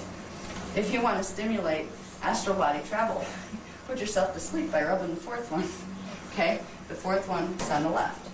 So you have 4, 7, and 10 running up the left side. You have the 3, 6, and 9 running up the right side. And you have the control ones, which are the ones that will control all the others, and the programs running through all the others, which are 1, 2, 5, 8, 11, and 12, the middle pillar. This is why when people have taught the tree of life stuff, they emphasize how important the middle pillar is. It's because it's the control center for the Cathara grid. And the programs that run through here the flashline sequences will become flashline sequences over in these things too. These will override, because they're called the overtones. We'll get into tones in level 2. But it's just enough to know that the three vertical columns, this is the control column. So this is the one that you will infuse with the 11th and 12th dimensional frequency in the process that we're using. That will begin it spreading all through the whole grid. We'll run a little bit through each side to give it a jump start, which is done through the feet. There are chakras in the feet that can take energy up and bring them through, hit the second, and go out into the pillars. So one of the practices on other people that we use is transmitting, once we learn how to build a current, transmitting it into the feet of other people. And then we go out, transmit it through the head, right, through the 10th chakra, and in through the middle pillar, the middle vertical pillar of the Cathara, and run it that way. So we've made the current all the way through. And it's really neat when you start to see it. The whole Cathara grid, and somebody kind of goes, and lights up. You just see the light running everywhere, like kind of liquid light mercury, because it's kind of like this pale silver color, running through all over the place. Okay, let's see, I think we cover them all. Yeah, and right down in Earth's core, below the feet. Oh, wait a minute, I didn't do 2 yet. 2 is basically in the private parts, is in the prostrate in males, and up inside, I think it's what do they call it? The G-spot or something like that in females. It's up in there in females, okay? It's connected to the base chakra and to the second chakra. It's actually a place where they meet. Then we have 1 down in Earth's core. So it's way down in Earth's core. And these are the ones we need to, like the lower ones we're going to open to start bringing the energy up all the way through the whole system. I thought you said it was the 12th, the 12th 12 is inches up top. below. It's 12th chakra. But in the Earth's core, where the 13th chakra is, we have the first Cathara center. See, they're not the chakra centers. They're a different setup, okay? And is there one more chart there? Okay. All right, let's do a real quick one on that. I just want to get you through the body parts before we take the break. So once we come back, we can go right into technique, because you know where the body parts are. Okay, we'll go over it real quick. Just move this over, please. Okay, this is the basic structure of the 15 chakra system. Most people use 7. They're the beginning. They're the ones that run through the body. You have 1, 2, 3, the C equals chakra. 1, 2, 3, 4, 5, 6, 7 at the crown. Okay? They're the basic ones you first start having to worry about. But they have their counterparts, which are called morphogenetic chakras. They're not activated yet, and they correspond to the higher frequency dimensions. We have, here's where this thing happens, through the pineal. This is where we get the halo coming out, where we see in all the religious pictures. Okay, when these guys activate, it blows out one of the shields. It brings out and into activation the oversoul shield, which gives you the halo thing in your auric field. That's where all those paintings came from. So you have here, running between where these guys come out, okay, a 5 coming out this way, you have 4 coming out this way, running at an angle where the opening is still be here, but running at an angle up through, hitting the thyroid and the thymus, coming up through the pineal, out the back of the head is chakra 8, and then you have chakra 9 running from back here, and you will start, when you start activating, if you start getting puffy back here, and feeling, well, many of you may be starting to do this already, because you're going into activation with or without me, because the grid is activating, and you are connected to the grid. At least you guys will know what the heck is going on. other people are going to start fighting. What is happening to me? I'm falling apart. It hurts. So this comes out this way. You can get headaches. You can get, when these guys start to activate, you can get some of the most bizarre sounds I have ever heard. Has anybody heard things like landmines going off in your head, and you knew it was a kaboom that happened inside? No pain. No pain. Just like kaboom inside the head. It's like, boy, was that a neuron firing or something? Because boy, was that a loud one. Or a crunch. You will feel things moving and shifting that you never knew you could possibly feel when these chakras start to activate. And it's usually not painful. You may get a little bit of pressure. You may get a cycle where you're just starting to get used to it and you get some headaches. And again, I mean, they told me that as far as what's available, if you can't meditate yourself out of it, the Advil tends to work and not cause too much damage if you don't use it more than 3 days. But anything after 3 days, it actually can harm you with the activations. But these are the chakras that are going to start to come into activation. Here's 8 and 9. 10 is about 6 inches above the head. Up here. Right above it, about 18 inches above the head, you have 11. Then you have 14, about 36 inches above the head. Then we bring up. You have 12, about 6 inches below the feet. This is the one that's going to activate when we start working with the heart shield. And what that's going to do is trigger the activation of all of them below it. Because technically in frequency, 10, 11, 10, 9, and 8 are all lower in frequency. So when we open this guy, it's going to start the activation cycles on all the other ones that are up in the higher centers. What are you doing? You're meditating and you're on the second floor of a house. That's 6 inches below your feet. It's still down there. It's not in the earth. Well, it's still down there. Oh, okay. Do you Use picture your below feet. the earth or do you picture below your feet? If I'm standing on the earth, I picture it in the earth. Right. But if I'm standing, I picture it 6 inches below my feet. Okay. It goes with my feet. That's how I kind of look at it. Wherever my feet are. You know what gets confusing? If you're trying to run the vertical current, you're laying down on your back. Yeah. Wait a minute. Yeah. It's like you have to do this little kind of, strange thing. And if you're too tired to stand up and do it, you can do that. It still works the same, but it kind of throws you off a little bit in your perceptions with it. All right, we have 12 here. Now we're going to see with the next, I think it's the next diagram. Right down here, 6 inches below that, is where your heart shield is going to come out.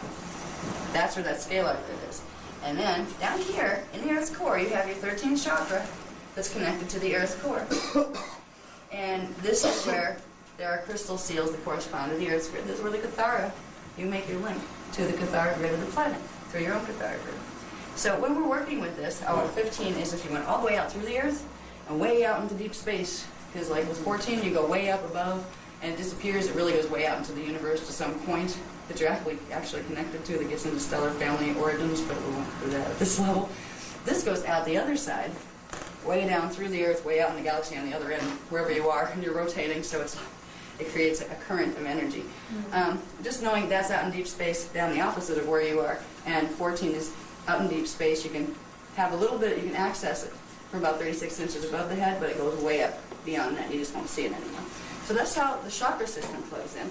Now, can you move this over, please? You get tired? And down a little, please. Okay. Now, again, with the hoopa body levels, the hoopa body spheres that are around us, we have in the Nada hoopa body, chakras 1, 2, and 3. We have in the alpha hoopa, 4, 5, and 6. We have in the beta hoopa, 7, 8, and 9. We have in the Mahara hoopa, 10, 11, and 12. And up here in what's called the Raja hoopa body, which is the form we'll turn into when we go from being liquid light avatars into being pure waveform rishis or solar rishis that appear to everybody else as flaming suns. When we go into universal consciousness and we're not in a form like this anymore, we would be expanding out to here. This is where 13, 14, and 15 chakra connects to. So 3 chakras go with each hoopa body. The system is so eloquent. You can't just imagine something like this. There's not something, I think I'm going to create this system, and I'm going to pretend it's real. You can't pretend this stuff. Everything is so beautifully balanced. It brings in things that, if you look at our scientific theory, it's piecemeal. They know this piece, they know this piece, they know this piece. They have no idea how these pieces go together, what fits where. This system shows you how the pieces fit. This is what amazed me when they first started bringing through the models on this. Psychology fits into it, the levels of identity and the levels of mind that go with each of the levels of identity in the hula bodies. I mean, it includes everything. It is the most holistic. All religions, Oh yeah. they all fit. Oh, they're all part of it. Sure. This is the core teachings they were all really trying to get us to the door where we could understand the next level of. And each religion was kind of geared toward a level of consciousness. And then some of them got really twisted. It was meant to make sure we never found this out. Okay. So we basically have the, I'll do this, I didn't have this written on the other thing. With each of the hula bodies, we have the level of identity, like for our not a hula body, harmonic 1, which is chakras 1, 2, 3. We have our incarnate identity. Here we have, with D1 frequency, our subconscious mind. D2, we get into our instinctual mind, that instinctual response, that reaction pattern problem that we tend to have, bless you. And then on D3 level of the not hula body, we have the reasoning mind. Then the alpha hula body, which goes to chakras 4, 5, and 6. It's our soul matrix identity. It's also called the diuretic body. This gives you a clue as to when we're going to learn to run diuretic current, what we're running, as far as the frequencies. Okay? This has the astral on D4 mind, the archetype mind on D5, and the angelic mind of D6. It's a simple way of understanding the structures of your mind and your consciousness as they go up the dimensional scale. The beta hula body, chakras 7, 8, and 9, over soul matrix, etheric mind, monadic mind, and karyotic minds. And what those words mean? You don't know. They're their words. They apply to whatever's going on up there. And I'm sure they have great significance in relation to something else we haven't learned about yet. And right now, this is enough, as far as I'm concerned. They can tell me later what karyotic and etheric mean. Okay. On the fourth level, with chakras 10, 11, and 12, we have the Mahara hula body, which of course goes with the Mahara shield that we're going to be activating. Avatar identity, we have the Christic mind, that's of D10, the Buddhaic mind of D11, and the Nirvanic mind of D12. Now I found it interesting that they use those categorizations. That shows us a little bit about what each of the systems, the religious systems that have been using those words, where they were oriented. Christianity was trying to begin to bring you into the D10 consciousness. Then the Buddhism was trying to get you to the next level. Then the ones that, I don't even know who focuses on Nirvana, I think it's Hindu, Hindu systems. They were originally trying to get you into these states. They were all trying to get you into becoming a Christed being, or back to your original liquid light imprint of wholeness of your avatar identity. All right, now we'll get into the last hula body, the fifth hula body. The Raja hula body is the Rishi identity matrix. They just consider that universal conscious mind. That's when we get into like planetary, galactic, universal levels of mind that aren't going to make a lot of sense to us right now because we don't have a lot of reference points, and we won't until we start to expand into our own cognition levels. Then when we say the universal consciousness, they go, ah, I remember that. Yes, okay, that's there. And you won't be able to put words on it, but you'll know what universal means as opposed to planetary. And you'll know what cosmic means as opposed to universal. There are different levels of perception. There are different levels of expansion, but they're hard to put into words. Okay, that's that one. And I think there's one more. Is that the one? That's the one I wanted. Yeah. I wanted to get to the point where I showed you the seals, the shields. Okay, now we have the Cathara grid, which is over here. We saw how that plugged into the body on the other chart. Okay, where the Cathara, main Cathara centers were. Now, can you move this up first so I can see this part, please? Yeah, we'll look at this part first. Okay, these would represent the 4 shields that go with the first 4 hula bodies. Okay? We have the alpha, the Nada hula body of the first 3 dimensions, harmonic 1, alpha hula body of harmonic 2, beta hula body of harmonic 3, and Mahara hula body of harmonic 4. These are the light bulb grids that hold the pattern that those spheres of energy manifest on. So these are the shields that we're talking about. Now, if there's distortions in these shields, they can't run energy between them, and that's where we get blockages. All right. I wanted to show you this part because this is going to give you a clue as to what we're doing when we're running the currents through our palms and stuff. The first shield that goes with the Nada hula body is called the telluric shield. corresponds with its center is in the D2 frequency bands, but it's really D1, 2, 3, but its control center is D2. In any of the harmonics, the middle one is the control center. Okay? So you have 2, 5, 8, 11, 12 as the control centers in them. All right. This is the telluric shield. That would be dimensions 1, 2, and 3 energy. The next one is the duratic shield that goes with the alpha hoover body. The duratic shield and the duratic current that you will first learn to run are composed of 4th, 5th, and 6th dimensional frequency. The next one is the toric shield, the oversoul shield that goes with the beta hoover body. Okay? There you will be running 7th, 8th, and 9th dimensional current. Then when we get to the Maharic shield, which is what we're going to learn to open to reset the rest of them, you are dealing with this shield, the 4th shield, that runs 10th, 11th, and 12th dimensional current. Now it's going to be a while before your body can withstand running a full Maharic shield thing through your palms, because you have to build your body tolerance to holding these frequencies through progressive Kundalini activation. Okay? What we first do is we take it step by step. We learn to bring the D4 frequencies in, which is called phase 1 durated current. D5 would be the next level. That would be phase 2 durated current. And the 6th one is phase 3 durated current. Now the first 3 levels of the program, not just this one, but the 3 levels of the program, the 3 workshops, each one is geared toward integrating one of those set of frequencies. So by the time you get done with the first tier, if you stick with the program, by running the energies that you're learning to run, you are going to move from 4th to 5th and 5th to 6th dimensional consciousness. You're going to activate, beginning activation cycles on strands 4, 5, and 6. And by the end of it, you should be a fully embodied soul identity. You should have made the transition into having memory of your incarnations, at least to some degree.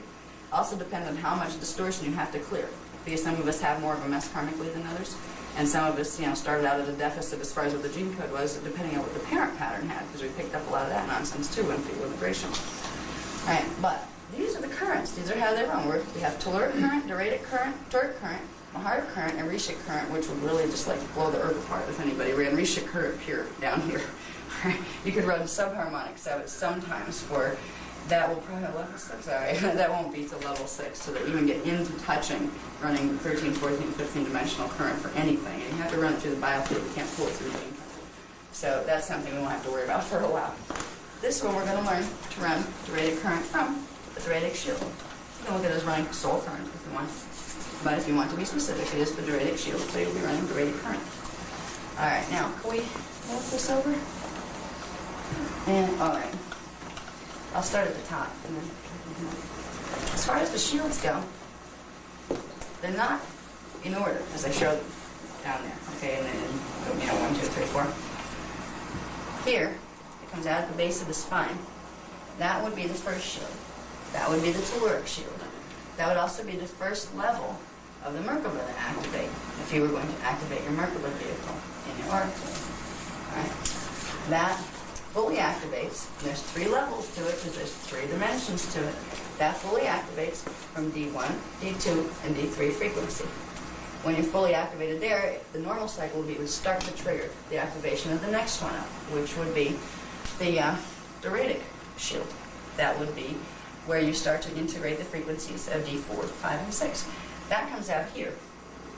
And this is where the concept of wings comes from, because it manifests as scalar patterns here, and it combines with this one down here, which has to be really activated before you can fully activate that one, and it creates these vertical currents that, if you look in the field, look like wings circulating, except the rings that come out the front and the back.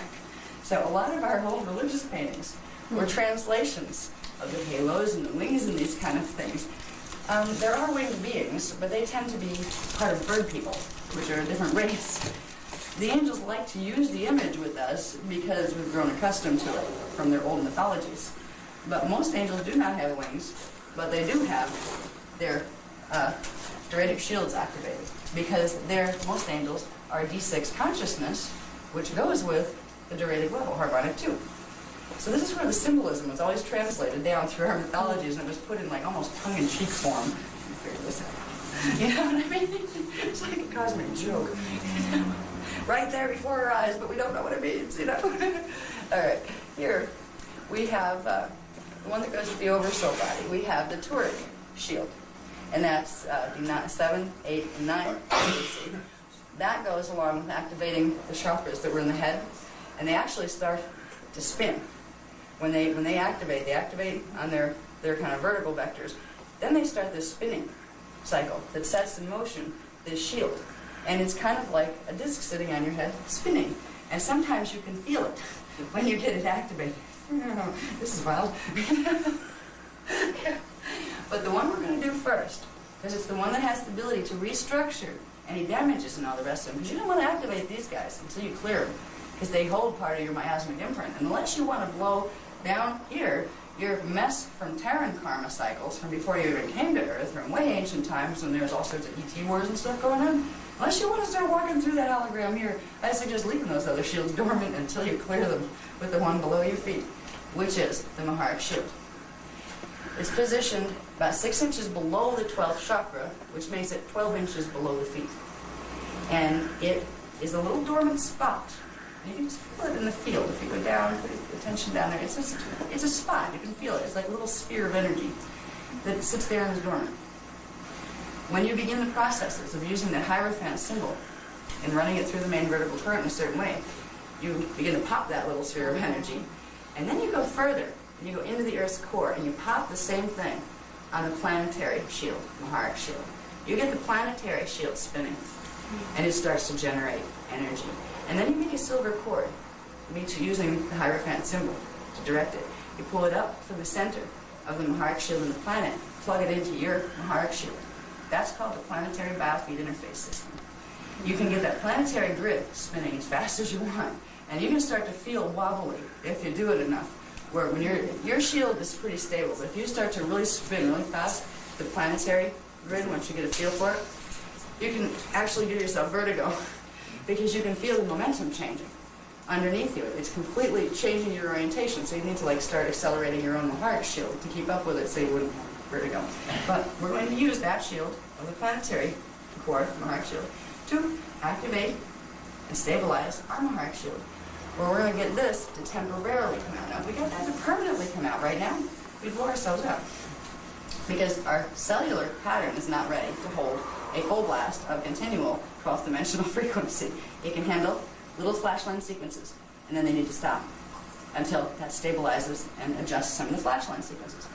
Then you open it again and put some more flashline sequences in. So this has to be done in stages, and it will be. First we'll do the first level we'll bring in is, it's really the frequencies coming from the center of it that correspond with D10 with the sub-frequency bands of D11 and D12. You'll always use at least a sub-frequency of D11 and D12 when you're running the Maharic shield, because that's the one that can recode. The D12 is the big one that can recode anything below it. What we're going to do is basically pull the energy up from one of these that's in the planetary core and actually extends way out into the atmosphere around the planet. Pull it up into the Cathara grid that's in our body. And we're going to run it up through the main vertical current and feel it go all through the grid lines and all through the Cathara centers.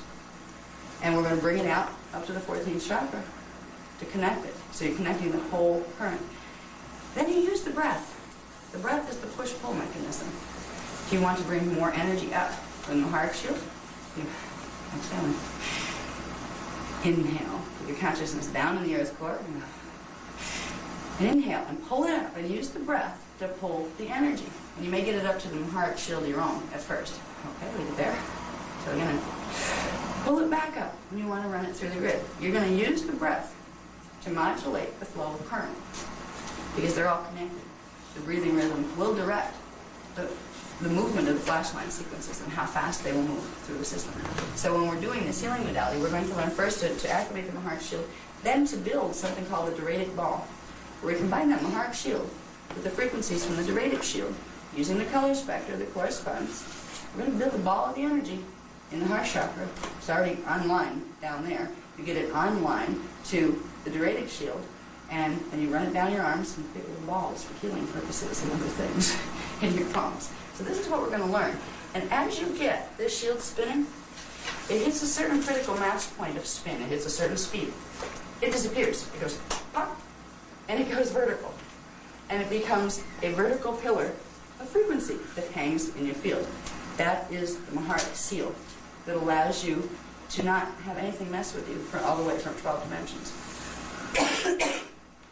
When you are done using the shield, you get 1 to 3 hours. When you first start using it, you can do the shield thing, and you'll get the pillar for about 1 to 3 hours.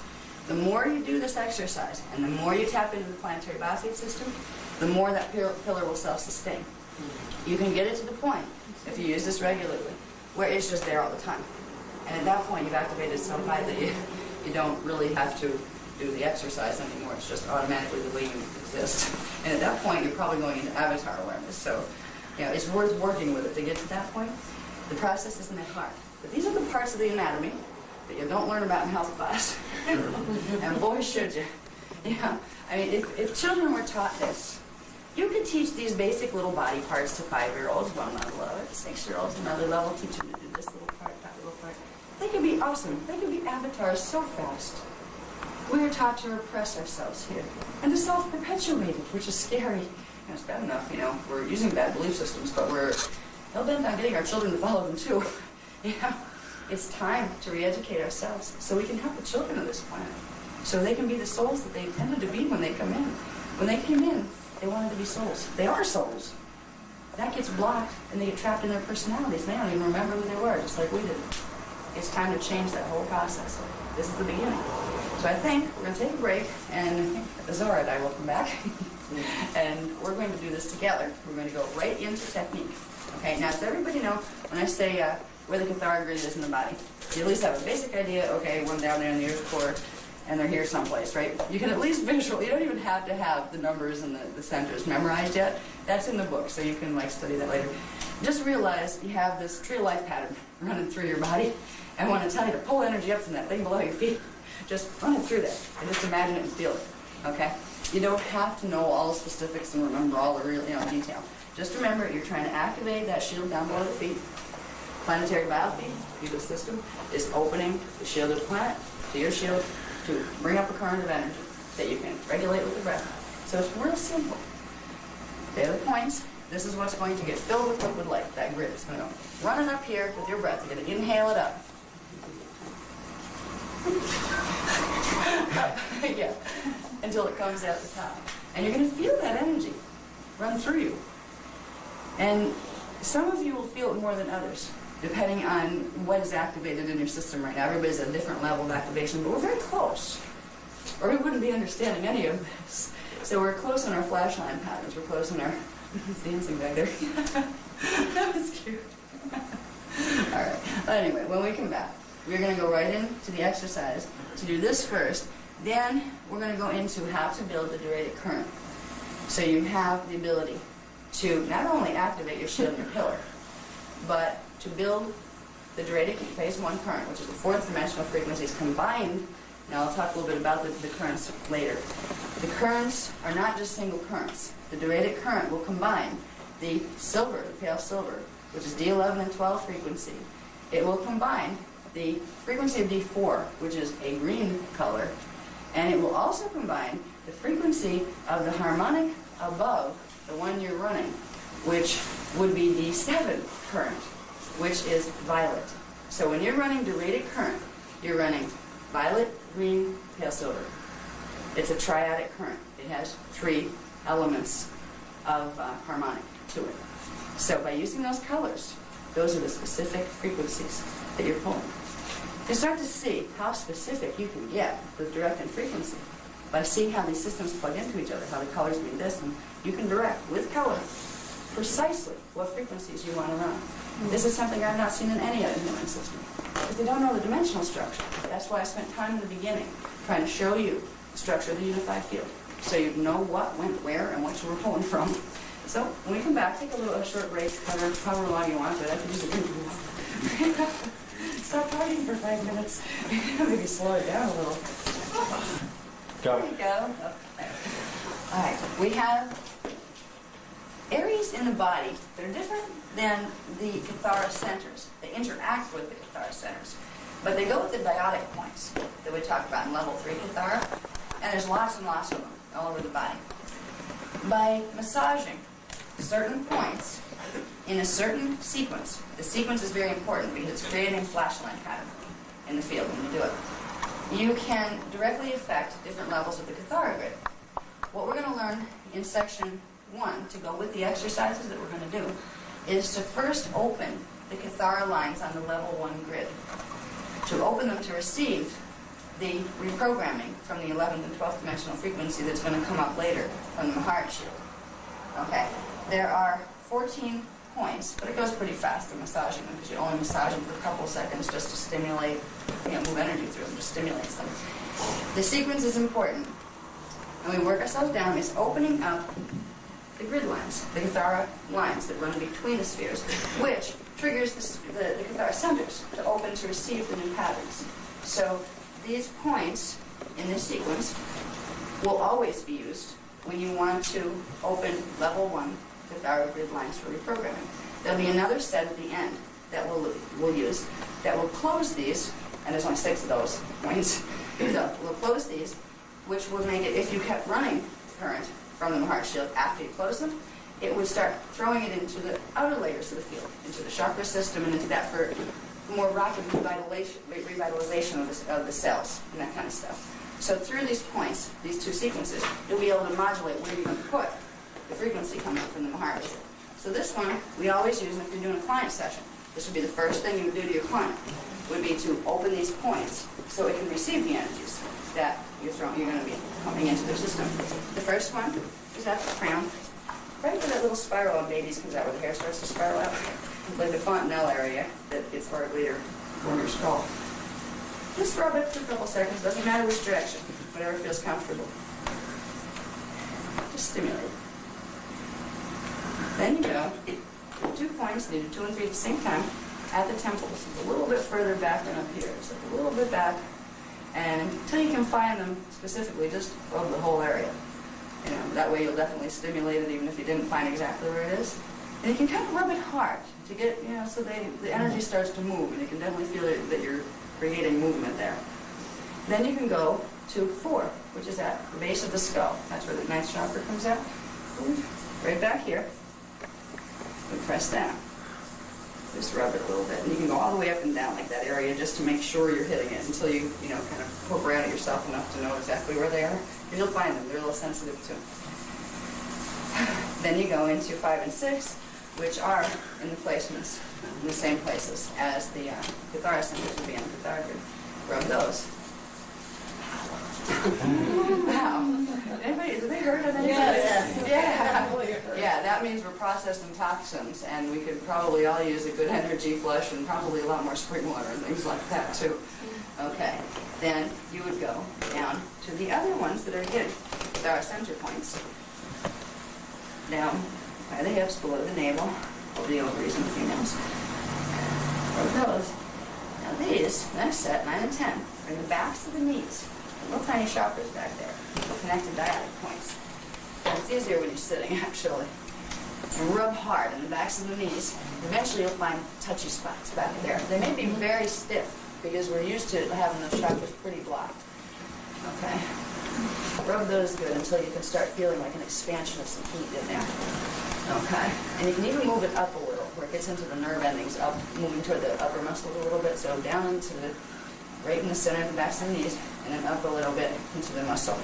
I'll get that whole area moving. Then, 11 and 12 is hard to do if you have shoes on. But ideally you do this like, when you're barefoot. But if you don't have shoes that are flexible, you can at least know that these are there. Try to, if you're in shoes and you don't want to take them off, try to at least go like this with your feet in your shoes, where you're stimulating the whole foot by moving it back and forth real hard and scrunching it up and then letting it go. That will start to stimulate the points. It's more effective if you push. The points are, they're both. They go through. There's a little chakra right below the ball of the foot that comes through on the other side, on the top of the foot. And that's one of the centers, and you rub it there on both sides, front and back. And when you don't have shoes on, you can really feel it. It's probably touchy too, because energy gets blocked up a lot there. Okay, you do both of those. 11 and 12. And again, if you're stuck in shoes, you can just scrunch and unscrunch real fast, where it gets energy moving through there, but not quite as specifically. Okay. Then we have 13. Go from there up to the heart chakra area. You should start to get some heat coming up from the legs and those kind of things. You may also get a little bit of pressure on the backbone. And then up to the third eye, which stimulates the pineal.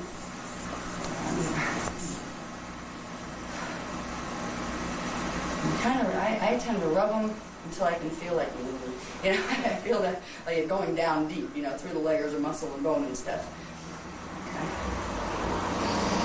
I always wondered if I just sat there and kept rubbing and rubbing and rubbing, what would happen? I did really feel a difference. Okay, and then you kind of just stop and let it distribute through your system. Has anybody noticed a shift yet? Because usually you can get a little, okay, the energy's just restructured a little. I got that. I don't know if you would feel that immediately. But your client should get a little bit of that too if you're working with a client after you do those appointments. You just kind of breathe. We tend to breathe from up here, especially women. It's like this old survival breath of panic. We've been in panic posture, particularly women, for a very long time, genetically speaking. So we tend to breathe very shallow. All of us, when we're doing these exercises, need to learn to breathe again from the solar plexus. Great. Exhale all the way. Fill all the lungs. Feel the energy going in the air, going down to the base of the lungs, not just the upper part that we're used to breathing with.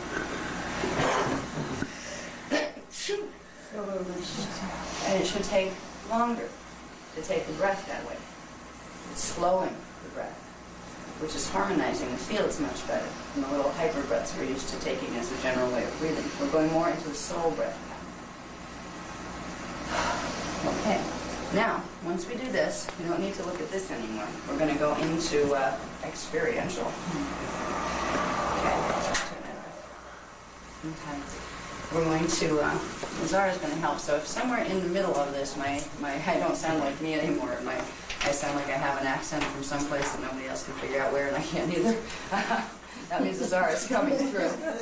Okay. She said she was going to come through and kind of string these techniques together in almost a hybrid version of the techniques you'll find in your manuals, okay, which will accomplish a whole bunch of stuff plus some, more than just the techniques would in your manuals, and you're going to get an extra transmission of something that you'll probably tell me about, like, before we leave. What was that you did? That kind of thing. So the techniques we're going to use are versions of the 4 techniques you'll find in the manuals. When you take the manuals home, practice them as they're written there, because that's the standard format of them. Then you can learn to do hybrid versions of them. But for now, we have our Cathara lines open. So our Cathara grid is ready to receive new flash lines. First thing we're going to do is to create something called a mentor. There's an exercise in there to do this. We're going to do it in a short version. Because we just want to get the mentor there. The mentor is a 5th dimensional portion of our own consciousness that comes down a little bit in frequency to meet our 3rd dimensional part.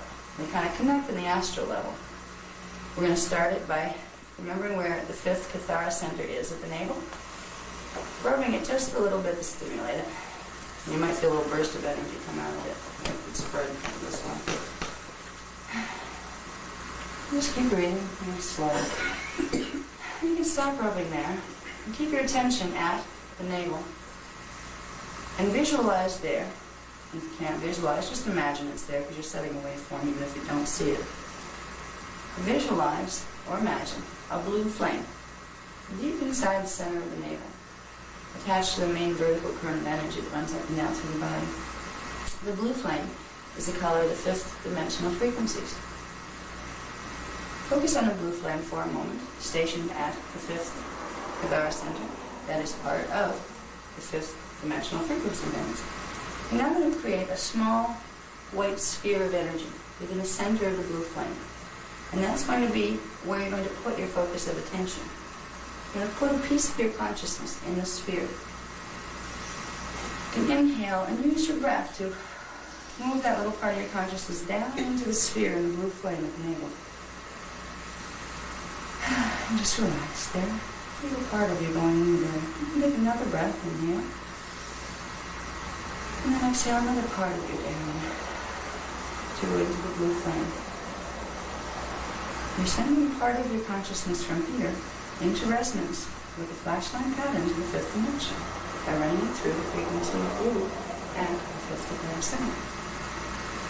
Now that you've created a small sphere of your awareness within the fifth dimensional frequencies, you're going to use the inhale breath to bring that flame, or to bring the sphere, up into the pineal. So inhale and imagine a sphere, a little white sphere, running up the central vertical current into the pineal gland. And then exhale and let it stop there. And just relax and breathe easy for a moment. And try to feel the reality of a small sphere of energy that houses a little bit of your consciousness stationed at the pineal. Now you're going to use the inhale breath once again to bring it up to the 14th chakra, just to connect the current. Putting a little sphere of energy up to the 14th chakra. And on your exhale, bring it back down to the pineal again. Okay. Now, you're going to create yourself a light. A portion of your consciousness that's a little detached from here and connected to the fifth dimension is going to sit over your right shoulder. So you're going to inhale. And on the exhale, you're going to push that little sphere of energy out over your right shoulder. So it's a little sphere of energy hanging out over your right shoulder. And then you're going to breathe in, and every time you exhale, you're going to push some more energy into that until you see it growing from a little tiny sphere of energy into something about the size of a basketball. Try to feel its reality there as a fuzzy energy ball, sitting in your field right about there over your right shoulder. This is the station of your consciousness that's connecting the third and fifth dimensional levels of consciousness through the fourth dimensional field. It's a part of yourself you're willing to do many things with as we go along. But tonight we're just going to keep it in the field, so we know we have a set of eyes that are watching several frequency bands at once. Now we're going to go into the process of activating the Maharic shield. It's not a difficult process. We're going to go into the process of activating our connection to the planetary grid. We will start this by visualizing on the inside of the forehead the Hierophant symbol, which appears to be a six-pointed star made of pale silver light. So you can visualize it there, and if you can't visualize it, just imagine it there. You are still creating the energy signature.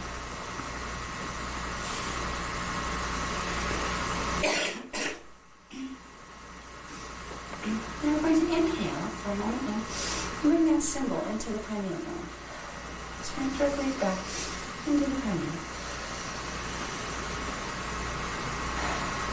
Now we're going to be using the exhale breath to push the Hierophant symbol down through the main vertical current, down through the 12th chakra, and through where our Maharic shield is, and way down into the earth's core.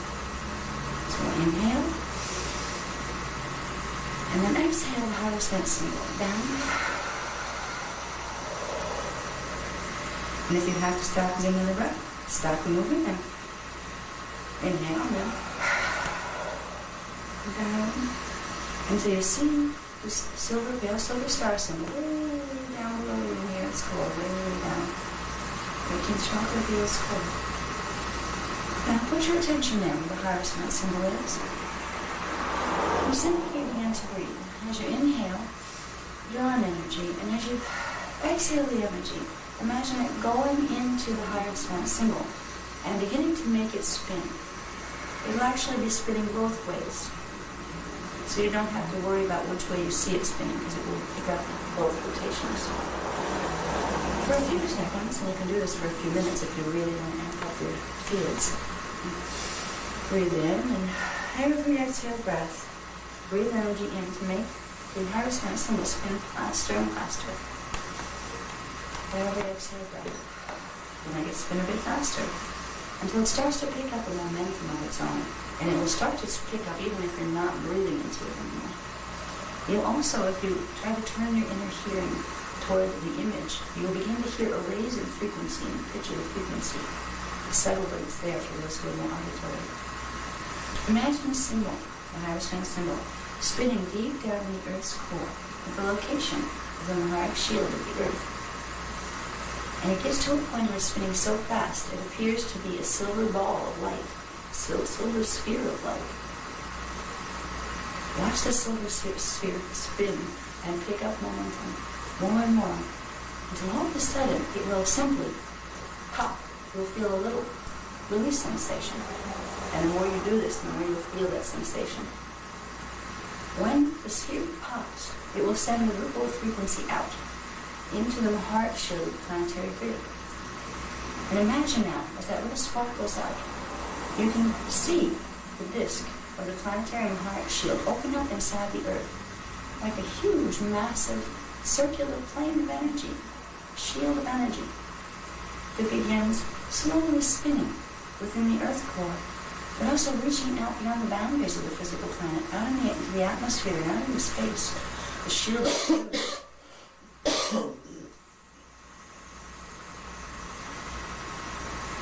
You can spend some time at home when you're working with this, trying to get this shield of the planet spinning faster with your breath. Inhale. Exhale energy through the Hierophant symbol and then out into the planetary shield. And every breath should start that spin moving a little bit faster. And it doesn't matter which way you see the spin, because it will actually be doing both. If you do this enough and breathe enough, you can begin to increase the rate of the breathing, pick it up a little bit. And not quite a panting, but you will begin to create bursts of energy that create a rhythm, a flash-line sequence within the planetary shield that will begin picking up its momentum on its own. And you will start to hear in the inner hearing a bit of a whizzing sound as the frequency is escalating and kind of blending frequencies together. You can get to the point where you get vertigo if you're doing this. And if you did, you know you're doing a very good job spinning the Earth shield. Okay, it usually takes a while to get used to using the breath before that happens. Okay, now that you're getting the Earth shield spinning, now it's time to draw your attention back to the sphere of the Hierophant that's still spinning in the center of the shield. You're going to now use the Hierophant symbol. You're going to use the inhale breath to bring it up to your own Maharic shield, 12 inches below the feet.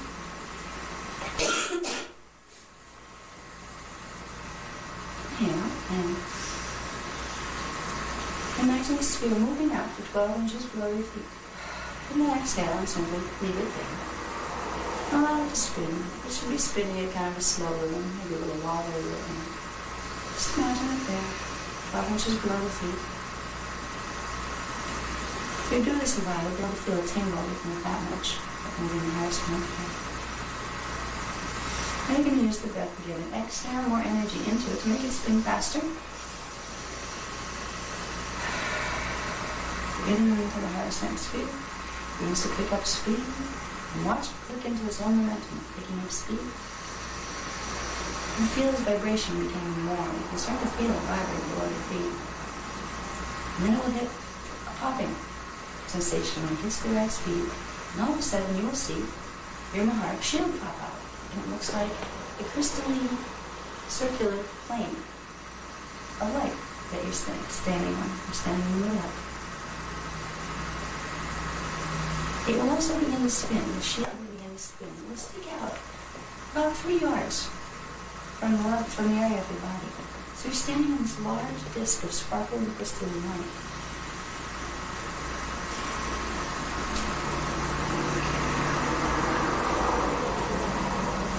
Now what we're going to do is begin to draw a cord of energy from the Earth's core. Now here we have our shield activated. We're going to make it spin faster by picking up the spin rate we already created, the planetary core. Exhale the Hierophant symbol down, the sphere down into the Earth's core again. And this time on the inhale, imagine a cord of energy coming up behind the Hierophant, linking the Earth core to the core of your Maharic shield, 12 inches below the feet.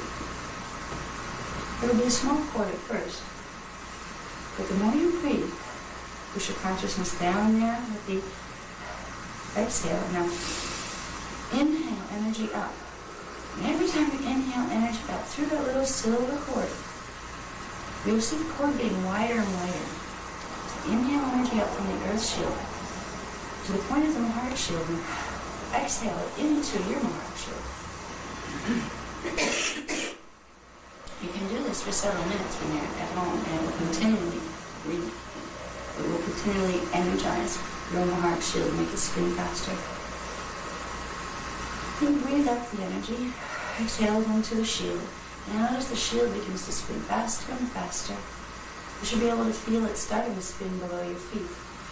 If you link the breath with it, take some practice, but you'll begin to feel that spinning below the feet. And you'll notice it hits a point where it picks up the momentum on its own, and it takes on a life of its own, and starts to raise its spin rate. And when it does that, it's going to reach a popping point again. It's going to reach critical mass of speed. Just breathe with it.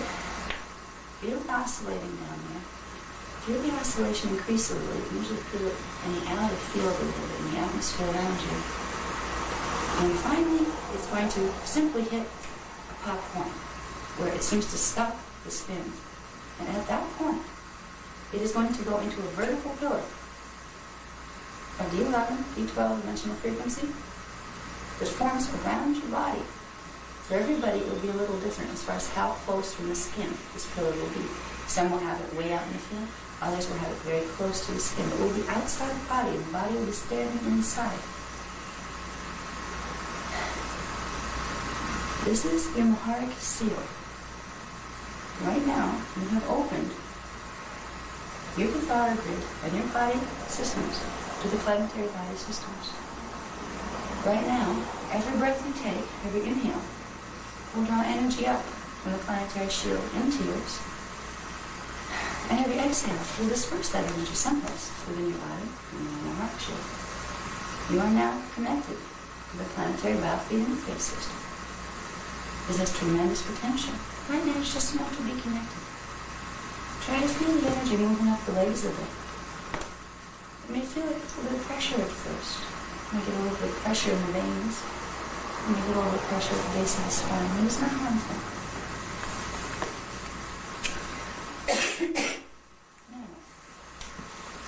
We're going to take this energy that we're building below our feet, and we're going to run it through an image of the 12-tree Cathara grid, level 1 12-tree, that's positioned within our body. And we're going to take it out the 12th at the top, into the 10th chakra, and beyond. So we're going to give ourselves an infusion of liquid light frequency, the 11 D12 frequency, from the Maharic shield that's now open to planetary battlefield. With the inhale, we're going to bring the energy up the main vertical current just a bit until it begins to enter the body at the base chakra. Then you're going to envision Cathara Center 2, the main vertical current of Cathara Center 2. You're going to breathe the energy in and exhale it out there. And all of a sudden, it will just spread out into 3 and 4. Now it's ready to go on its own. So every inhale, we'll pull energy together, and every exhale, we'll pull it from the shield and exhale it into the Cathara grid within your body. Just keep breathing. Inhale from the shield, exhale into the Cathara grid. Inhale from the shield, exhale into the Cathara grid. Feel it climbing up the Cathara grid within your body. Feel it making the areas warmer, tingly. Feel it coming up to the chest level now. You're coming up into the head. Inhale. Exhale. Into the head. It's spreading all through the Cathara centers and all the Cathara lines. You're starting to glow with the pale silver light. You're moving out the crown chakra at the top of the head and upward. Upward into the 12th Cathara center at the 10th chakra. Bring it up to the 11th chakra. And up to the 14th, 36 inches above the head. And exhale with that. And simply breathe, and the rhythm of your breath will continue to feed energy into the Cathara grid within your body. And you simply become aware of the breathing. And try to become aware of the sensation of every inhale, pulling it up through your feet from the shield into your body, Every exhale, spreading it out through the cathara grid, the big body. You blow spaces with this because it can really raise your frequency.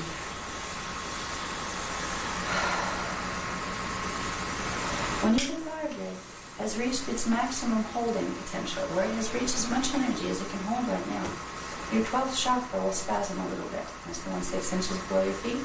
And it will begin to block any more of the planetary biofeed and also your own heart shield. It will shut off the current just to a normal maintenance level so you don't overload your systems.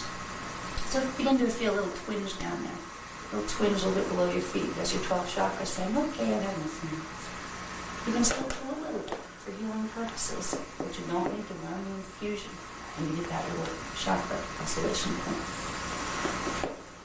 Now we have the planetary biofeed system open.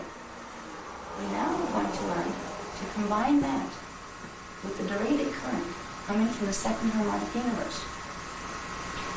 The Doradic current comes in 3 phases, the 4th, 5th, and 6th dimensional frequencies.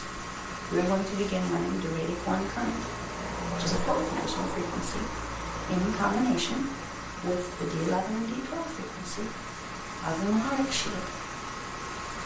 We'll begin this by again putting our attention down at our own Maharic shield and gently breathing up some energy directly through the main vertical current and into the 4th heart chakra. And exhale it into a ball of energy in the heart chakra. You can do it again. Bring up energy from the Maharic shield and exhale it into the heart chakra. You should start to feel a little fuzziness and a little tingliness as you do this. Continue to gently breathe it up. Exhale it into the heart chakra until you begin to feel a sphere of energy growing deep inside in there. And you can breathe it up until it gets to the size of about a grapefruit, sometimes a little bigger. Once it has reached the size of a grapefruit, you'll notice that when you inhale and exhale, it kind of reverberates through itself, but it won't expand anymore. That's a good size. The chakra has reached its holding capacity, so you don't want to go any bigger than that. Now you're going to combine this D11, D12 subharmonic frequency that you were pulling with the 4th chakra in. You're going to combine it with the Doradic current. First we have to get the Doradic current running. So remembering that you have the silver ball of energy stationed in your heart chakra, now we're going to put our attention back up in our heads for a moment. We're going to imagine a violet dot on the inside of the forehead. The violet dot corresponds to the 7th dimensional frequencies, which are 1 harmonic up from the 4th dimensional green frequencies that we want to activate. Inhale and breathe the dot into the pineal gland. See the purple dot coming towards your pineal. And then exhale it and see violet and purple expanding into the pineal. Just let that be there for a moment. And exhale. And inhale the next breath. And as you do, take the purple dot and bring it all the way up into the 7th chakra and out to the top of the head. So you sit the purple, the violet dot, right on top of your head, like a little hat, and see it expand to about a 4-inch diameter.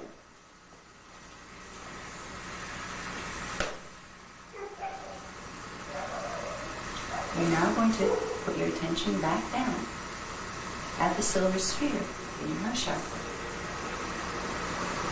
And call to mind again the Hierophant symbol, the 6-pointed star in pale silver. Picture it inside the silver sphere of energy at your heart chakra. You're going to take the Hierophant and drag a cord of energy using the Hierophant to pull it as you inhale up through the pineal and into the violet dot that's sitting on top of your head. And exhale the silver frequency into the violet dot. You do a couple of breaths like that. We're connecting the silver and healing it up. Exhaling into the violet dot. And after about 3 breaths, there should be a popping sensation. And it should make a little starburst. And what has been done now is you've activated the 7th crystal seal, which will allow the violet ray, or the frequencies of the 7th dimension, to begin running. These will stimulate the opening of the frequencies of the 4th dimension. Now when you breathe in, and on the exhale, we're going to push it down. The purple dot with the silver spark in the center. We're going to push it down. Down into the heart chakra. Down into the center of the silver sphere.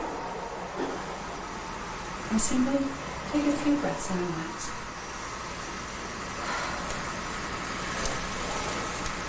Imagine a cord of violet energy coming down from the seventh chakra, from the top of the hand, coming down into the sphere of silver energy. And imagine a silver cord coming up from your own heart shield up through your main vertebral point to connect with the violet cord. Both within the sphere of energy. Now, even in the heart chakra, there's a crystal seal, the Tkbshs grid, that controls the release of the fourth dimensional frequency.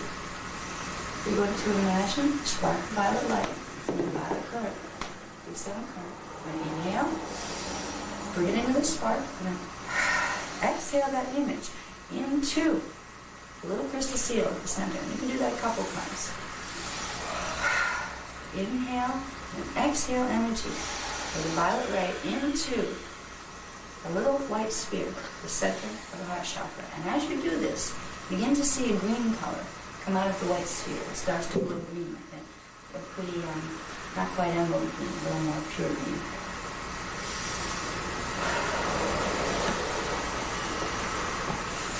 A few breaths, and you'll notice a pop. And all of a sudden, you'll see green frequency start to run with the violet frequency all through this silver sphere station in the heart chakra. It's as if they're almost all turning into a liquid light that's in a spherical form that's moving through itself, and the colors are blending, frequencies are blending. You're creating a Doradic ball, which is the energy source you will use when you are transmitting Doradic phase 1 current. You will be using frequencies that have the color wave spectra of violet, pale silver, and green. And those are the colors you'll be seeing moving through the ball. You're now going to create the cords that go down the arms to open the little chakras in the palms. And inhale energy up from the heart shield and expand it just into the sphere. Give it a little more energy. Now next, exhale down in the heart shield, up, and this time you're going to push and expand the cords down both arms at the same time of the violet, green, and silver frequencies. Little cords can go snaking down, and it can be all blended up together as colors moving through each other. And see it touch the insides of the palms. Not go through yet, because there's a seal on most people's chakras in the palms. Take a few breaths. We inhale up from the heart shield and push it down through the cords in the arms. Eventually you'll get a little tingly feeling on the inside of the palms. You're building up energy behind the seals on the palms. On the third breath, you should be able to inhale energy from the shield and push it from the ball down hard enough to feel a little pop, release. And you can practice it at home, because you will feel that if they're not already open. You'll begin to feel a tingle in the palms. It may be very mild at first, but you're opening the seals that don't allow energy to move very much through the palm chakras. You're opening the palm chakras to direct healing current. Now, when you're doing healing, facilitation for other people, you will continue to energize yourself by drawing energy from your own heart shield into the Doradic ball, projecting it down through both arms, and then creating little balls, little Doradic balls in the palms. And you use the breath to build them, by inhaling it up from the shield and exhaling it down into the little balls of the palms. Eventually, you'll be able to feel them as fuzzy little energy things. They'll start to get tingly in the palm, and you can build them up to where you really feel a sphere of energy in each palm. Your right hand is the transmitter hand. The palm chakra on the inside of the palm is an electrical transmitter, and it's reversed coming at the back of the palm. is actually a magnetic draw. It draws in energy from the lymphatic field around it. Your left hand is a magnetic draw in the palm, and the backside actually transmits energy. So when you are going to do healing work, either on yourself, when you have your balls, you're building the durating balls in the palms, you're going to put that energy someplace once you get it built up enough. If you want to transmit energy, you need to use the right hand. You can transmit it on yourself and put it someplace on the body that doesn't feel good. This is the hand you would use to begin the process of transmitting onto someone else, where you would put it on their left foot first. We'll go over this a little later on someone else. And then you would do the right foot. Whenever you are transmitting, particularly durated current, because you want to keep your durated current pure, you don't want to bring in frequency from the third dimensional unified field. You will take your left palm, which is magnetic, and you'll place it over the magnetic in the back, creating a double magnetic, which creates a block. So this palm is no longer from its back, pulling frequency of the third dimension through itself. You're keeping out the third dimensional frequencies. So when you heal, when you transmit, to control your current and which ones you're directing, so they're not getting contaminated with other things, you will put the left hand over the back, over right here. It's as simple as that. It keeps what you're running pure to what you're running, so you're not getting interference from what's being drawn in from here to the back of the hand. This is something a lot of systems don't teach, but it's important if you want to control what frequencies you're sending. You can practice with building the durated balls. You can have fun with them. Remember, the breath brings it out. Inhale brings it up from the heart shoot. Exhale pushes it down into the balls. You can build them as big as you want. You can do all sorts of things with them. You can begin to play with them if you want, to get used to.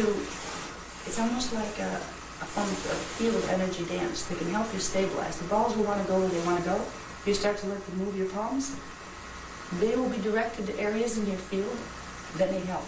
So you may find your hands wanting to go this way. Let them. You're carrying balls of energy that are carrying frequencies, that are connecting with frequencies that need to be healed. They're finding disharmonics. They're being drawn to them to restructure them.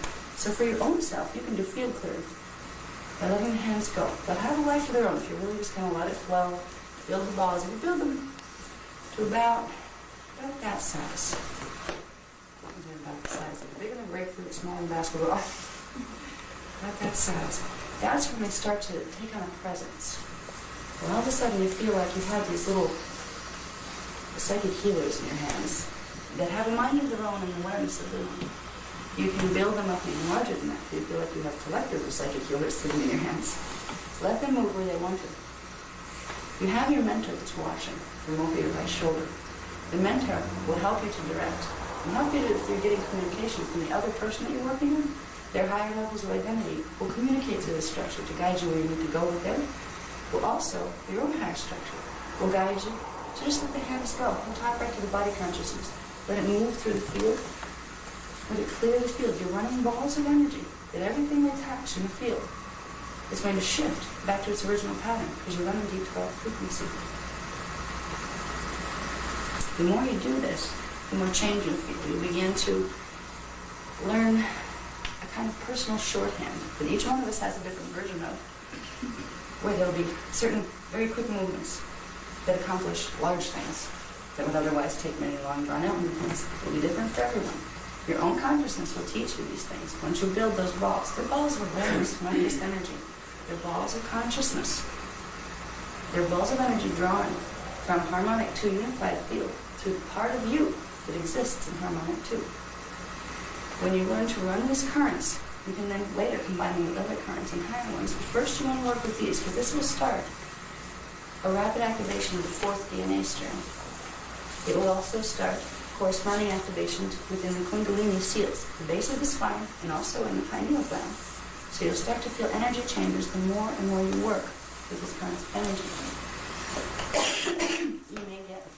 You may go through, I don't think they were job open, where they go away. Pardon my coughing, I'm going through a purging cycle. You just say, when you begin to run these currents, they won't make you sick because they're not strong enough. You have that 12th chakra and the consciousness that goes with it. So it's like, well, that's enough. We're not going to run it to the point where it's going to really hurt you. But you may have a day or two after running something. Oh, I can feel my fields are purging. You may feel a little under the weather, but You may get little aches and pains here or there. That will pass. You're clearing out disharmonic patterns by running this. And the more you run it, the more it will clear those things out. Okay. I'm sorry I didn't come in yet. It's still me. I'm just told for something. Okay. Now, I want to go through, and she's going to come in after this. She didn't want me to lose it, but she doesn't want to explain. She wants me to. When we're working on somebody, we already learned how to activate the Maharic shield in the planetary battlefield. We can bring it up from the earth grid, or if we want just a little energy, we can bring it up from our own Maharic grid. Breathe it up, put it in the ball, put it down the arms, make the balls and hands. Then you're ready to play. You have something to deal with. Do a current. That's the Dradic phase 1. Once you have a person coming in for a session, first you would open up their points with a little bit of massage. Then you would want to go down below their feet to where the Maharic shield would be. And again, you would use an image of the Hierophant symbol. And you would use your transmitting hand, the right hand, and you would block it from contamination. You simply run energy up with the inhale from your Maharic shield, down, but only down the right hand this time. Just down your transmitter and into the area of their Maharic shield. And it will send a little burst of energy through their Maharic shield, also into the 12th chakra, to begin the 12th chakra opening. Because the 12th chakra will open with the Maharic shield. Once you have that much opening done, you will keep breathing and sending energy down that Dradic cord. You'll keep running energy from the Dradic sphere. And if you start to feel this dissipating and the energy starting to drop, you need more energy. You need to inhale more from the shields. And then direct them down. So you may take a few breaths where you're just recharging. So you can really build that with the breath. You can get it going really far, like faster breathing rate. And you feel the frequency start to rise. And then you can push it down. And it will start to transmit through the palm chakra. You will go to their left foot with your right hand. And you will put the right hand palm over the little chakra, right under the ball where we had hit those points when we were doing the sequence 1 therapies. Put it over the little chakra that's there, and put the other one, the left hand, over the top of the foot.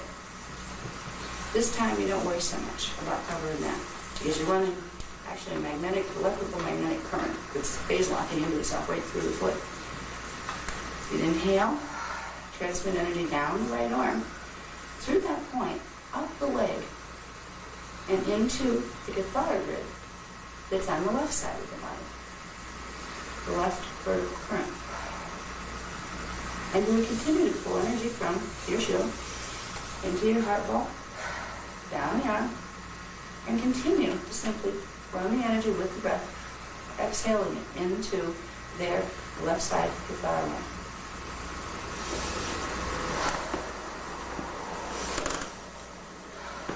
And to the point where you can do this very quickly. It's not a long drawn-out process. This can be done very, very fast. And you can charge somebody in 5 minutes. It will take them along with here, so you can go step by step. Okay, once you have charged that vertical current in somewhere, and it's full, it hits its capacity, you'll feel a little bit of backflow. You'll feel a little energy pushing back out from the sole of the foot. And that's when you know that side's full. Then you will go over to the right foot. And you'll do the same thing. But you have your transmitting hand, the right hand, on the sole of the foot. And even though there's different magnetics in the feet chakras, you still will use that as your transmitter on the base, sole of the foot. And the other one over the top of that chakra. And again, exhale the energy up from the shoulder. Inhale, down the arm. Exhale, up into the right side, the right vertical cathar channel or line in there. Great. Then you'll feel a little bit of, when you breathe it in, you'll feel a little backflow, get a little tingle, like, okay, that side's full. Now what you want to do is charge the main vertical current. This is when you will go up to the other side of it and go up behind the head. And that's where you'll charge the main vertical current from. You get up behind the head, and this time you will block the frequencies on the back of the palm. And you'll use your transmitting hand. And this time take a few breaths to really recharge. Like recharge your ball before you start transmitting it.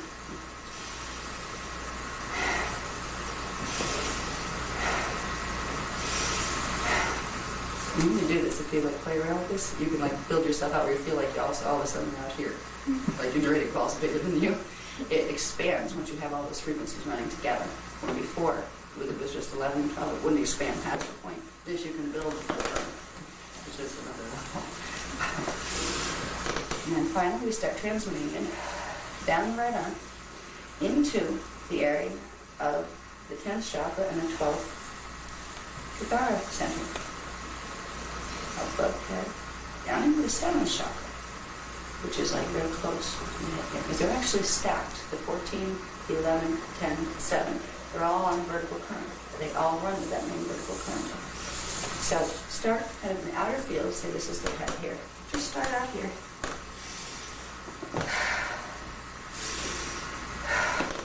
You don't even have to look for where the chakras are at that point. Just get a feel of where the center is. So you don't have to waste your time. Okay, there you go. Getting closer to the head. Get it down to where it's about here. And then simply stay. The hands then. Begin to run it down, main vertical current. See it running down the central vertical current, the central vertical pillar or line of the Tkbshs grid. See it going all the way down through them, down into the Earth's core, into the first center.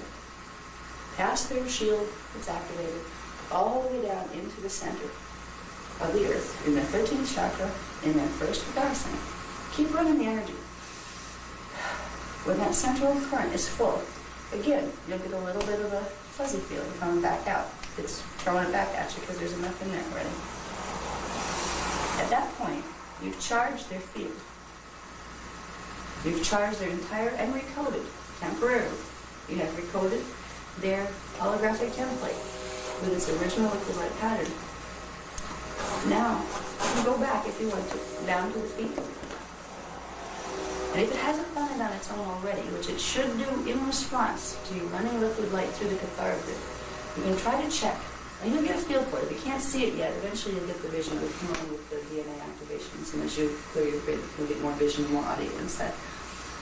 At this point, after running the liquid light, that pillar should have popped up into their field. Their shield should have begun to spin fast enough for the energy you run to have popped into the vertical pillar that comes up around it. If it hasn't, for some reason, sometimes there's some blockages and things in people's fields that, just make it so it can't fully do that. You can give it another blast, simply right at the center of where you put the higher cement in the first place, center of the Mahark shield on them. One more blast that you kind of feel it going out through the whole grid. That should be enough to make it go. And it's like a real fast motion when you see them do it. And eventually you will see them. You'll begin to see the fluttering in the auric field. And if you close your eyes, you'll see better. It blocks out the frequencies here. So you can see better with the frequencies in the 4th and 5th dimension are doing. And eventually you'll be able to see from D9 or higher. You'll be able to scan the levels of the auric field all the way out. Because there's more that goes in D1, D2, D3, D4, D5. It's all levels here. You'll be able to see lots of things. This is the process that if you continue to breathe energy out from your Mahark shield and from the planetary shield, you can get yourself to the point where you just stand there and vibrate because you've reached saturation point. You can show yourself this is real by bringing the energies out and seeing how much you can bring out. Because remember, you're not going to hurt yourself. The 12th chakra will say, look, that's enough. And it will close before you hit a hurting yourself point. But your higher parts will let you give yourself a little shock and not to feel it running, so you know it's really there. Okay? When you combine that current with anything, you are restructuring any of the lower dimensional currents you're transmitting. And you are also transmitting very specific interdimensional currents, which later in other levels we'll get into as far as applications to specific problems or applications to manifesting or demanifesting. There are many, many applications once you know how to run the currents. The processes are so simple, they can be used by a child. It's not that hard to draw a picture for a child. Show them a little grid down below the feet. Show them a line that connects to the center of the earth and a big grid down there. You can call them pancakes. It doesn't matter what you call them. Kids like to play mind games. If you catch them, especially when they're small enough, they'll sit there and they'll play visual with you. And now that you know what to do, you can also help them along a little. Your field already knows how to do this. It'll start to trigger their field and doing it. You can get them to just play with some of the basic exercises, just getting the two things spinning, the earth shield, your personal shield down below the feet, then inhaling to draw up the current. It should come natural to children, the inhale-exhale process, because they're very close to still, at the end of the yard, the closer they are to having breathed that way already. So it is a process that has a lot of potential. It's the first process. It's called a Mahara coding session. When you do it on someone else, it is a specialization in holistic healing arts. It can be applied to any other system. Once you get the liquid light run, you have a couple of options. You can stop there and go to the points that close the grids. You can go to the points that close the grids and then continue to run energy into the outer levels of the fields to purge out things called miasmic imprints, which when you look as you're running energy, you will be able to detect in the whole field and in the Katara grid areas that look dark compared to areas that look light. Those areas that look dark are blockages and then build up miasms. So if you want, before you close the lines, you can direct energy specifically into areas where you are sensing or seeing, or even hearing. Some people will get it in hearing. It's a lower disharmonic pitch, as opposed to like there's a sound resonance to the rest of the grid. You will aim more of the liquid light that you're transmitting, the 11-12 frequency, into those areas. And you will see them get lighter and lighter. And what they're doing is they're connecting with the frequencies that, because that D12 holds all the frequencies, they're connecting with the frequency of the antiparticle, and they're transmuting into light, because they're peace. There will be other techniques given later, in later levels, probably level 2, where you can take part of the miasmic grid and literally flip the whole thing over, where you go layers and layers and layers of karmic patterns, thousands of years, can literally be undone almost overnight. But you don't want to do it too fast until you've prepared your body systems, because you can create a mess in your hologram by doing that. You don't want to purge too fast, because that means purging means getting rid of the icky stuff that's in there. And remember, it either comes out in our bodies, in our minds, in our emotions, or in our hologram. If you don't want things to get really rough with your life, you take it easy on processing the karmic miasmic pattern. You don't say, I'm going to clear it all in 3 days. Watch me. You may not live through those 3 days. You may have ground spells opening up and swallowing you with the earth. It may not be your physical body. It may be your hologram goes quite crazy around you, because you don't know what's in those karmic imprints. And it doesn't matter if you know, but you need to process them slowly. We have some of the tangible structure of the soul set that some of you have. Take, I believe it's 5, deals directly with clearing parts of the karmic miasmic patterns out to get you ready for full grid flow. Because full grid flow, you do need to prepare your systems for, so you don't go into major purge, purge and burn kind of thing. You don't want to crash and burn like a plane. You want to be able to purge and hit a higher vibration, which means you kept the ratio between what you purged and how much you came up into a certain balance, so it doesn't get unbalanced as it goes through the systems. With these processes, particularly if you get the balls to where they're built big enough where they feel like they have a mind of their own, you can learn a lot from them. They're a form of consciousness, because energy is consciousness and consciousness is energy. You can bring these balls, just put them in your head, and breathe in the energy from them. And feel it waking up brain cells and dormant parts of your brain. Feel it doing things like that. If there's a part of your body that hurts, you can bring the balls to that part. And really, you're not transmitting with this hand. You're just creating a balanced field. So you have the balance there. And if you link them together, they just kind of create a symbiotic resonance.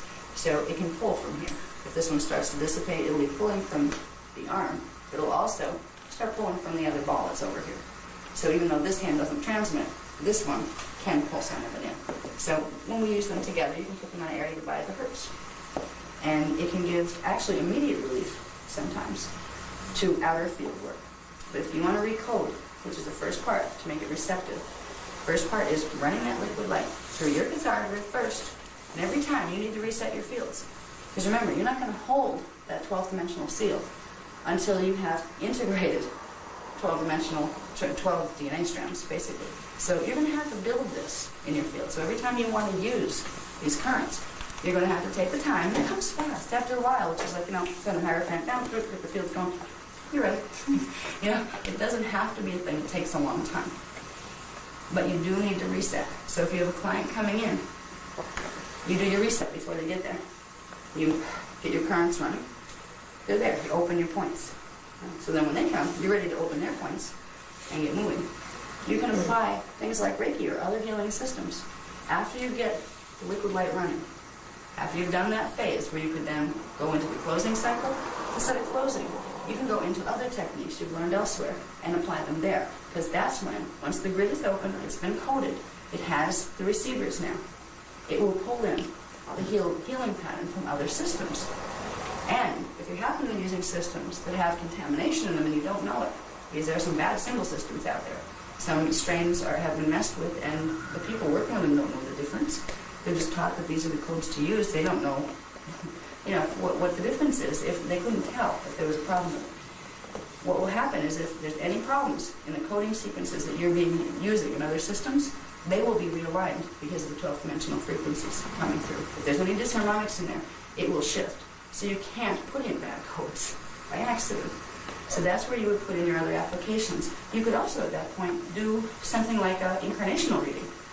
Because when you've got the grid open, you're releasing the seals. You could simply breathe their field towards you. And you're going to clear your field later, so you don't have to worry. In this system, you don't have to worry about what you're taking on, because you will clear it out before you shut down your own fields. So you can breathe in their field, do a field link, and try to get pictures if that happens to be your orientation. Some people are very good at incarnational readings. It's a certain coding that's like more visual than auditory. They will get running movies. Or sometimes they will get running scripts if they're more auditory. There's a lot of things you can combine with this in that space after you have opened it and recoded. After you've run the liquid light and it's reached its capacity and the shields are spinning and the pillar went up. You can do all sorts of things for that person at that point. What you just did then will last probably between 1 and 3 hours. So they should come back every about a week and a half to 3 weeks if they want it recharged. Every time it will last longer. And you need to explain that to us. One of the things you explain there will be for people who want to do client sessions. We will have part of the package we send you with the test and everything. We'll explain to you what needs to be explained. When a client comes in, what would you explain to the client? And you can do all sorts of things with this. But what you're doing for them is something that has never been done for them before. And there's no other healing system right now out there that does this. The Kathara healers, healing facilitators, are going to become agreed unto themselves. And they're going to set a precedent here. Because right now there's a lot of healing systems, some are good, some aren't, and nobody has the framework to tell the difference. You're going to develop the ability to tell the difference, because you're going to develop the ability to sense, as we go along in learning Kathara, the different feelings of the different frequencies, which means you're going to be able to tell just by feel, by how it resonates in your field, the difference between D4, D5, D6, D7 as you progress all the way up. Which means if there's an energy coming in from somewhere, if it's a channel or if it's a person, you're going to be able to say, ooh, I'm getting a D vibe on this that's disharmonic. Something's wrong at this level. You'll be able to tell all sorts of things. You'll be able to tell if you're running good codes or not codes. You'll learn differentiation of frequency. And this is something other systems don't have. So at some point, this will be a system that all other systems can plug into that will give them a safety valve. Make sure that everything is working well in the system, plus it will amplify any effects their system can possibly give. So at some point, it's kind of like this is the first wave of the Kathara healing facilitators. It's very exciting because I know where this is supposed to go. Reiki's like small compared to where this is over the years supposed to build. And we're the first wave. So if we begin with these processes, we will learn more and more detail. We will learn, now we've got this down. Okay, what can we do with other stuff? There is a million different levels to this. But we'll learn the most important first. What will create the largest and longest and quickest change for the positive in restoring the infant for health. This is the beginning, kind of hybrid version of putting all the processes together. The processes are done in 4 separate exercises in the manual. So you can work through them piece by piece, and you'll see there's a little more descriptions, right? Okay, well that meant that. Okay, I get that. So you'll be able to work with yourself on this. And before we leave, it's not going to activations on me on the floor for almost 3 days. So they're being very careful with me right now. Zara would like to come through. She's going to introduce herself briefly. She is telling me that she wants to do a transmission that's going to what? It's going to amplify the effect of the Maharic activation you just created, which is going to allow you to begin opening channels, a sealed channel on the inner, within your fourth DNA strand. So you can, she's trying to link you up with any of the guardian lines if you want to communicate, if you want guidance. She's going to help you have a transmission. And if you don't want the transmission, just simply say no, and it'll feel blocked, and you won't get it. But if you want to start getting a little guidance where you can possibly hear her, or some of the other representatives, if there's some that know you more than she does, they will be sent. If there's some you have incarnational relationships with and they remember you and they don't remember them, you'll get somebody else. But usually Azara presides. She's like the first level of the guardian lines that tends to contact people directly through inner experience and sometimes through outer. I mean, she's come literally through my body, grabbed my hands when I was almost having a car accident with 3 children in the car, and literally moved the wheel and parked me parallel between 2 cars with less than an inch to spare on both sides. You know, down a snow-covered hill where I was spiraling. So as far as whether these people are real, my kids are still breathing. It's very special once you open a relationship with them. And it's something that will evolve with you the way it's supposed to be. But she wants you to be able to have access to that should you choose. So she's going to simply come through and say hi briefly. Okay, where's she saying? She's telling me that she would speak longer, but she knows it would harm me, so she's not permitted to do that, so she won't do that. She will give the transmission through the heart chakra, and it's also, okay, she's showing me what she's going to do with the transmission. It's going to come in through the astral field, through the heart chakra, then it's going to move down my feet into my Maharic shield, and then it's going to expand for a moment, my Maharic shield. Now all yours are still active, okay? Your shields are still glowing down there. Not as fast as when you're breathing energy consciously through them, but they're still down there. She's going to spread mine out to where it's kind of like a floor under the room, like a spiraling disc, and yours is going to pick up the frequencies it needs, whatever they are. So this way you get one transmission, everybody's going to need a different part of it. Your own shields will pick up what's needed as far as opening the channels that will begin the process of allowing you to make connection on the inner. This is new. She's a new technique. She hadn't done this before, at least didn't tell me what she did when she did it. So I will just kind of disappear briefly, probably. It's not a major process. I can do shift smoothly, and then the accent is usually how you can tell. So, and by the way, I don't like to do trans-channel. We don't endorse trans-channeling unless you are a sealed channel. And we don't mean just sealed to like D11, D10, D4, unless you're fully Maharic sealed. And then preferably sealed even higher, up into what's called the Akkadic level, which is a 3rd level of ascended mastery. Then you know you're safe. Nothing's going to infiltrate you. But even a D12 seal will keep you safe for channeling. Because everybody out in the New Age movement seems to like to channel these days, and half of them are channeling stuff that's calling itself angels and stuff. They're not even angels. They're being manipulated. They're blowing bad grid codes, stuff to use with the planet that they're being told is good for the planet, which really isn't good for the planet.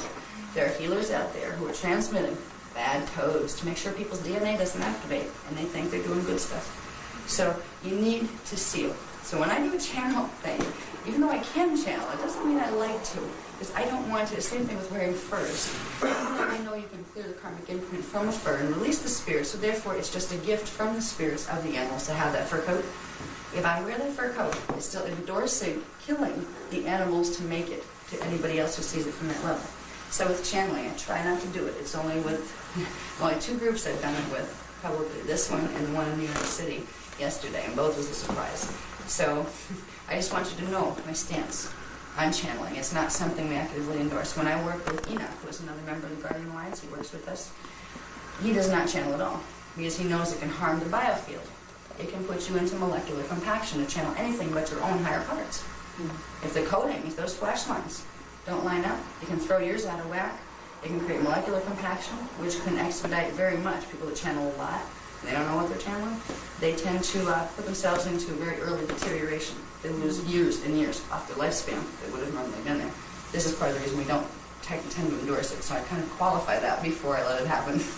Okay, she does want to do a transmission. That's why I agree to this. And sometimes you need to merge the fields a bit to do that. So I'm just going to kind of show them the way.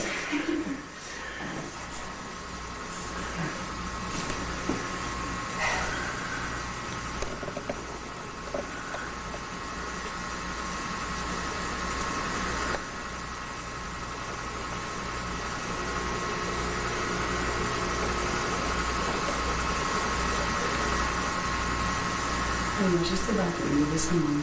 We have to be very careful this time. Very, very fragile systems right now going through activations.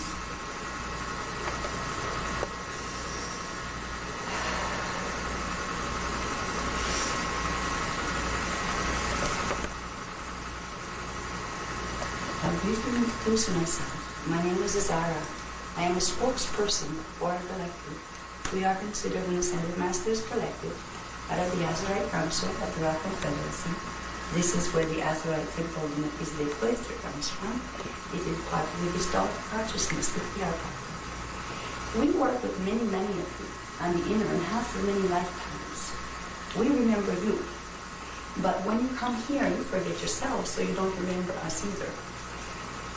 There isn't a person in this room that I haven't at one time or another worked with personally, because you are a very special soul group.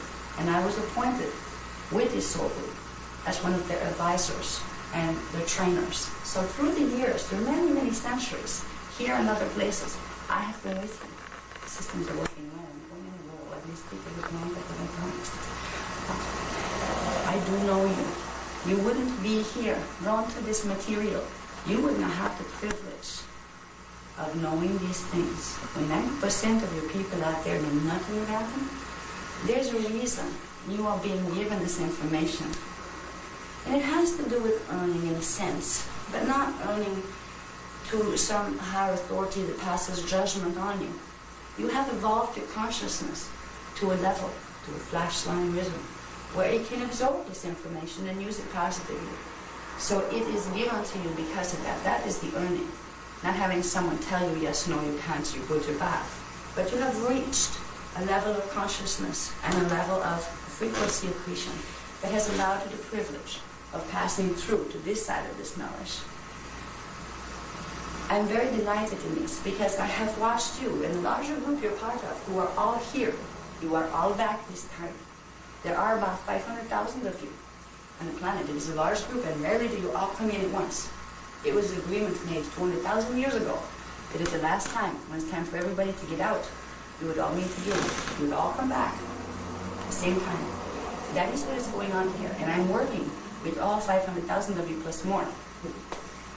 So I get around in the planes. It's funny, Anna says to me, everybody, she was a little concerned that, why is it every group we get a hold of, you say, I know you. And I keep telling her, because I do. When you get into the higher levels, you realize that you are connected to many, many things. And this particular soul group, who spans the globe as far as locations, you are a part of a larger group.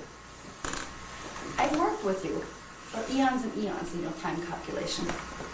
And we try to explain that, yes, we know this group, because this group was drawn to us. That's why you're here. It's not that we say this to just any group. We don't talk to just any group. Just any group will not be privileged to come and learn these things. So it's a pre-arranged appointment. I want you to know this because I want you to know that the program in the inner, as far as contacting those who are ready to work in their own capacity with the guardian lines, with the Melchizedek cloister, with me or with others who may be more directly part of your Melchizedek family line. The call is being put out now. It is time to begin opening the veils so you can have direct communication. And if you work with these techniques, they will help you on this end, and we will help you on that. We want you to know that the assistance is there at this time. That as you reach, there is somebody reaching back down to you now. Not just me, but many members of the Azurite Council of the Rock Confederacy, which is a Melchizedek cloister family. Many of them and many others associated with people you know. Because many of you, unbeknownst to you, will have contracts, soul contracts over soul contracts, to help other people who do not have the advantage of the gene code activations that you have, do not have the advantage of the level of Katara development that you have, that you have agreed to help through when it comes time for ascension. For this time, an ascension is going to occur. It will either go smoothly or it will go not smoothly.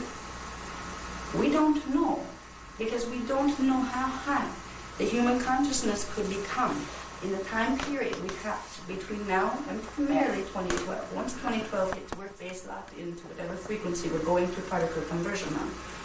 That's when, if it gets really bad, it will be between 2012 and 2017. But it may start getting shaky after May 5th, 2000. Because May 5th, 2000, the fourth planetary vortex, the Tkbshs opens. And that means the radix 1 current, the green fourth dimensional energy, begins to move through the planetary grid. This has happened maybe 150,000 years ago.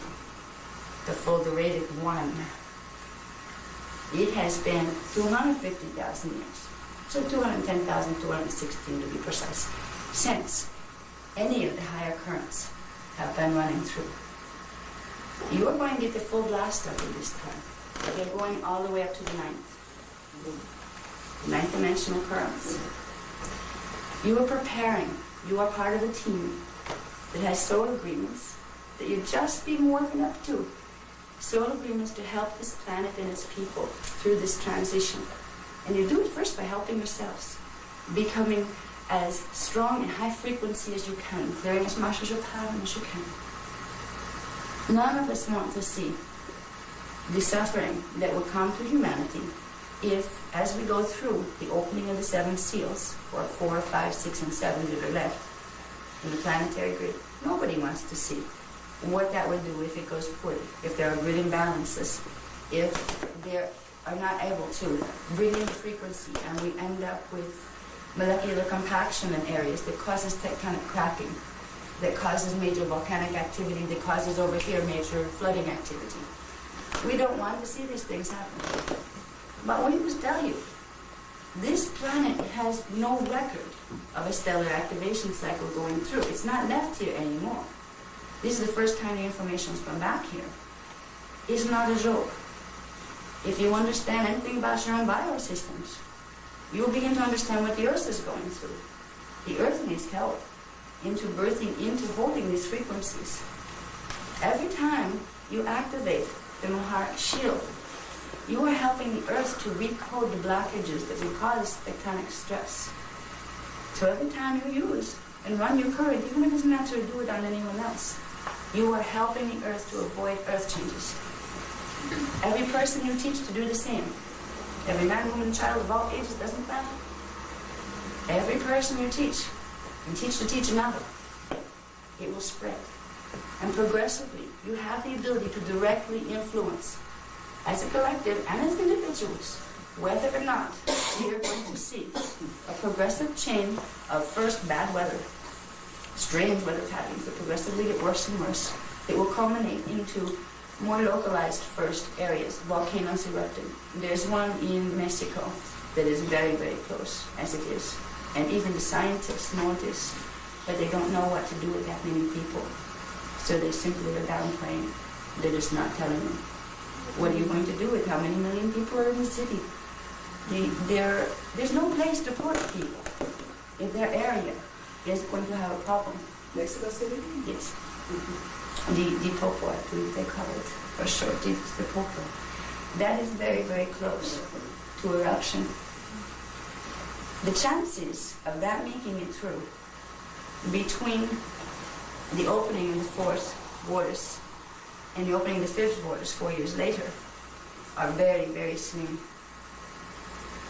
The chances of it not blowing after the opening of the 5th vortex are almost nil. Because that area, you're not going to be able to sustain 5th dimensional frequency moving through the grids there. There are problems in the grids there.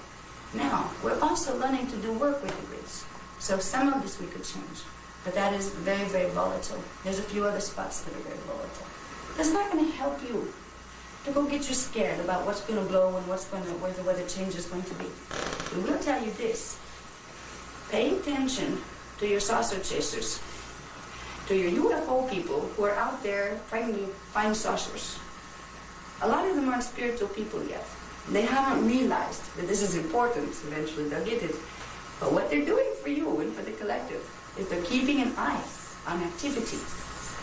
If there are areas where there is increased sightings activity flybys, things, saucers, light balls, these kind of things. Lots of activity happening. There are certain hot spots.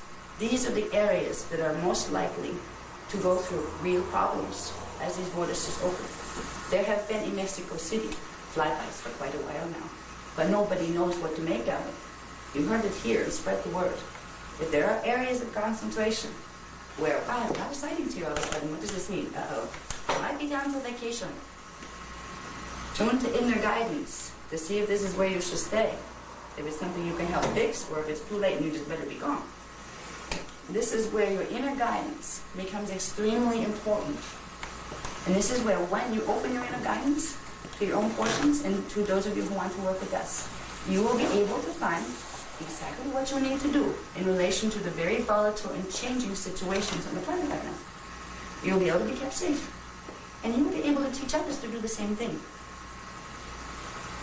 Tremendous hope lies in the group. It's known as the Keepers of the Eternal Flame. And I will tell you this is the only group of people we talk to. There might be a few extras here and there when we're trying to bring them in from the large audiences. Little pockets here and there we need to connect with other frequencies. But when we have these private conversations, it is only among the Melchizedek cloister families. So if you are here, you are one of this soul family. Keepers of the Eternal Flames.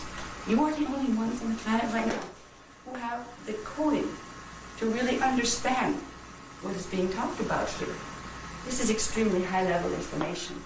It is so far over the heads of other people. You need to help transduce it down. Make a kindergarten course. This is the master's course, and you are the masters. That's why you were guided here. Every one of you is guided here by your higher parts. I'm simply a voice of a collective that you know very well on the inner, because it is your family of consciousness. I'm kind of picky. I only speak to family. So those who have heard me speak, you can assume you are one. And you are. There are things that when you start to remember in yourselves, you will be so excited. There are levels of you. This means, compared to your average person who is not of this family, you have most of your incarnations, when you start finding your memory, in cloister races rather than root races. You will find you were, most of the time, in positions of authority.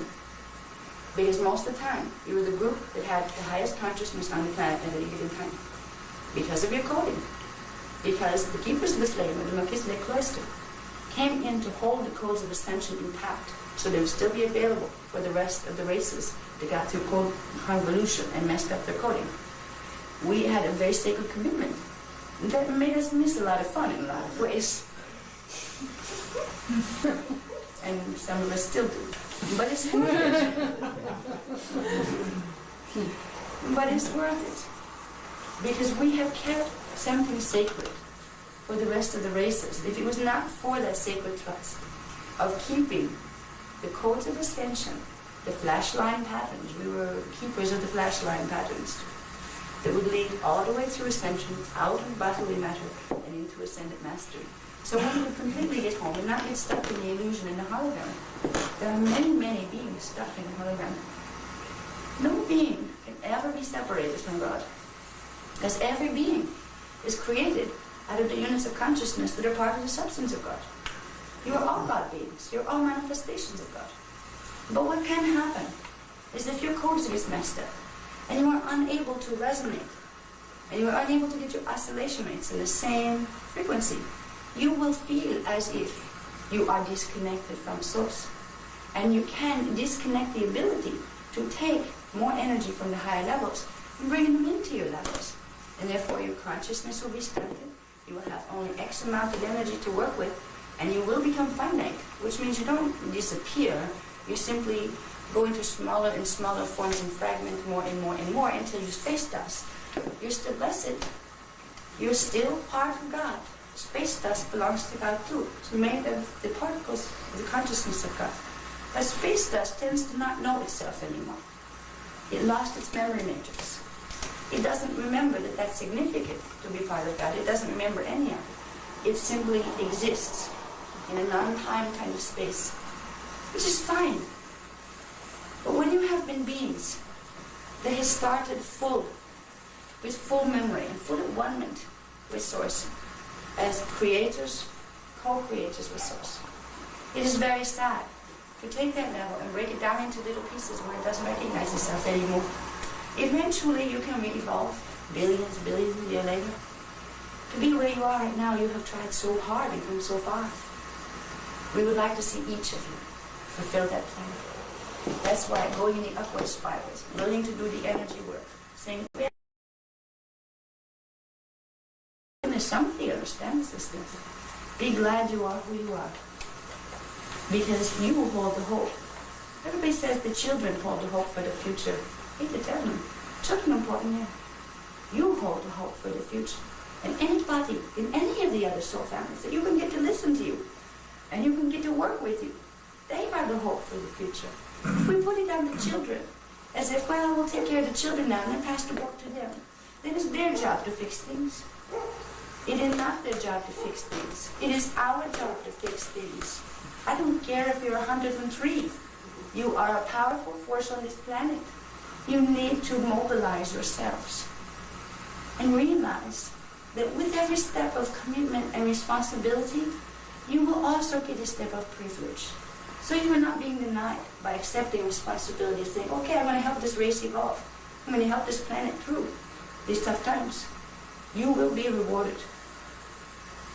You will reward yourselves because you will know you lived up to your own expectations. This soul group did a whammy on itself 210,000 years ago by coming in too late. Phase lock had already occurred on the time vector probability, which meant the events that were going to happen couldn't be shifted by the time we got in.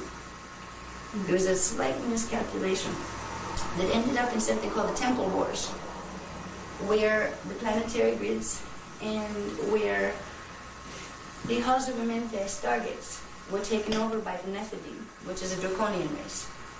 That's when the Earth grid got stunted and the stellar grid grounded on a 10 code rather than a 12 code pulse. That's what unplugged everybody from the biofeed system. That was what was undone on January 1st, when we grounded for the first time in that long time. The stellar bridge on 12 code. But way back then, this soul family took on a huge responsibility unto itself. And it was deeply, deeply felt. They came in because they were asked to by cloister races here. They were asked to come in to help get control of the grids before the Nephilim took over. We got in, but we lost control of the temples. The temples were destroyed by the guardian races, so the negative ones could not control the grid any more than they already did through them. Many of us got to leave, we were evacuated, but we all came in with the twin. This is how the Orifim always did it. We always came in, not necessarily our twin flame, but it was an eternal flame partner, a being to which our morphogenetic field was never quite separated from. It was always the opposite gender when we did gender. Many of us lost our partners through the Nephilim, who put them into monadic reversal. And when an Orifim loses its partner, it is like an open wound. It doesn't heal until that part is reclaimed. Because the codings aren't separate like regular human codings. The morph fields are still linked between the two bodies, so they can bring in a third consciousness that is much stronger than what humans alone can bring in. Many of you have stayed because your other half got stuck in the negative cycles here. So you went through many, many cycles of incarnation looking for them. And all of you will have somewhere deep inside, if you are one that stayed for that reason, there was somebody you were supposed to find to bring back, to make sure they got up. And this is the time. The next time was the next ascension cycle. We missed every opportunity. The last 200,000 years, there were several opportunities. The Earth grid never reached its resonance rate. This is the first time. We had no idea it was going to take this long. If we did, many of us would have said, I think I will leave them there and come back maybe later.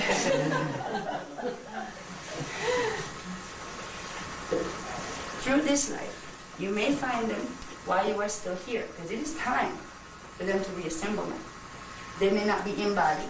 You may find them when you move yourself to the next stage, into the fourth dimension. You may do that by activating enough coding where you go to ascension. Some of you may find it easier to say, just leave the old thing there. I'm out of here. While those stargates opened, is going to be the mad dash for the stargates. They have been building up in D4 for 200,000 years, waiting for the portals to harmonic 2 to open so they could get out of the cycles of birth and death down here. So believe me, is it going to be crowded between the year 2012 and 2017? Some of you may figure, well, I'm just going to drop by to get out of here quickly while I can. Some of you have contracts to bring several thousand people through with you. This is how strong your fields are. This is how strong your gene code is. You could literally be, as one person among us like to say, be the bus. He calls himself the bus. And it is a very cute way to say it. Or the airplane, or the Merkaba. It would be a Merkaba vehicle. Your fields, or other consciousness that couldn't quite make it on its own, could carry through with you and make it out of the cycles of birth and death down here. It's a very special mission you're on. I won't take up any more time simply because we are running the body systems a little low, and I'm going to give a lot of trouble for this when she feels what it's going to feel like. We're not really hurting her, but it's pushing a little and it makes it not comfortable. So I'm going to do the transmission. This will only take a moment. You will feel probably this maybe about 3 hours after this. You will start to get a little buzzing in your own shields. This is how long it will take for you to notice the feeling of the transmissions that's given. I'm going to do this in a little different way than usual. I'm going to do it both through the palms and through the feet, because it will get me to be able to do this faster. There's a little trick you might want to learn too. You can run their currents. You can also use the chakras in the feet. You have the one coming up in the middle. You can transmit into the earth grid on all fours. Literally take it here and blow it down arms and legs and send it down into earth core. This is other grid mechanic stuff. But just so you know, you can send them down that way. So when I go down this way, you will know what I'm doing. I'm simply going down and putting the palms on the floor. This will send it into a plane of energy this way, through this Mahara shield, sending it out to like a floor in the room. And I will transmit a certain set of flashline patterns. That portion of them you will pick up from your own shields, and it will only take a moment.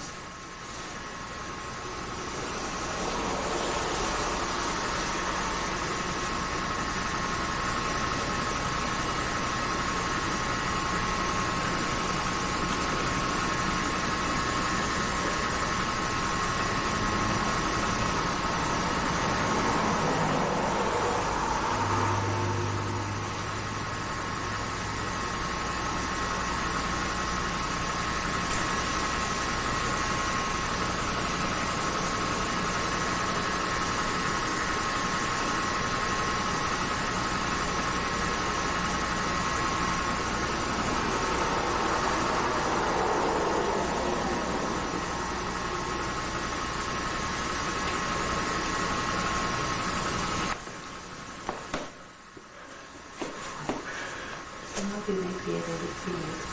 And I try to transmit also a little bit up high into the fourth chakra area. So you will begin to feel my presence. And some of you will have a more immediate recognition than others. You all know me, and I know you.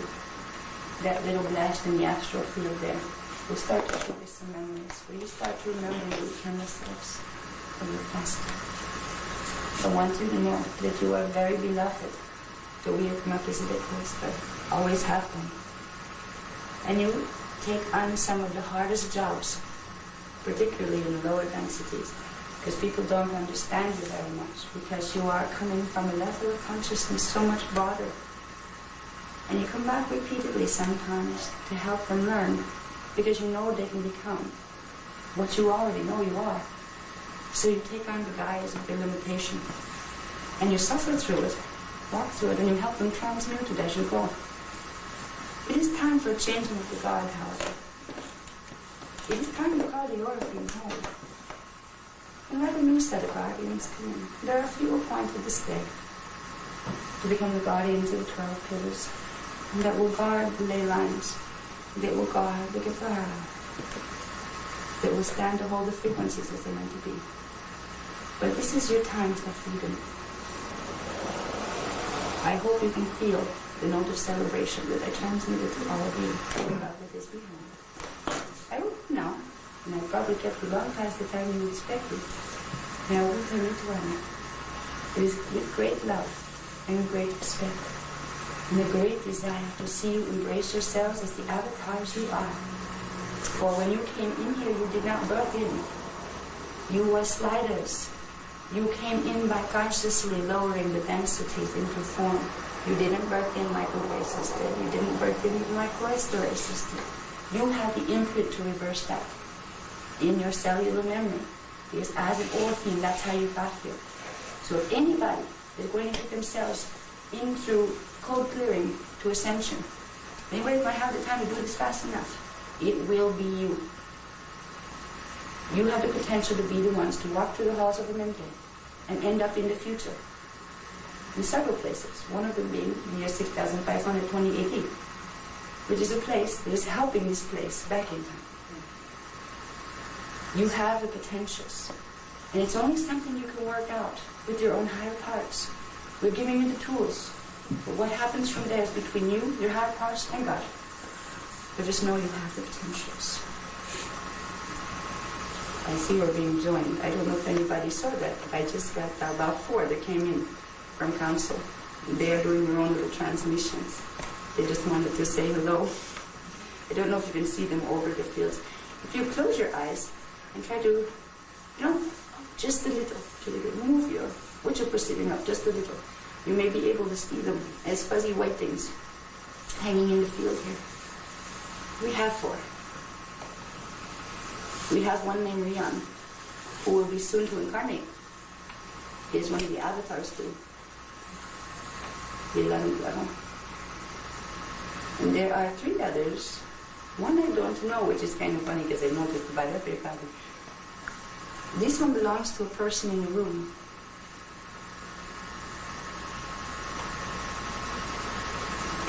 I won't point out the person, but I will help to facilitate the energy link I'm being asked to make. There's a person in the room that has been waiting a long, long time to find this particular part of their own soul family. So I will simply transmit the frequency that will allow this link to be made. And we will not point fingers at the persons. But they will know, because they will begin to dream about release and about freedom, and they will start to get some movies in the dream states that tells them a little bit more about what this was about.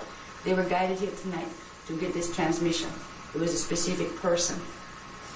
Now the others are just sending a general hello to all of you, and they know you as I do.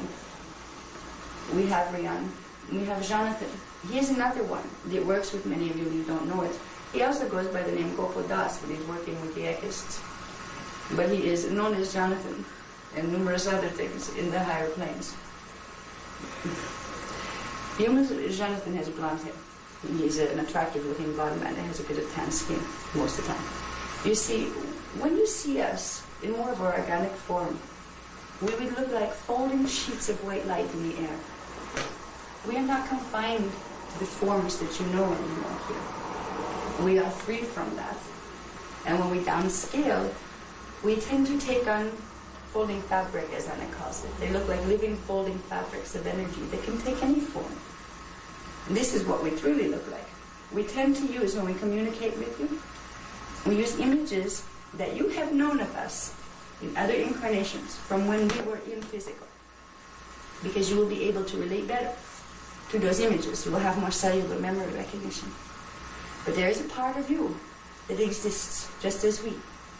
Folding fabric beings, they are the liquid light parts of our beings. It's time to become shapeshifters and come back to what you were. I'm being told I must go now because we're overtaxing the Kundalini. I didn't want to do that. You're bored, but she'll yell at me. Thank you. Thank you all for coming. And I hope you will enjoy, for you will start to have memory coming to you in the next several months.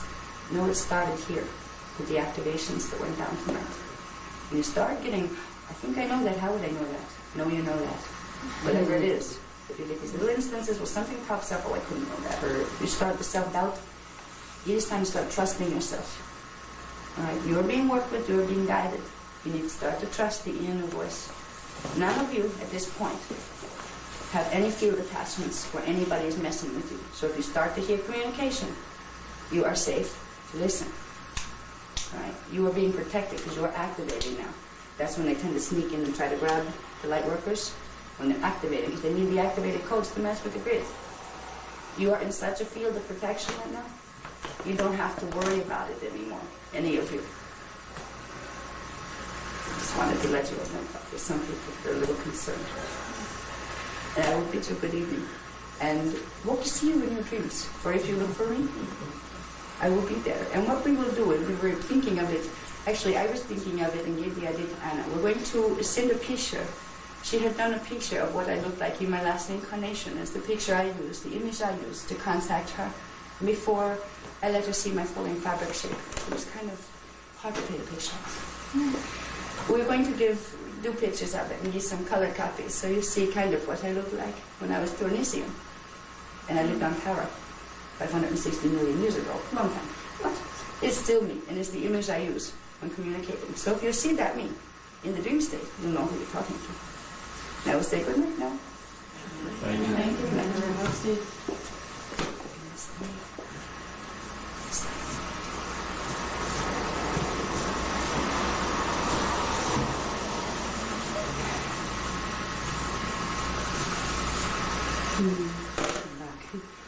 That's very strange. I got two of them behind me.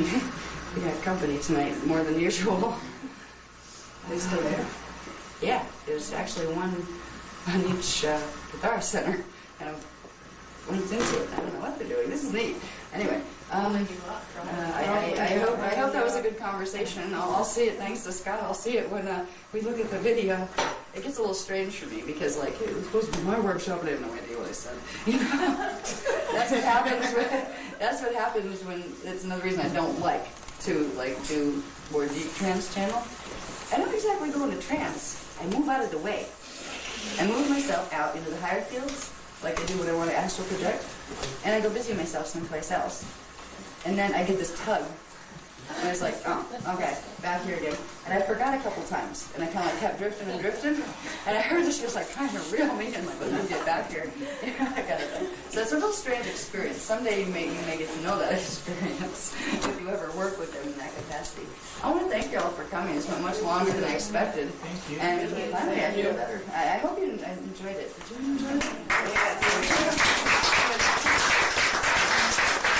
It's so strange when I come back from the